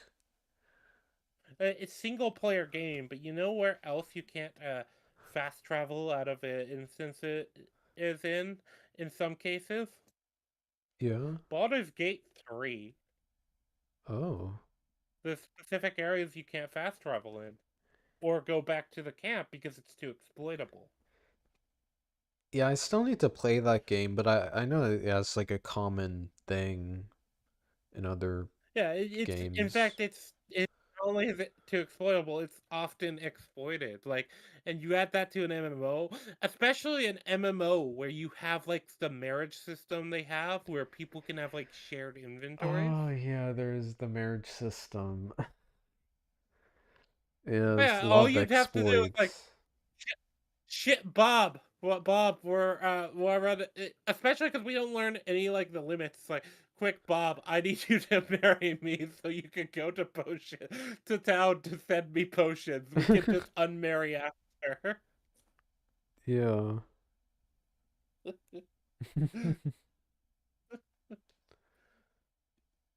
Because we don't get any like a reason why anyone wouldn't do that. Like, I feel like that would be one of the most exploited mechanics in the Yeah. game. Yeah, there's no one who would like exploit mechanics like that. No, they'd only use it to for the Oh, I intended just realized something purpose. else. Yeah? I just something else. You have all of the people that are just hanging out in the town of beginnings too. You Yeah. you would literally just have it be like upper level players be like, hey, so you don't want to go into danger. I understand completely. So we're gonna exploit the marriage system, and you are just going to keep an eye on my inventory and make sure I have potions at all times and supplies at all times. You just hang Yeah. out in the marketplace all day and do that. Yeah, I think like doing stuff like that would actually be interesting and like I guess make it a bit more believable, seeing people like taking advantage. Yeah. The marriage system we only ever see it used like as an actual like romantic thing rather than like a mechanical thing. Yeah. Despite the fact that all of the benefits of it are mechanical. Yeah. Anti-crystal zones that negate the use of crystals entirely. In these areas, it's impossible to escape the dungeon or even heal your fellow players. It's in one of Oh, Possible we to don't know if heal? it's impossible to do we actually I think you do see the crystals used to heal, but I don't remember Think for sure. so. But like mm, We only see like well, it's teleport not crystals impossible to fail. yeah, yeah. Well, I'd assume so, and this is a normal thing in games. It's this isn't like a bad game design. This is like a challenge to overcome, like in a Yeah. game. Like yeah, you see this in games often where there's like a game with like an area. There'll be like an area or like a room with a specific gimmick that makes it more challenging, but then there's a reward for it. Mm-hmm. And like you probably would want to have use these occasionally to like keep the game from getting boring, because otherwise you just get players who are just spamming crystals, and that's the role. Yeah. These that Kirito's guild, the Black Cats, gets accidentally murderized. Now, I know that it must be hard to think of that moment without crying because of how powerful and emotional it is, but detach yourself from the gripping drama for a moment and think of what it I would find be it funny he's doing the deadpan thing, but it's like that's it. You did actually praise this moment, kind of. You, or at least you said it as Oh like. yeah. So I don't know, man. Like I thought it was a pretty trash moment that needed at least like a whole ever episode with these group characters and like actual development for these characters And before also we not got here. making them all morons. Yeah, that too. Like, I don't imagine like the way it's set up here. It's just like, oh, it's a bunch of randos getting killed. But you also have the context that like unless you're paying attention, you won't even realize that Kirito has been with is with these guys for like 6, 7 months. Yeah. Just, but just from the first scene in this episode to here, it's like I think it might be longer than that actually, but it's like 6 months or so. I remember it's Mm-hmm. something like ridiculous where it's like just time skipping all over the place, and they don't like lay it out very clearly, and you don't get any of the like component scenes, but like the room itself existing and being a thing, uh, I don't think is a problem. Mm-hmm. All right. like to actually play that. You're wandering around a shitty, bland dungeon with no personality and no apparent backstory. Okay. Yeah, You you're wander in really Coming loading it. back to this You're really again. being fair. Okay, okay, Well, Jeff. yeah, he's very much poisoning the well. Oh yeah, totally. Yeah.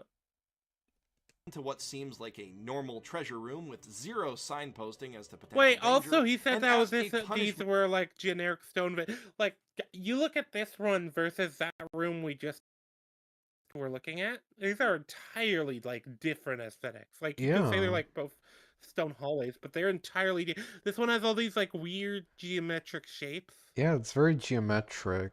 It's pretty unique. Yeah.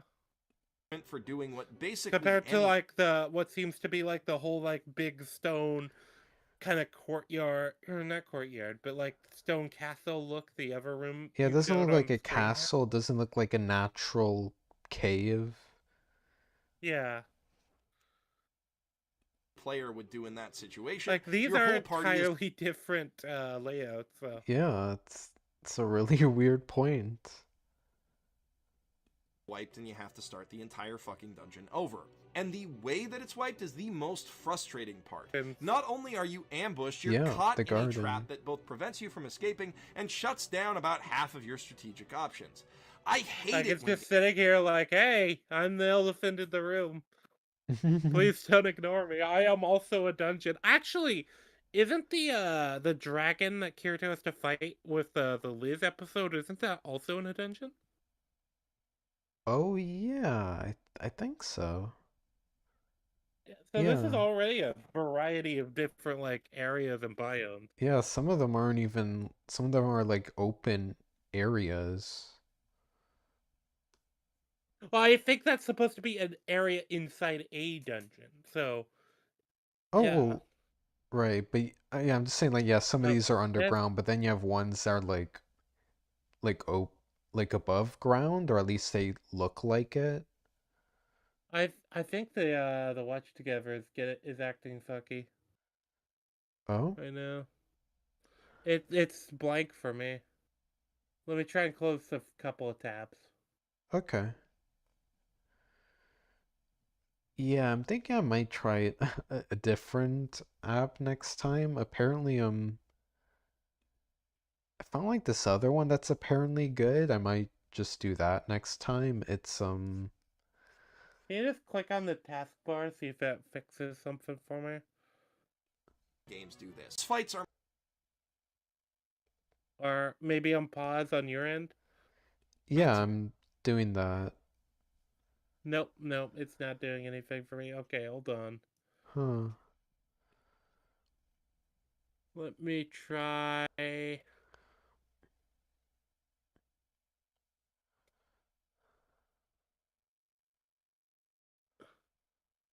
Alright, alright. Let me try and click on. I guess I can try doing that. See if it works on that end. No. not only are No? Still not seeing it?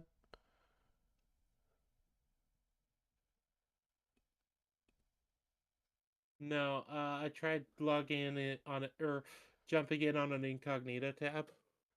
See if maybe it was something with my browser or something. Hmm. Right.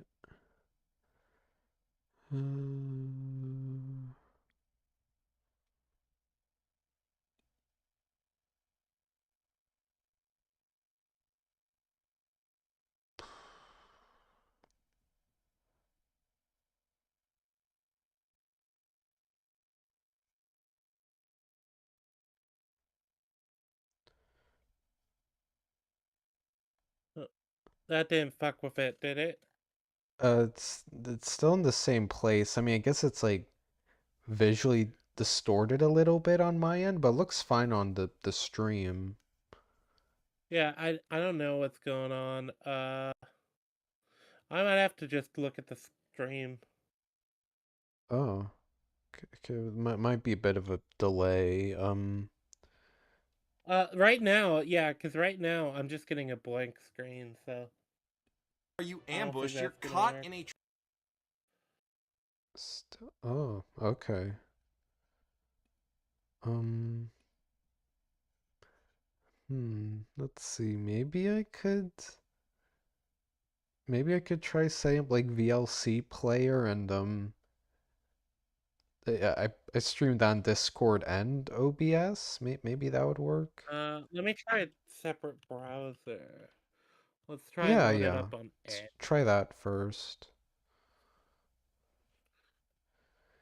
But if we do, I have like the video downloaded in VLC, so Uh, uh, we could try a new room. yeah, we could try that. Yeah, let's try that and see if that works. Just keep in mind where we are. Yeah, okay, we're 25:35. Okay, Uh,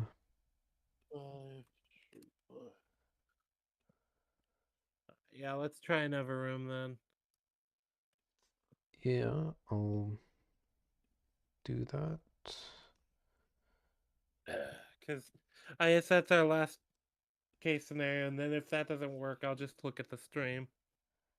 I could switch it to VLC, you just wouldn't be able to pause it. Which is fine. Yeah, I I think that can would be preferable just to make sure it's synced for both of us. Um, okay. I was gonna say maybe try the new room, and then if that doesn't work, the Yeah, I feel like the, but yeah, I feel like this is one of those things. Like the anti-crystal zone is just another one of those. Like, it feels like that's kind of a normal mechanic where there could be an area or a region that like screws with some mechanics of the game, or like prevents things like fast travel, or even like special form of healing, or like access to things that are like world powers. That's another Mm-hmm. thing. So that's why I think that's a particularly like odd thing to like fixate on. Yeah, yeah, for sure.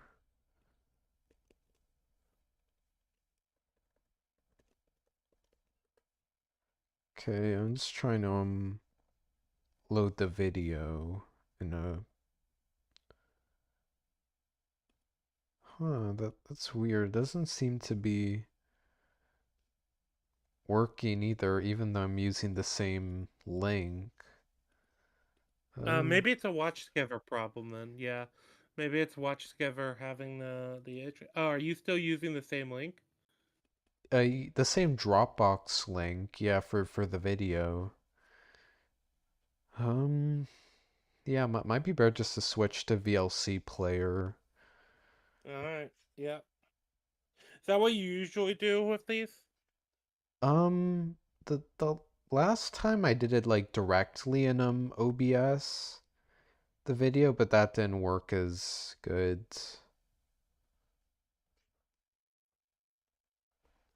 Well, so VLC player, and then just share it on Discord, or share your screen on Discord. Yeah, the only thing I can think of is might be a bit not a bit more laggy on stream, but at least it'd be like synced for us. And we're only like 13 minutes left anyway. I've I don't feel like he's gonna be particularly interesting Yeah, so yeah. far. Okay. I'll remove that source just to it's a bit cluttered. Okay, window capture.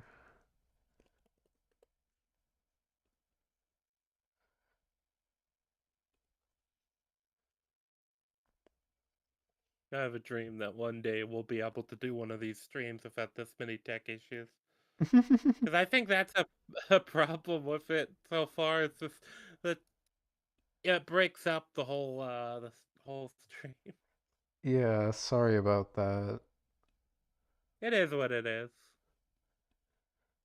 Uh,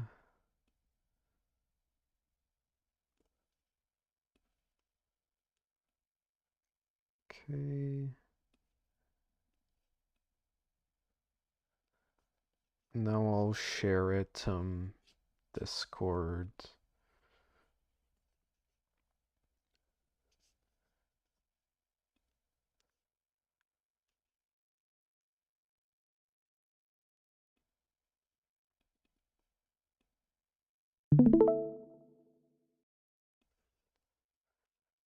All right.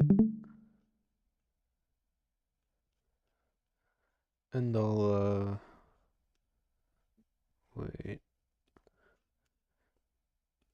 Yeah, I just want to make sure that like the audio actually works. Wait.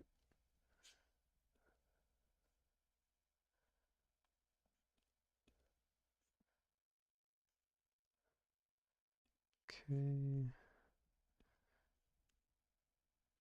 Or wait. Oh.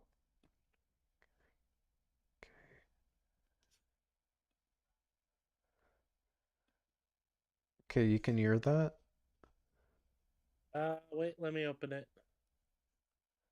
Okay, I'll...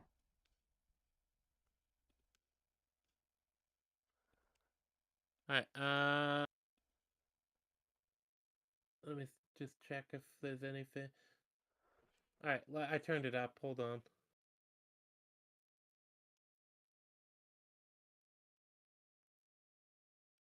Yeah, play it. I don't hear anything now. Oh. Wait, maybe this is the wrong type of source.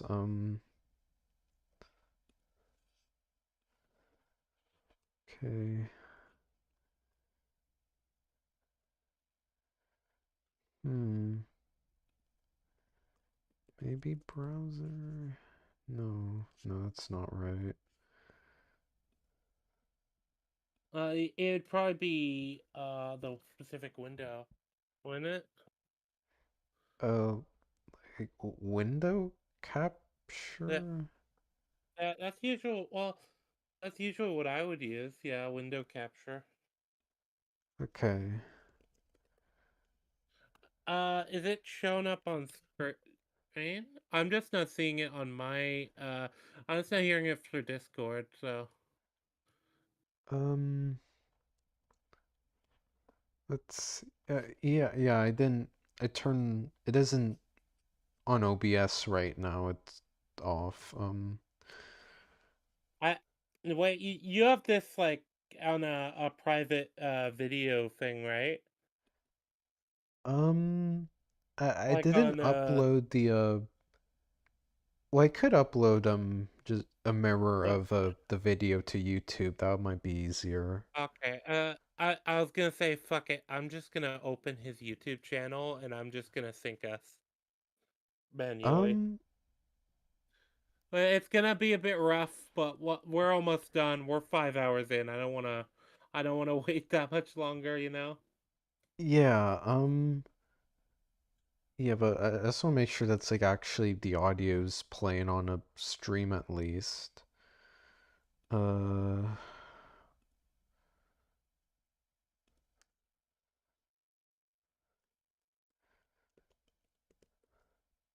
25, 50, 53. yeah, I'll make sure the time stamp is on screen so you can you have a reference, I guess. I uh. All right. Let me pop it over to the other the stream then to the other side. Or do you mean the Discord? Oh, okay, on the Discord, yeah.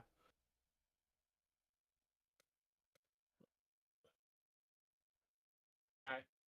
Yeah, we're at 25:30. All right.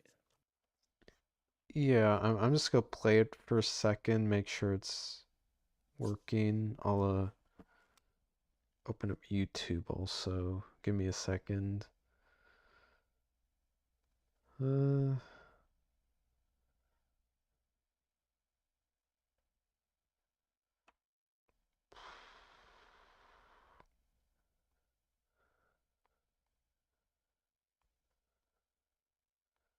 All right. Just let me know when.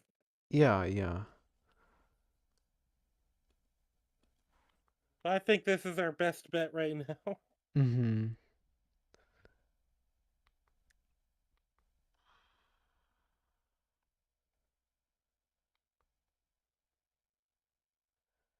Um, All right. Just let me know when. oh,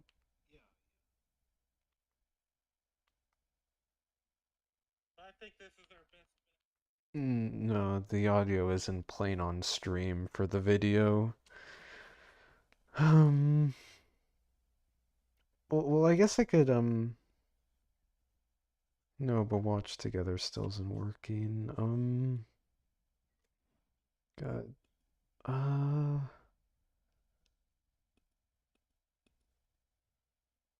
hmm. Maybe would the YouTube link work? Let me see if you just so I can like stream it at least. Uh, bet. Yeah. Yeah.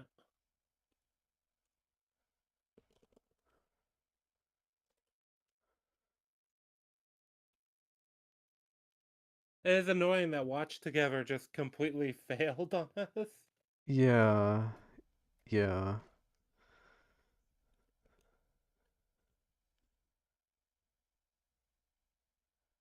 Um,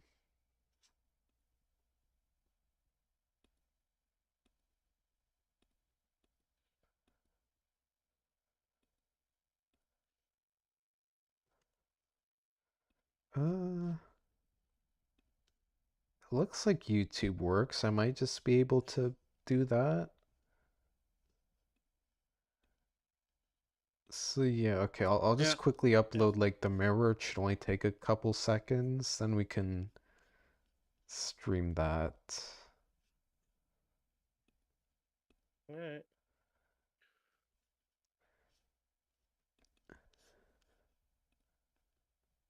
Yeah, I guess we'll go with that then. Yeah, yeah, I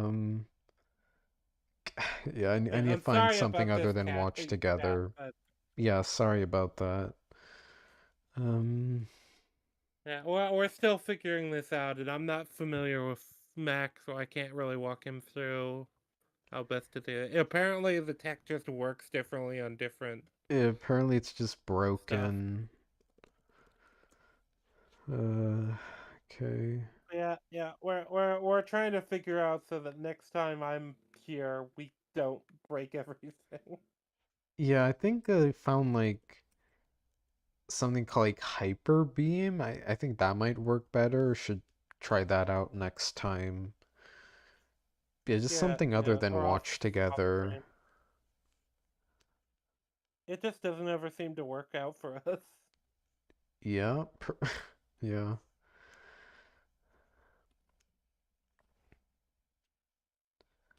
Uh,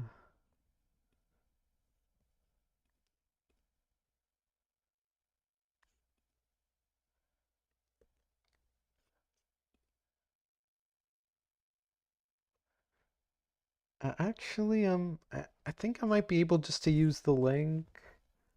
I don't know if doesn't seem like there will be ads for this. Just scrolling through that'll just be easier. Let's do that. Yeah, let's hope. Uh, okay.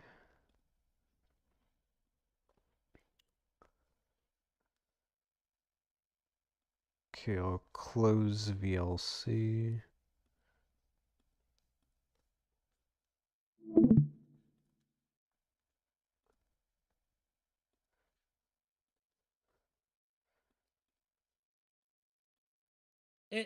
It, it's, but yeah, this is still one of those things that I'm like, his point currently, the idea of this like shutting off tactical options.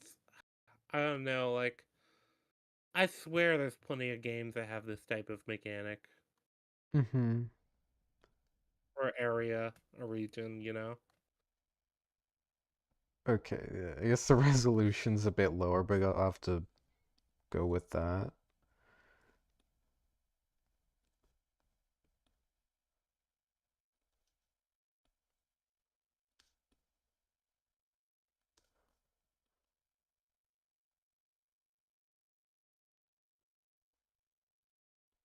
Uh, okay, so it's 2535. Yep.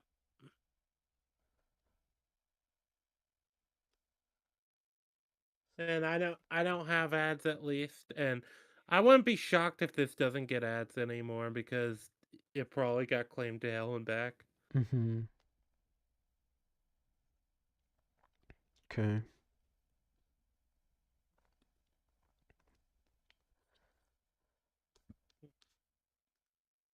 But yeah, I don't know. This specific room also seems like it's meant to be kind of an obvious ambush Prevents slash you from trap, where you'd Yeah. probably have players be like, "Oh, there's that room in that one dungeon. Oh, you want to risk it? We only have this many potions." Mm-hmm. Dave died last time we were here. If it was like a normal game. Yeah. Alright. Okay, I guess I'll turn off That captions, then go full screen. Alright. Okay, I think I'll start playing it now. escaping yeah. and shuts down about half. Oh, that's loud. Sorry. Looks kind of bad on screen. You have this temper. Oh, there we go. No, it was just a delay. Of your strategic options.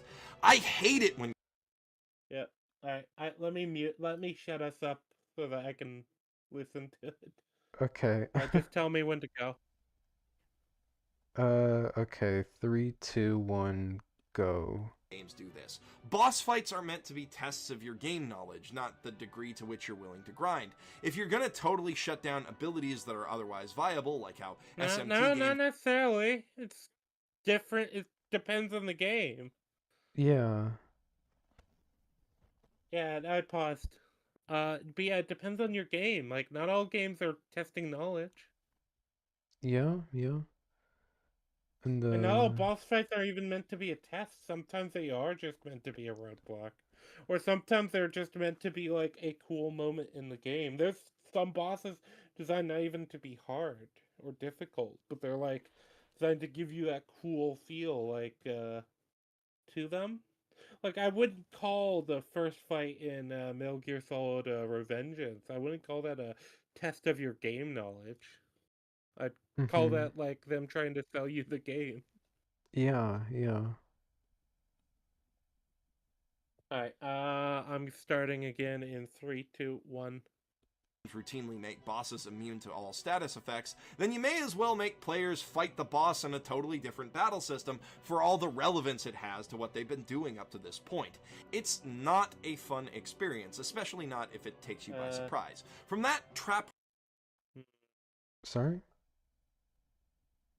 No, I'm not setting to pause yet. I'm Oh, okay. I stopped at like 26, so 6. at 6:06. Okay, I'm only like 5 seconds ahead. Okay. Alright, there we go. Close enough. 26:08. That's close enough. Yeah. So yeah. Just I don't think this is a particularly good point again. Like, this is kind of just him being like, well, I don't like this in games, and some people do. Mm-hmm. Because it gives you that state of being on your toes. Yeah.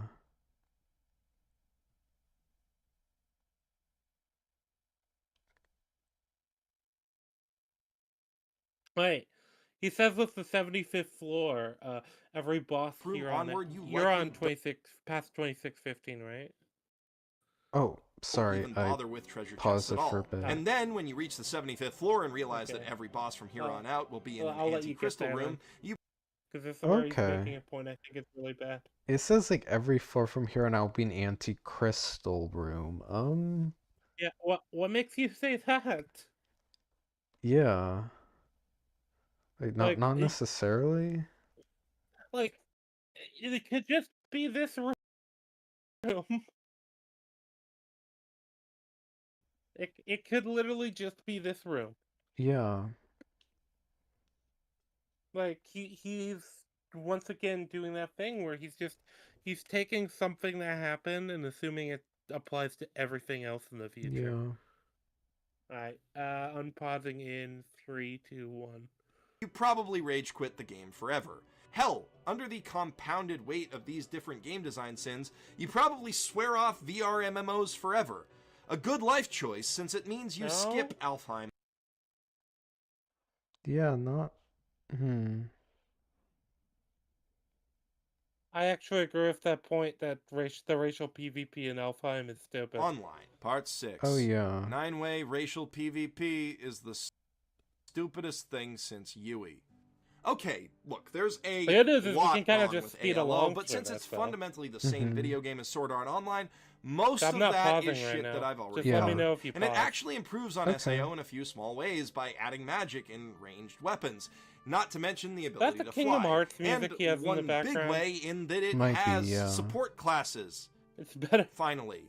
Unfortunately, along with all of these changes, it Yeah, right adds now I'm something just that trying to makes get it through quite this like possibly long the spurt. worst multiplayer Yeah. game I actually ever can conceived. pause it real quick to go ALO over like operates what on a our problems PvP with faction this system system like is. many other MMOs. Okay. Every faction has their own Yeah, so territory. the whole idea of like each race being like specifically set for a type of magic is kind of a lame thing with an MMO when like the whole thing with an MMO is like combining skill sets and stuff when it comes to a lot of things. Like, there's no point in building like and you kind of have, but you kind of have this already with meta builds within other MMOs and stuff, where like a race might have a specific ability that is just the best for this class.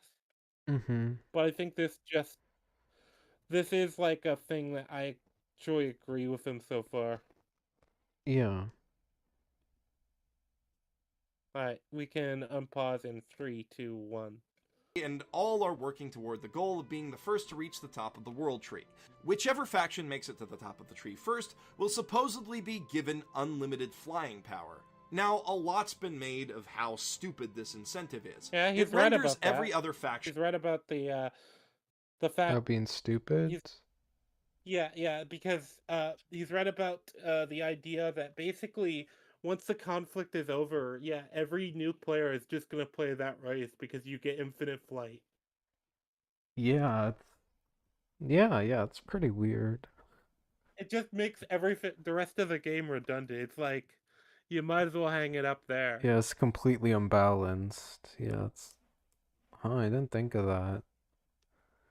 Like that's actually a good argument there, but it's also kind of no, I think it's good that you considered that, and I think my brain says it's obvious, but then I remember I did watch this back in the day, so it might seem obvious to me because I watched this back in the day, Mm-hmm. and kind of have that in my subconscious. I'll give him credit here. Yeah. All right, I'm at 27:35. What time are you Oh, yeah, I'm a bit behind. I'll move to that. at? No, that's fine. Yep. Oh, Yep. actually, I should probably give me a We're not gonna second. keep it. We're not gonna keep it perfectly synced. I just want to make sure I'm not like 15 seconds, or to 30 seconds ahead or anything. Yeah, wait, sorry, having trouble. Give me a second. Now, a lot's been made of how from Yeah, that we're winner, not gonna but maneuver it perfectly. Yeah, okay. That matches my frame. Okay, yeah, let's just go. All Yep. right. All right. it's also a lie on the part of the developers, so I'll let it slide. This obvious Yeah. problem serves to distract from a much bigger, It is a more lie on fundamental part of the problem with developers, how that's the true. faction system Mhm. in ALO works. Namely, that it doesn't. Where most other faction based MMOs have 2 or 3 factions at most, ALO Oh, hey, has 9. PlanetSide This 2. I would be remember that. crazy and untenable enough on its own. Having up to 9 teams in I one mean, battle if you is have enough of way a too player much to base keep for track this, of Oh. and build a you meaning.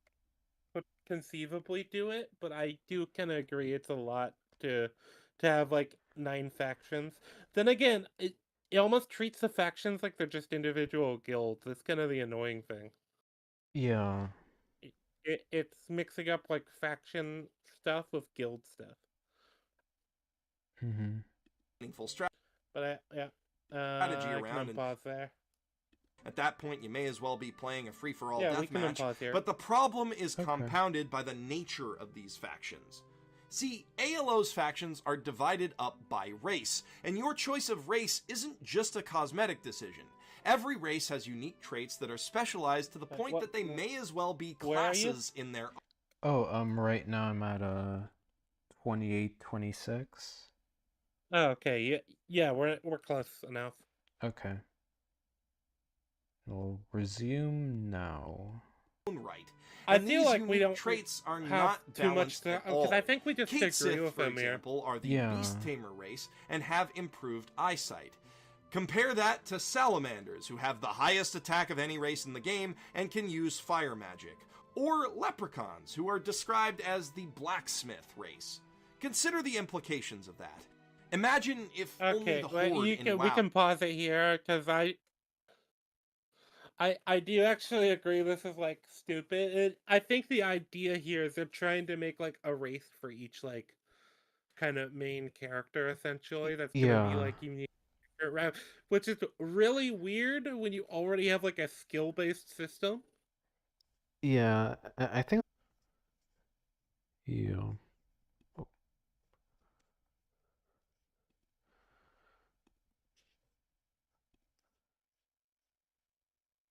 are you still there? Yeah, sorry, I was just checking out something real quick. Okay. Yep. All right. 3, 2, 1. Had access to crafted weapons and gear. Do you have any idea how fucking broken that would be? Well, that's par for the course in ALO. The Undyne and Puka races have it worst of all since they're both geared entirely towards support skills. They're stuck playing healers and buffers, fighting against classes that are explicitly... This is kind of dumb. Yeah, that's a good point. I don't really think about that. The factions are basically just classes, yeah. Uh-huh.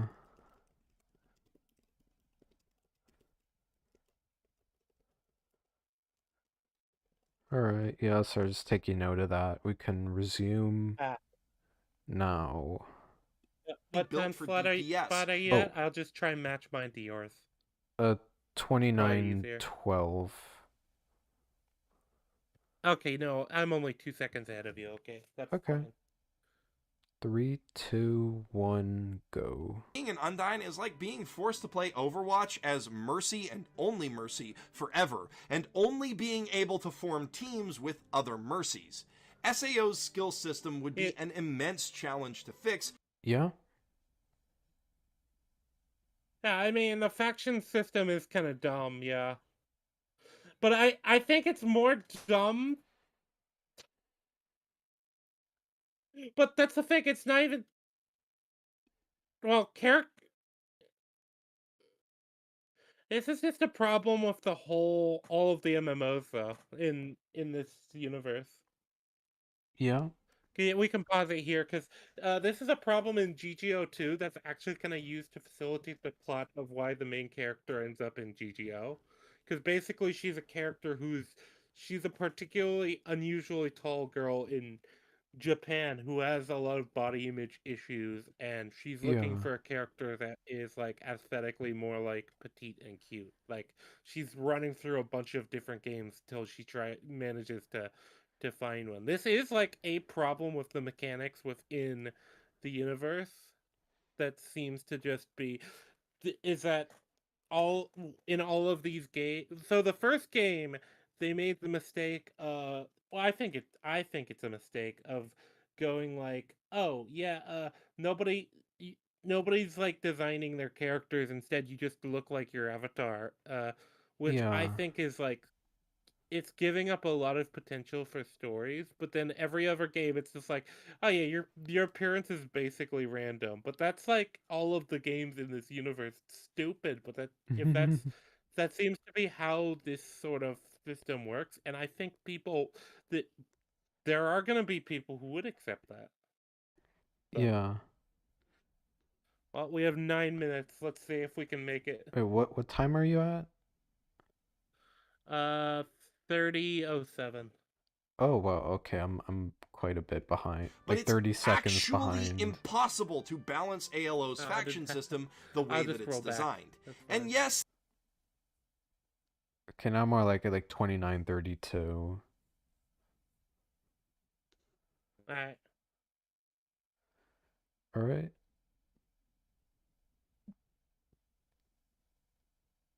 Anyway, he's probably got an outro. They do change how things work at the end of the season, but we're supposed to believe that this unplayably broken game has survived and thrived in this state for over a year prior to Kirito picking it up. Some bad MMOs that get popular for a while. All bullshit. Yeah. Nobody would still be playing this game after all that time. In fact, I doubt that anybody would be playing after 1 month. Especially not with how character creation works. Your appearance is randomly generated when you start, and you have to pay real money to change it. Yeah, yet somehow, of course, Kirito gets a character who looks exactly like himself, as does Asuna. I mean, I and agree Leafa with him and there. A lot of the other characters get really appealing characters. Yeah. It doesn't make any fucking sense, but that's a rant for another day. In a customization-focused game like an MMO... So this is the part I'm kind of going in blind. I don't know if we're going to have that absolutely would not fly. It's been so long since I've seen worse. Gun Gale. You could be I've seen like either the Gun Gale Arc or GTO Alternative. I've seen like some of it, like maybe like last year. So yeah, I remember like some of it. Yeah, I'll just see if like how much I have to say about it. Part 7. Nobody would ever play Gun Gale online. Alright, I've made no secret of we're my yeah, disdain we're for both Sword at Art Online the 2, same but pause most screen, of the my part complaints 7 thus pause far screen. have been Alright. about the awful OP. A 3, dumpster fire 2, nested within a dumpster fire nested within an ass crack, but that's just the tip of the iceberg. There's so much more that's wrong with this season, from the shit writing to the shit waifus, and I can probably wring at least one scene what does he mean, analysis the out of awful it, OP? but for now let's focus on Yeah, why it's, Gun Gale I Online remember the would be opening the being worst good. competitive shooter ever made. Because boy oh boy, Also, would Sinon it is ever actually a suck. pretty popular In his character. Your so Anime Sucks series Yeah. on SAO, Digibro harped quite a lot. Oh no. I'd actually argue she's probably the most popular character at this point in the series. Yeah, but I just paused at 3108 because they mentioned Digibro. Wait, let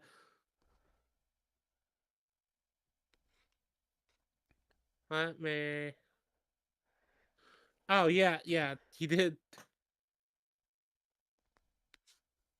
Well, I guess they're gonna I was gonna say, and we haven't watched like Digibro's thing, but so far I've not been impressed by Digibro's content. So yeah, I don't think I'm gonna watch feel... the season 2 video.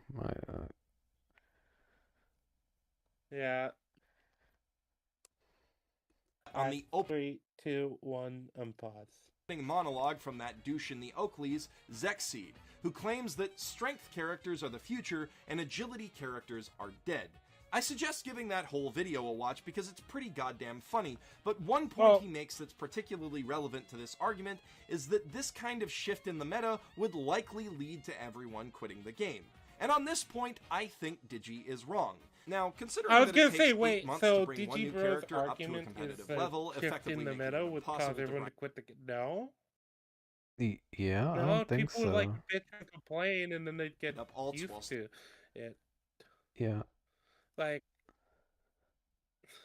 especially if changes in the meta are a normal part of the game, you know? Mm-hmm. Like, we don't know how often the meta of this game changes. Alright, where are you? 3139. Alright, you're a little bit ahead of me. Okay. Alright, 3, 2, 1, unpause.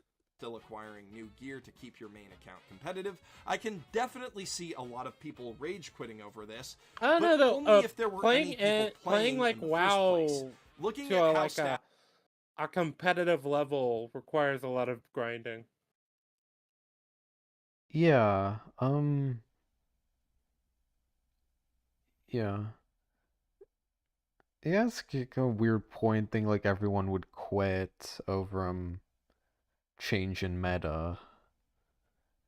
Like yeah, I agree with Jeff here. Like, yeah, people would quit, but I don't think like it would be that Yeah, much there of would an be people who outrage. would quit, but I don't know if everybody would quit. Yeah. Like I said, especially because you could even be that the meta just part of the game and part of like the competitive interest in the game is that the meta shifts, and you might have to shift your character. And people probably would have alts, Yeah. like in different builds and like grind them up. Oh, and like people can play competitively without necessarily playing what the current meta necessarily is in games. Like there are people who can do that. Yeah.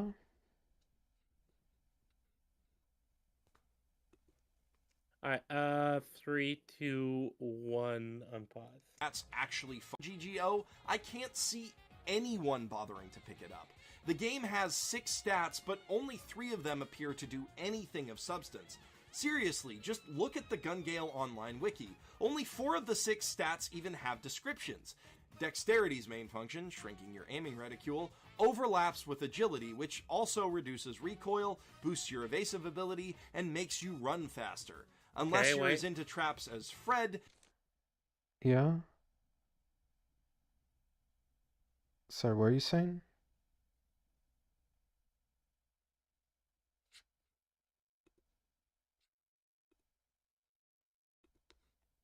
Wait, what? No. Sorry, where are you at? I paused when he said it's talking about The like trap thing. Yeah, yeah. no. So once he finishes that point, what he says is there's no point in putting a single thing in dexterity, and I'm thinking like, no, there's plenty of reasons to put more points in dex. You run faster. Yeah. That could be in a competitive like shooting based game. That could be massively important. yeah.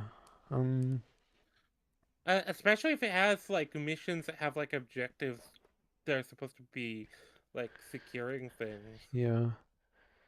And just because they don't get as much like they're like underdeveloped these stats, it doesn't necessarily mean they're like obsolete. No, yeah, because uh, I don't know. It really is one of those like I don't think he has like a great point here. Mm-hmm. Traps Illustrated? Okay, wait, I guess I'm at 32:21. All right, 32-21. All right, All right. Three, we're good. 2, 1, unpause. Freddy! I read it for the articles. There's no reason to put even a single point into dexterity, or any other stat for that matter, since vitality only boosts your health, and strength only affects your carrying capacity and No, equipment choices. hold to a on, small wait, degree. pause. Yeah. Because no, the amount of ammo you carry in a game like this would be so massively important. Yeah, that's pretty important. Yeah, it turns out you can't actually win a. You can't actually. It doesn't matter how good you shoot if you can't actually carry your ammo. Enough Yeah, ammo and to like like take out all the enemies. being able to carry like heavier weapons that like Yeah. do more damage, that seems pretty valuable. Oh, thank you, Pseudo Panda. Sorry about all the tech support stuff. But they said I've been watching the stream for an hour, enjoying it so far. Oh, thanks. Yeah, good to have you on. Um, yeah, sorry, we're having like some technical issues. Sort of an doing a bit of an awkward setup right now. But yeah. We're Yep, almost yep. done with the video. There's only like 6 minutes left, and some of that's probably like an outro, so It we're is almost is the done. funny thing because I agree with him that like the meta shift thing could be a problem. But like this idea of not needing any like my bigger question with these stats is what the hell is sensibility? Yeah. Uh, Like luck, you can assume ties into like critical hit chance or something like that, because that's what it always does. Maybe even loot drops. But sensibility, mm-hmm. Yeah, yeah, I'm just writing we, this down. Isn't a valuable statistic. yeah. Okay. I'm ready. The show tells us that strength is better, but a All right, high weight 3, weapon 2, would 1, Oh, unpause. need to be completely fucking broken to negate the inherent tactical advantage of being able to run faster and aim more accurately than other players. And the two stats without descriptions are just plain ridiculous. wait, It could be. But we can pause. Is he forgetting about the obvious thing Capacity about and shooters? equipment choices. Rate of fire? oh, right. I think I missed that. I'm just gonna quickly replay it. Just go to 32:38. 32-38. Okay. 3, 2, 1. weaknesses to a small degree. The show tells us that strength is better, but a high-weight weapon would need to be completely fucking broken to negate the inherent tactical advantage of being able to run faster and aim more accurately than other players. And the two stats without descriptions are just plain ridiculous. Luck is the filler stat. There to we end go. We all can pause it there because I Okay. think I think these are gonna be really good stats, but he's not considering a lot of things like AOE or AOE is a good example of something that would make a massive difference, like being able to use a grenade launcher versus like a pistol, and maybe the grenade launcher requires a higher strength boost, and you need to have the strength to carry Yeah. the ammo. Same with, like I said, same with rate of fire. Also, Pseudo Panda says SAO game design has an interesting premise, but its mechanics and world building is a mess. Anime doesn't take its time to explain or demonstrate how the world works, other than its surface level details. I agree with that, Yeah. but another problem we've brought up multiple times with SAO's world building, especially the Ironclad arc, it has this habit of it'll introduce a mechanic and then just drop it. Yeah. Like Does that a it lot. doesn't. That's like the thing with like a vast majority of the mechanics. Yeah. We don't like SAO, but we're addressing some bad. We're addressing some of the more popular videos, and we're finding that a lot of these videos just don't. A lot of the way they make their criticisms don't live up to Yeah, they like don't hold scrutiny. up. Like the first one I reacted to, like from Nightly, that was probably the best, but even that was like sort of a mixed bag in terms of arguments. Yeah. What time are you at? Uh, 32:59. 2:59. All right, or about the same. Okay. Three, Yeah, I'm like 2 two. seconds behind you, but it doesn't matter. All right. 3, 2, 1. Yeah. filler stats, the Unpause. thing that people put in when they can't think of anything else, especially in a Well, game that's meant to be skill-based and therefore have no probability mechanics. And sensibility. Wait, how is it no probability mechanics just because it's skill based? I think they even. Yeah, I agree. That's the one I wanted to know. Hmm. I mean, I guess it'd be worth elaborating upon, but we don't know if there's like no like need for like skill based mechanics. Yeah, like the sensibility stat. I can assume maybe that's a perception sort of stat. That's the only thing I can guess. But yeah, it doesn't Mm-hmm. explain it. Yeah, that I think is a problem. But this idea that any stat other than agility is a noob trap is kind of just silly. Cause like I don't know, like if you've got like if you're building for like a heavy machine gun build, which where you can just put more bullets in the air, it doesn't really matter how fast the guy can run if you have enough bullets in the air. Yeah. Okay.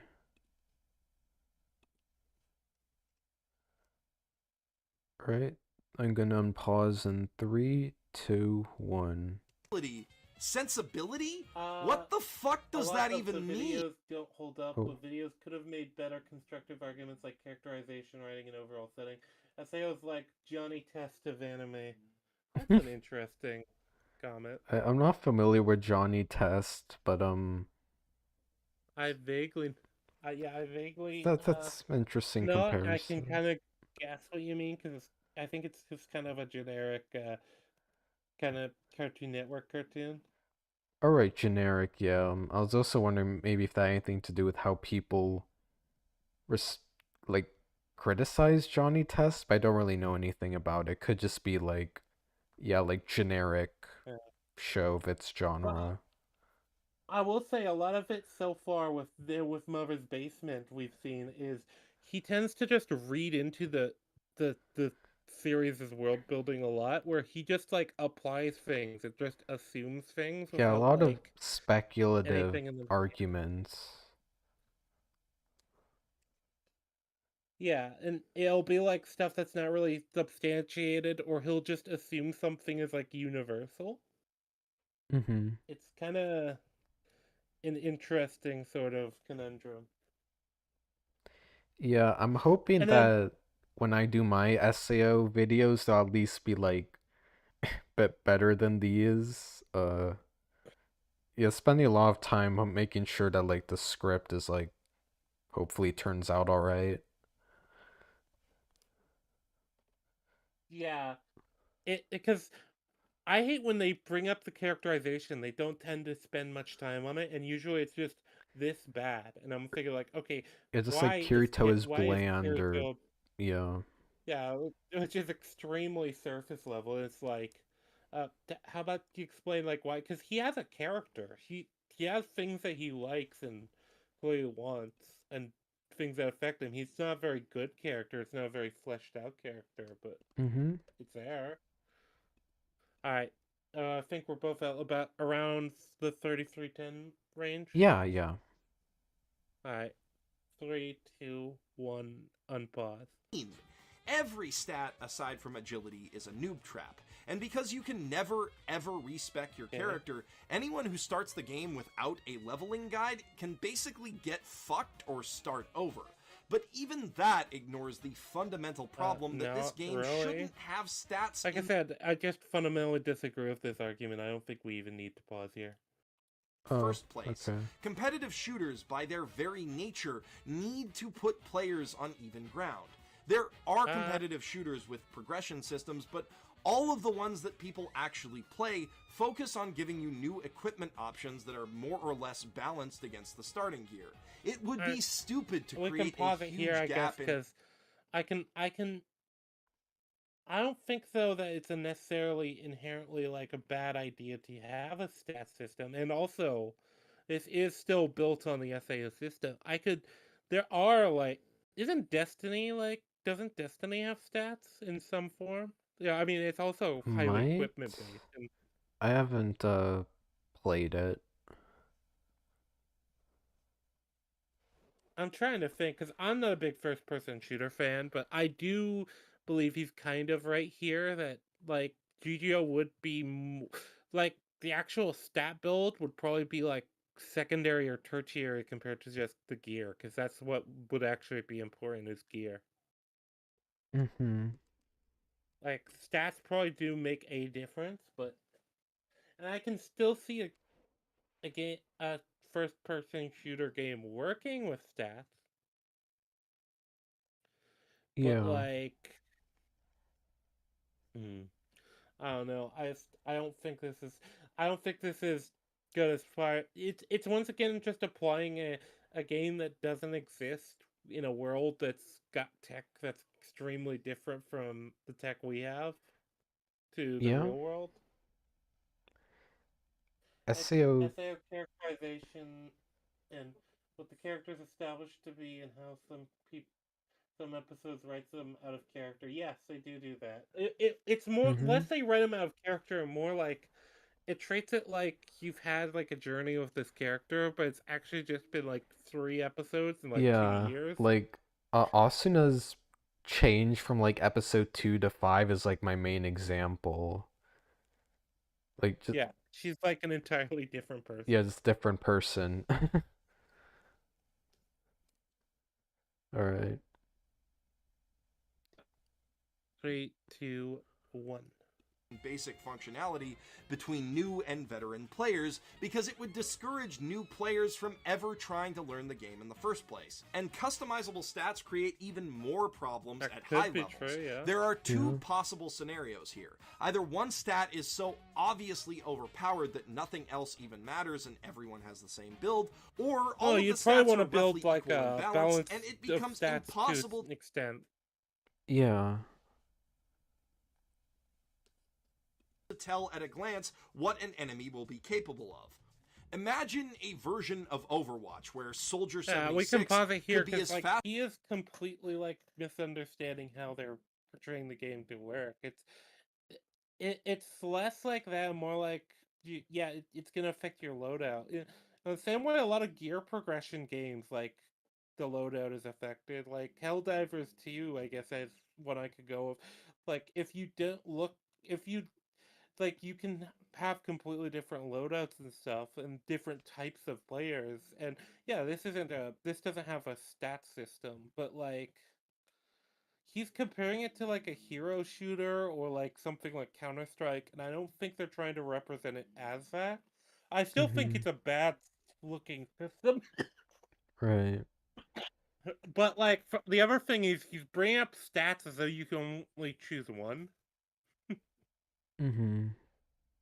which is also kind of weird. Or only favor one, where it would probably be like you'd probably want like, oh, so I put like 300 points into this stat. I put like 250 in this. Uh, I'm gonna dump strength because I only use pistols anyway. Yeah. Okay, so I'm at Yeah, 3425 right now. yeah, we're about the same. So Okay. 3, 2, 1, unpause. Fast as Lucio or have as much health as Roadhog, and every different build looks exactly the same. Or a version of TF2 where spies and heavies have the same character model. It would be a disaster. The entire competitive balance of these games is predicated on the idea that you can tell at a glance how many bullets you need to kill an enemy and how hard it'll be to hit them in the But this first is a place. Even we, Destiny. Yeah, it's like we can pause it different here. thing. Yeah. Yeah, like it's clear they're going for a different thing, and you could say this looks bad, and I kind of agree. It probably does cause a lot of problems because it's clearly somebody who's only ever played like sword and board MMOs trying to apply it to like first person shooters. And actually the Gunga Online, it seems like the idea of stats is more about like I it seems like it's more based off like what sort of weapons you use, what you put your stats into, like.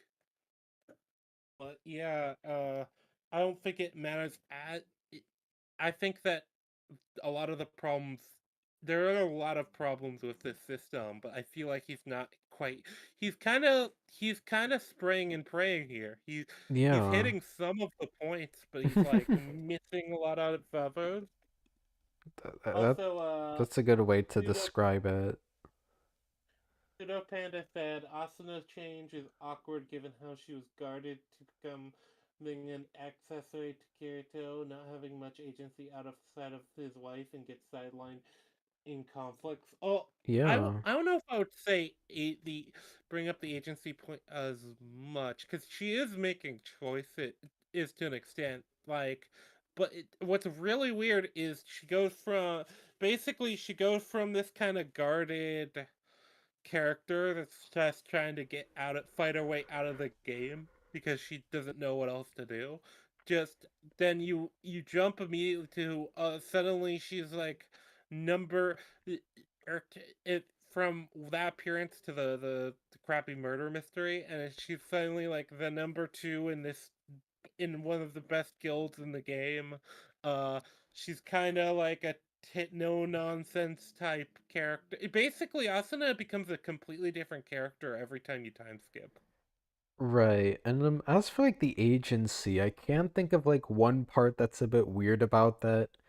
Or like Kirito has to fight with Kuradil so he leaves her alone, even though she could have just. I mean, she does She's ask him one of the afterwards, so strongest it's like players in the game. there's like an issue with agency, but it's not so simple as her like not having as much agency. It's Yeah, it's a weird scene. I think it's a very major simplification of the issue. I because the other thing about Asuna is she's kind of superfluous to the story, really, for a lot of time. Like she's kind of just there unless she's not, and then when she's not, we don't have any idea what type of stuff she's actually doing. We don't know. We don't. We needed like an episode or two with just Asuna doing things in her day to day life. Maybe even an episode that takes place between her first appearance in episode 2 and then episode what was it 5? Yeah. like to set up how she's changed and maybe even why and what sort of things she does for the guild, why she's so valued to have like this position. Mm-hmm. I don't know though. Back to this video. Oh yeah, 3, 2, 1, resume. which isn't all that balanced to begin with, has the sense to lock most possible stat variations down to armor and class so that you can tell by looking what any given player is capable of. Even in the best case scenario, GGO's leveling system would turn it into the worst competitive shooter ever. And I'm saying that without even looking at the bullet prediction system, which gives sniper rifles an immensely unfair advantage, along with melee weapons. In a game where you know where almost every attack is coming from in advance, being able to score sneak attacks is a total game changer. Yet somehow these are the least used weapons in the game, because in addition to not grasping how video games work or how players play them, Reki Kawahara doesn't even understand the system that he designed. How is it that nobody until Kirito thought to test if laser swords could I deflect think the bullets? so we can pause it here. Yeah. I think the idea with the laser swords is that nobody had the actual reflexes, or everyone thought like, yeah, maybe I'll block like a bullet or two and then like get shot. Yeah, I thought the issue was just that It like not that no one figured out, just Kirito's so much better than everyone that he can do it. yeah, exactly. That's kind of the main issue with this, and that's what the criticism actually is, because like Kirito's just somehow able to like process all of these lines and deflect all of these bullets that are flying at him all at once and react to them at like Mm-hmm. within nanoseconds. Like, yeah, it it is absurd that he'd be able to do that. Uh, I also wouldn't say that the prediction lines give like snipers a huge. Actually, wouldn't it do the opposite because it would warn people? Yeah. Like after if your first shot misses, you're basically fucked. Mm-hmm. Like because they can, if they can close the distance, they will.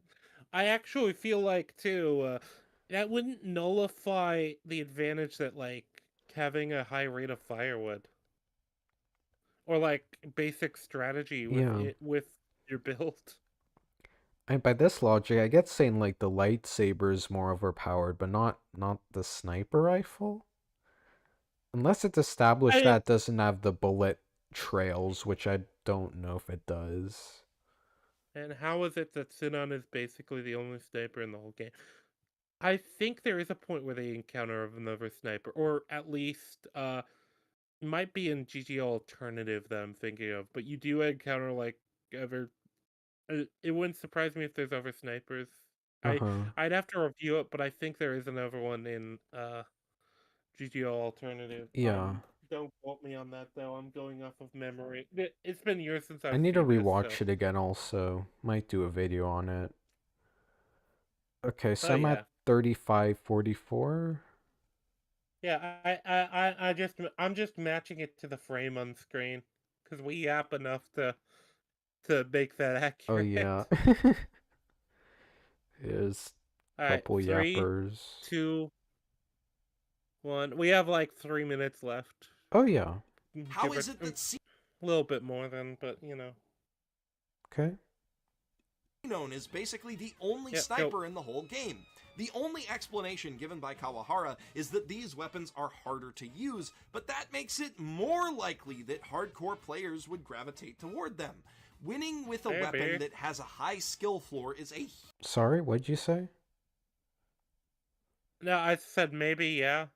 Oh yeah, maybe. huge mark of prestige, and pro gamers are always looking for ways to increase their advantages over opponents in even tiny ways, which again is something that Reki Kawahara would know if he spent more than 2 goddamn minutes doing research on any of this.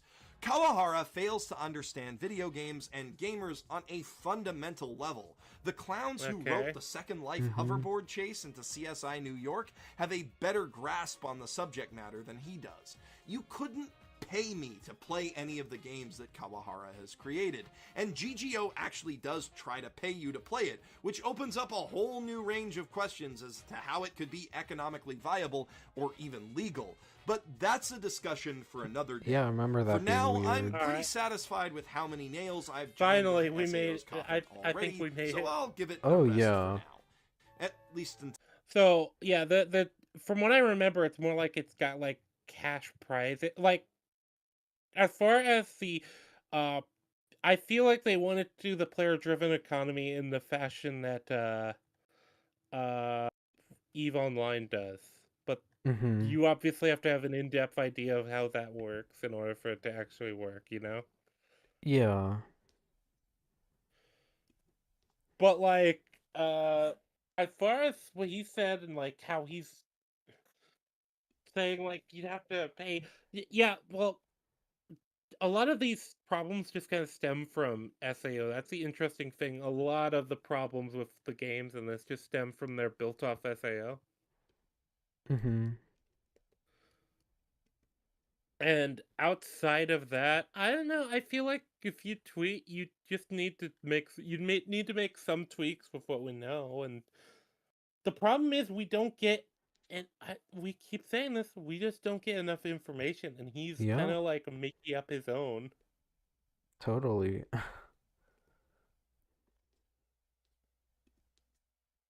It feels like a lot of well poisoning is going into this, and like, Oh, yeah, yeah. yeah, this isn't a good series, but you can you can like,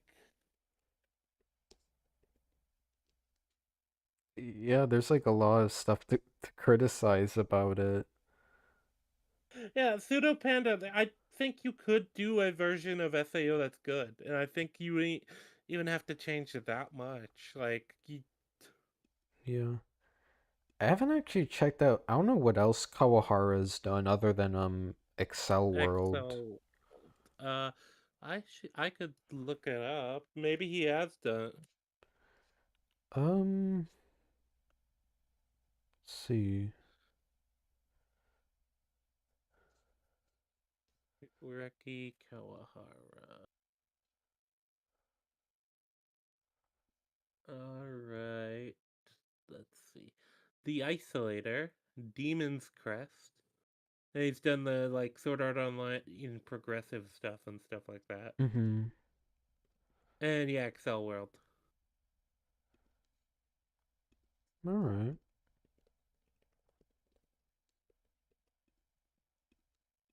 Yeah, I'd be interested to check out his other stuff. I vaguely remember the main character in Excel World being like more kind of likable. He's kind of Mm-hmm. just a pathetic loser, but he's kind of endearing in that he's a pathetic loser and not like. Right. But yeah, yeah, I so far, yeah, I don't think that video very good. It Yeah, not, A lot of it is just yeah. running with assumptions, or if he is maybe referencing stuff from the light novel, he's not saying when he is a lot of the time. So it just comes across as if you're just judging it off the anime. Like this is a pretty bad video on the mechanics. Yeah, a lot of reaching in order to make his points. Yeah, yeah, Panda, that's right. We don't get enough information about the world, how everyone outside and inside universe reacts. We never go deeper into psychological ramifications. That's another big factor. We don't get like the daily life of the average player really Yeah, to that much of an extent. and like, We don't get any like we don't get any enough focus on like a side characters that are like meaningful really. yeah, and like Kirito, like, his trauma only like conveniently comes up again in Phantom Bullet. Like, that's, we kind of get to see that again, but then it isn't really a thing in the arc before that. Or at least the closest Which thing you I could guess you read could is like maybe, him taking the game too seriously during certain yeah. parts. Yeah, like he does definitely take it like very seriously, but that's kind of the main extent of it. Yeah, it's kind of how like a lot of other players act, and it's its whole can of worms. I do want to talk about that in my video. Um, yeah. Glad we at least got finished like a second video. I'm not sure if I wasn't sure if we'd be able to without getting I was too gonna late. say I'll probably need a break before join you for another one of these. Oh Because yeah, when that's you and I fair. start yapping, that's when it becomes a 5 hour, 6 hour Yeah, straight. it do be like that. I might do a solo one next time. I'm not sure, but yeah, it would be nice to have you on again. Oh yeah, it, this one I was particularly interested because I remembered this being a good video back in the day, Yeah, I and I remember think it's I used to still, like Jeff's content. and I think he still makes a few good points, and I don't even think that, like, I think I'm reading into it a lot more than the average viewer is going to, Mm-hmm. like, to like look at like how you'd approach this and be like, well, but what about this, and this, you know? Yeah, yeah. But that's because that's kind of our point here. Mm-hmm. That's kind of what we're specifically doing. But yeah, yeah, I had a lot of fun.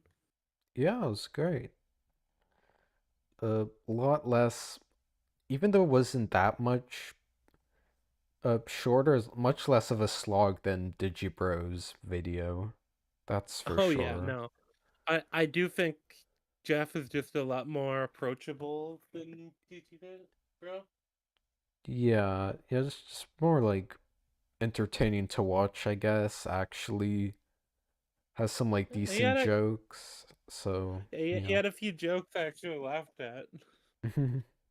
He he did talk about how he judges romance based off how much of a pathetic loser it Oh makes him yeah, seem. that Digibro did say, oh man. Oh, that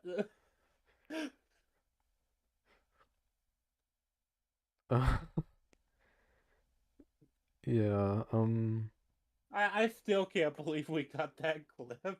yeah, yeah.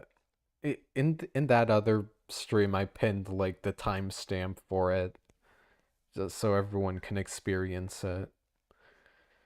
Um, Jeff, there was better I think talking about.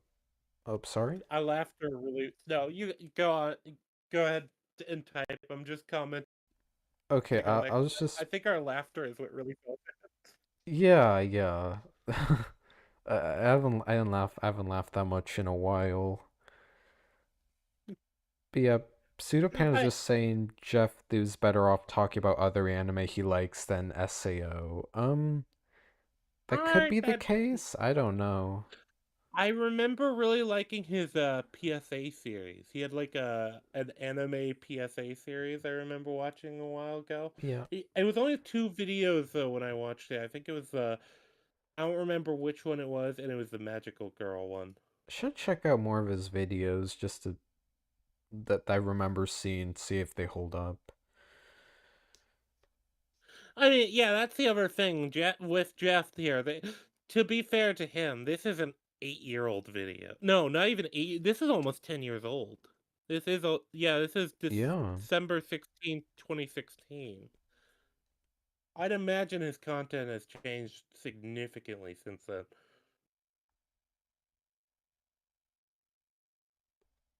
Yeah, I should check that out the other time sometime. But also like the apparently defends Netflix Death Note to some extent. I do want to see that. I'd be very curious to see the argument. Yeah, especially since well, I don't know if I'll need to like if I want to watch any videos to prepare for my Netflix Death Note video, but I'm just curious in general. Um, Oh yeah. yeah.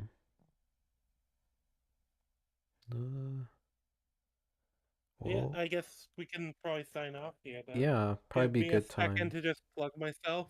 Sure. Alright, well, yeah, thank you very much for watching. Check out Dan's stuff. He makes neat videos. I You can also check out my channel. I mostly do gaming streams. I occasionally do streams yapping with other people about anime too. Oh, yeah, yeah. But mostly I do gaming streams. Right now I'm doing a playthrough of the Arkham series.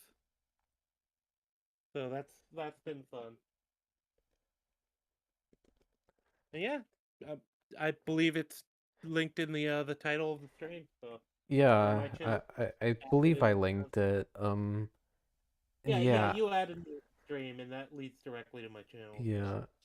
As for me, it's a bit hard to say what I'm working on next since I'm always like have trouble working consistently on projects. I guess the other things I've planned, well, I want to do like the Sword Art Online video, of course, but I'm also trying to finish my m- my multi-part future diary analysis. Like I've written most of the script for part 4. I just need to finish that and other than that, I have like a couple Yakuza videos planned, but yeah, it's hard to say which will be coming out next. I have a few things planned.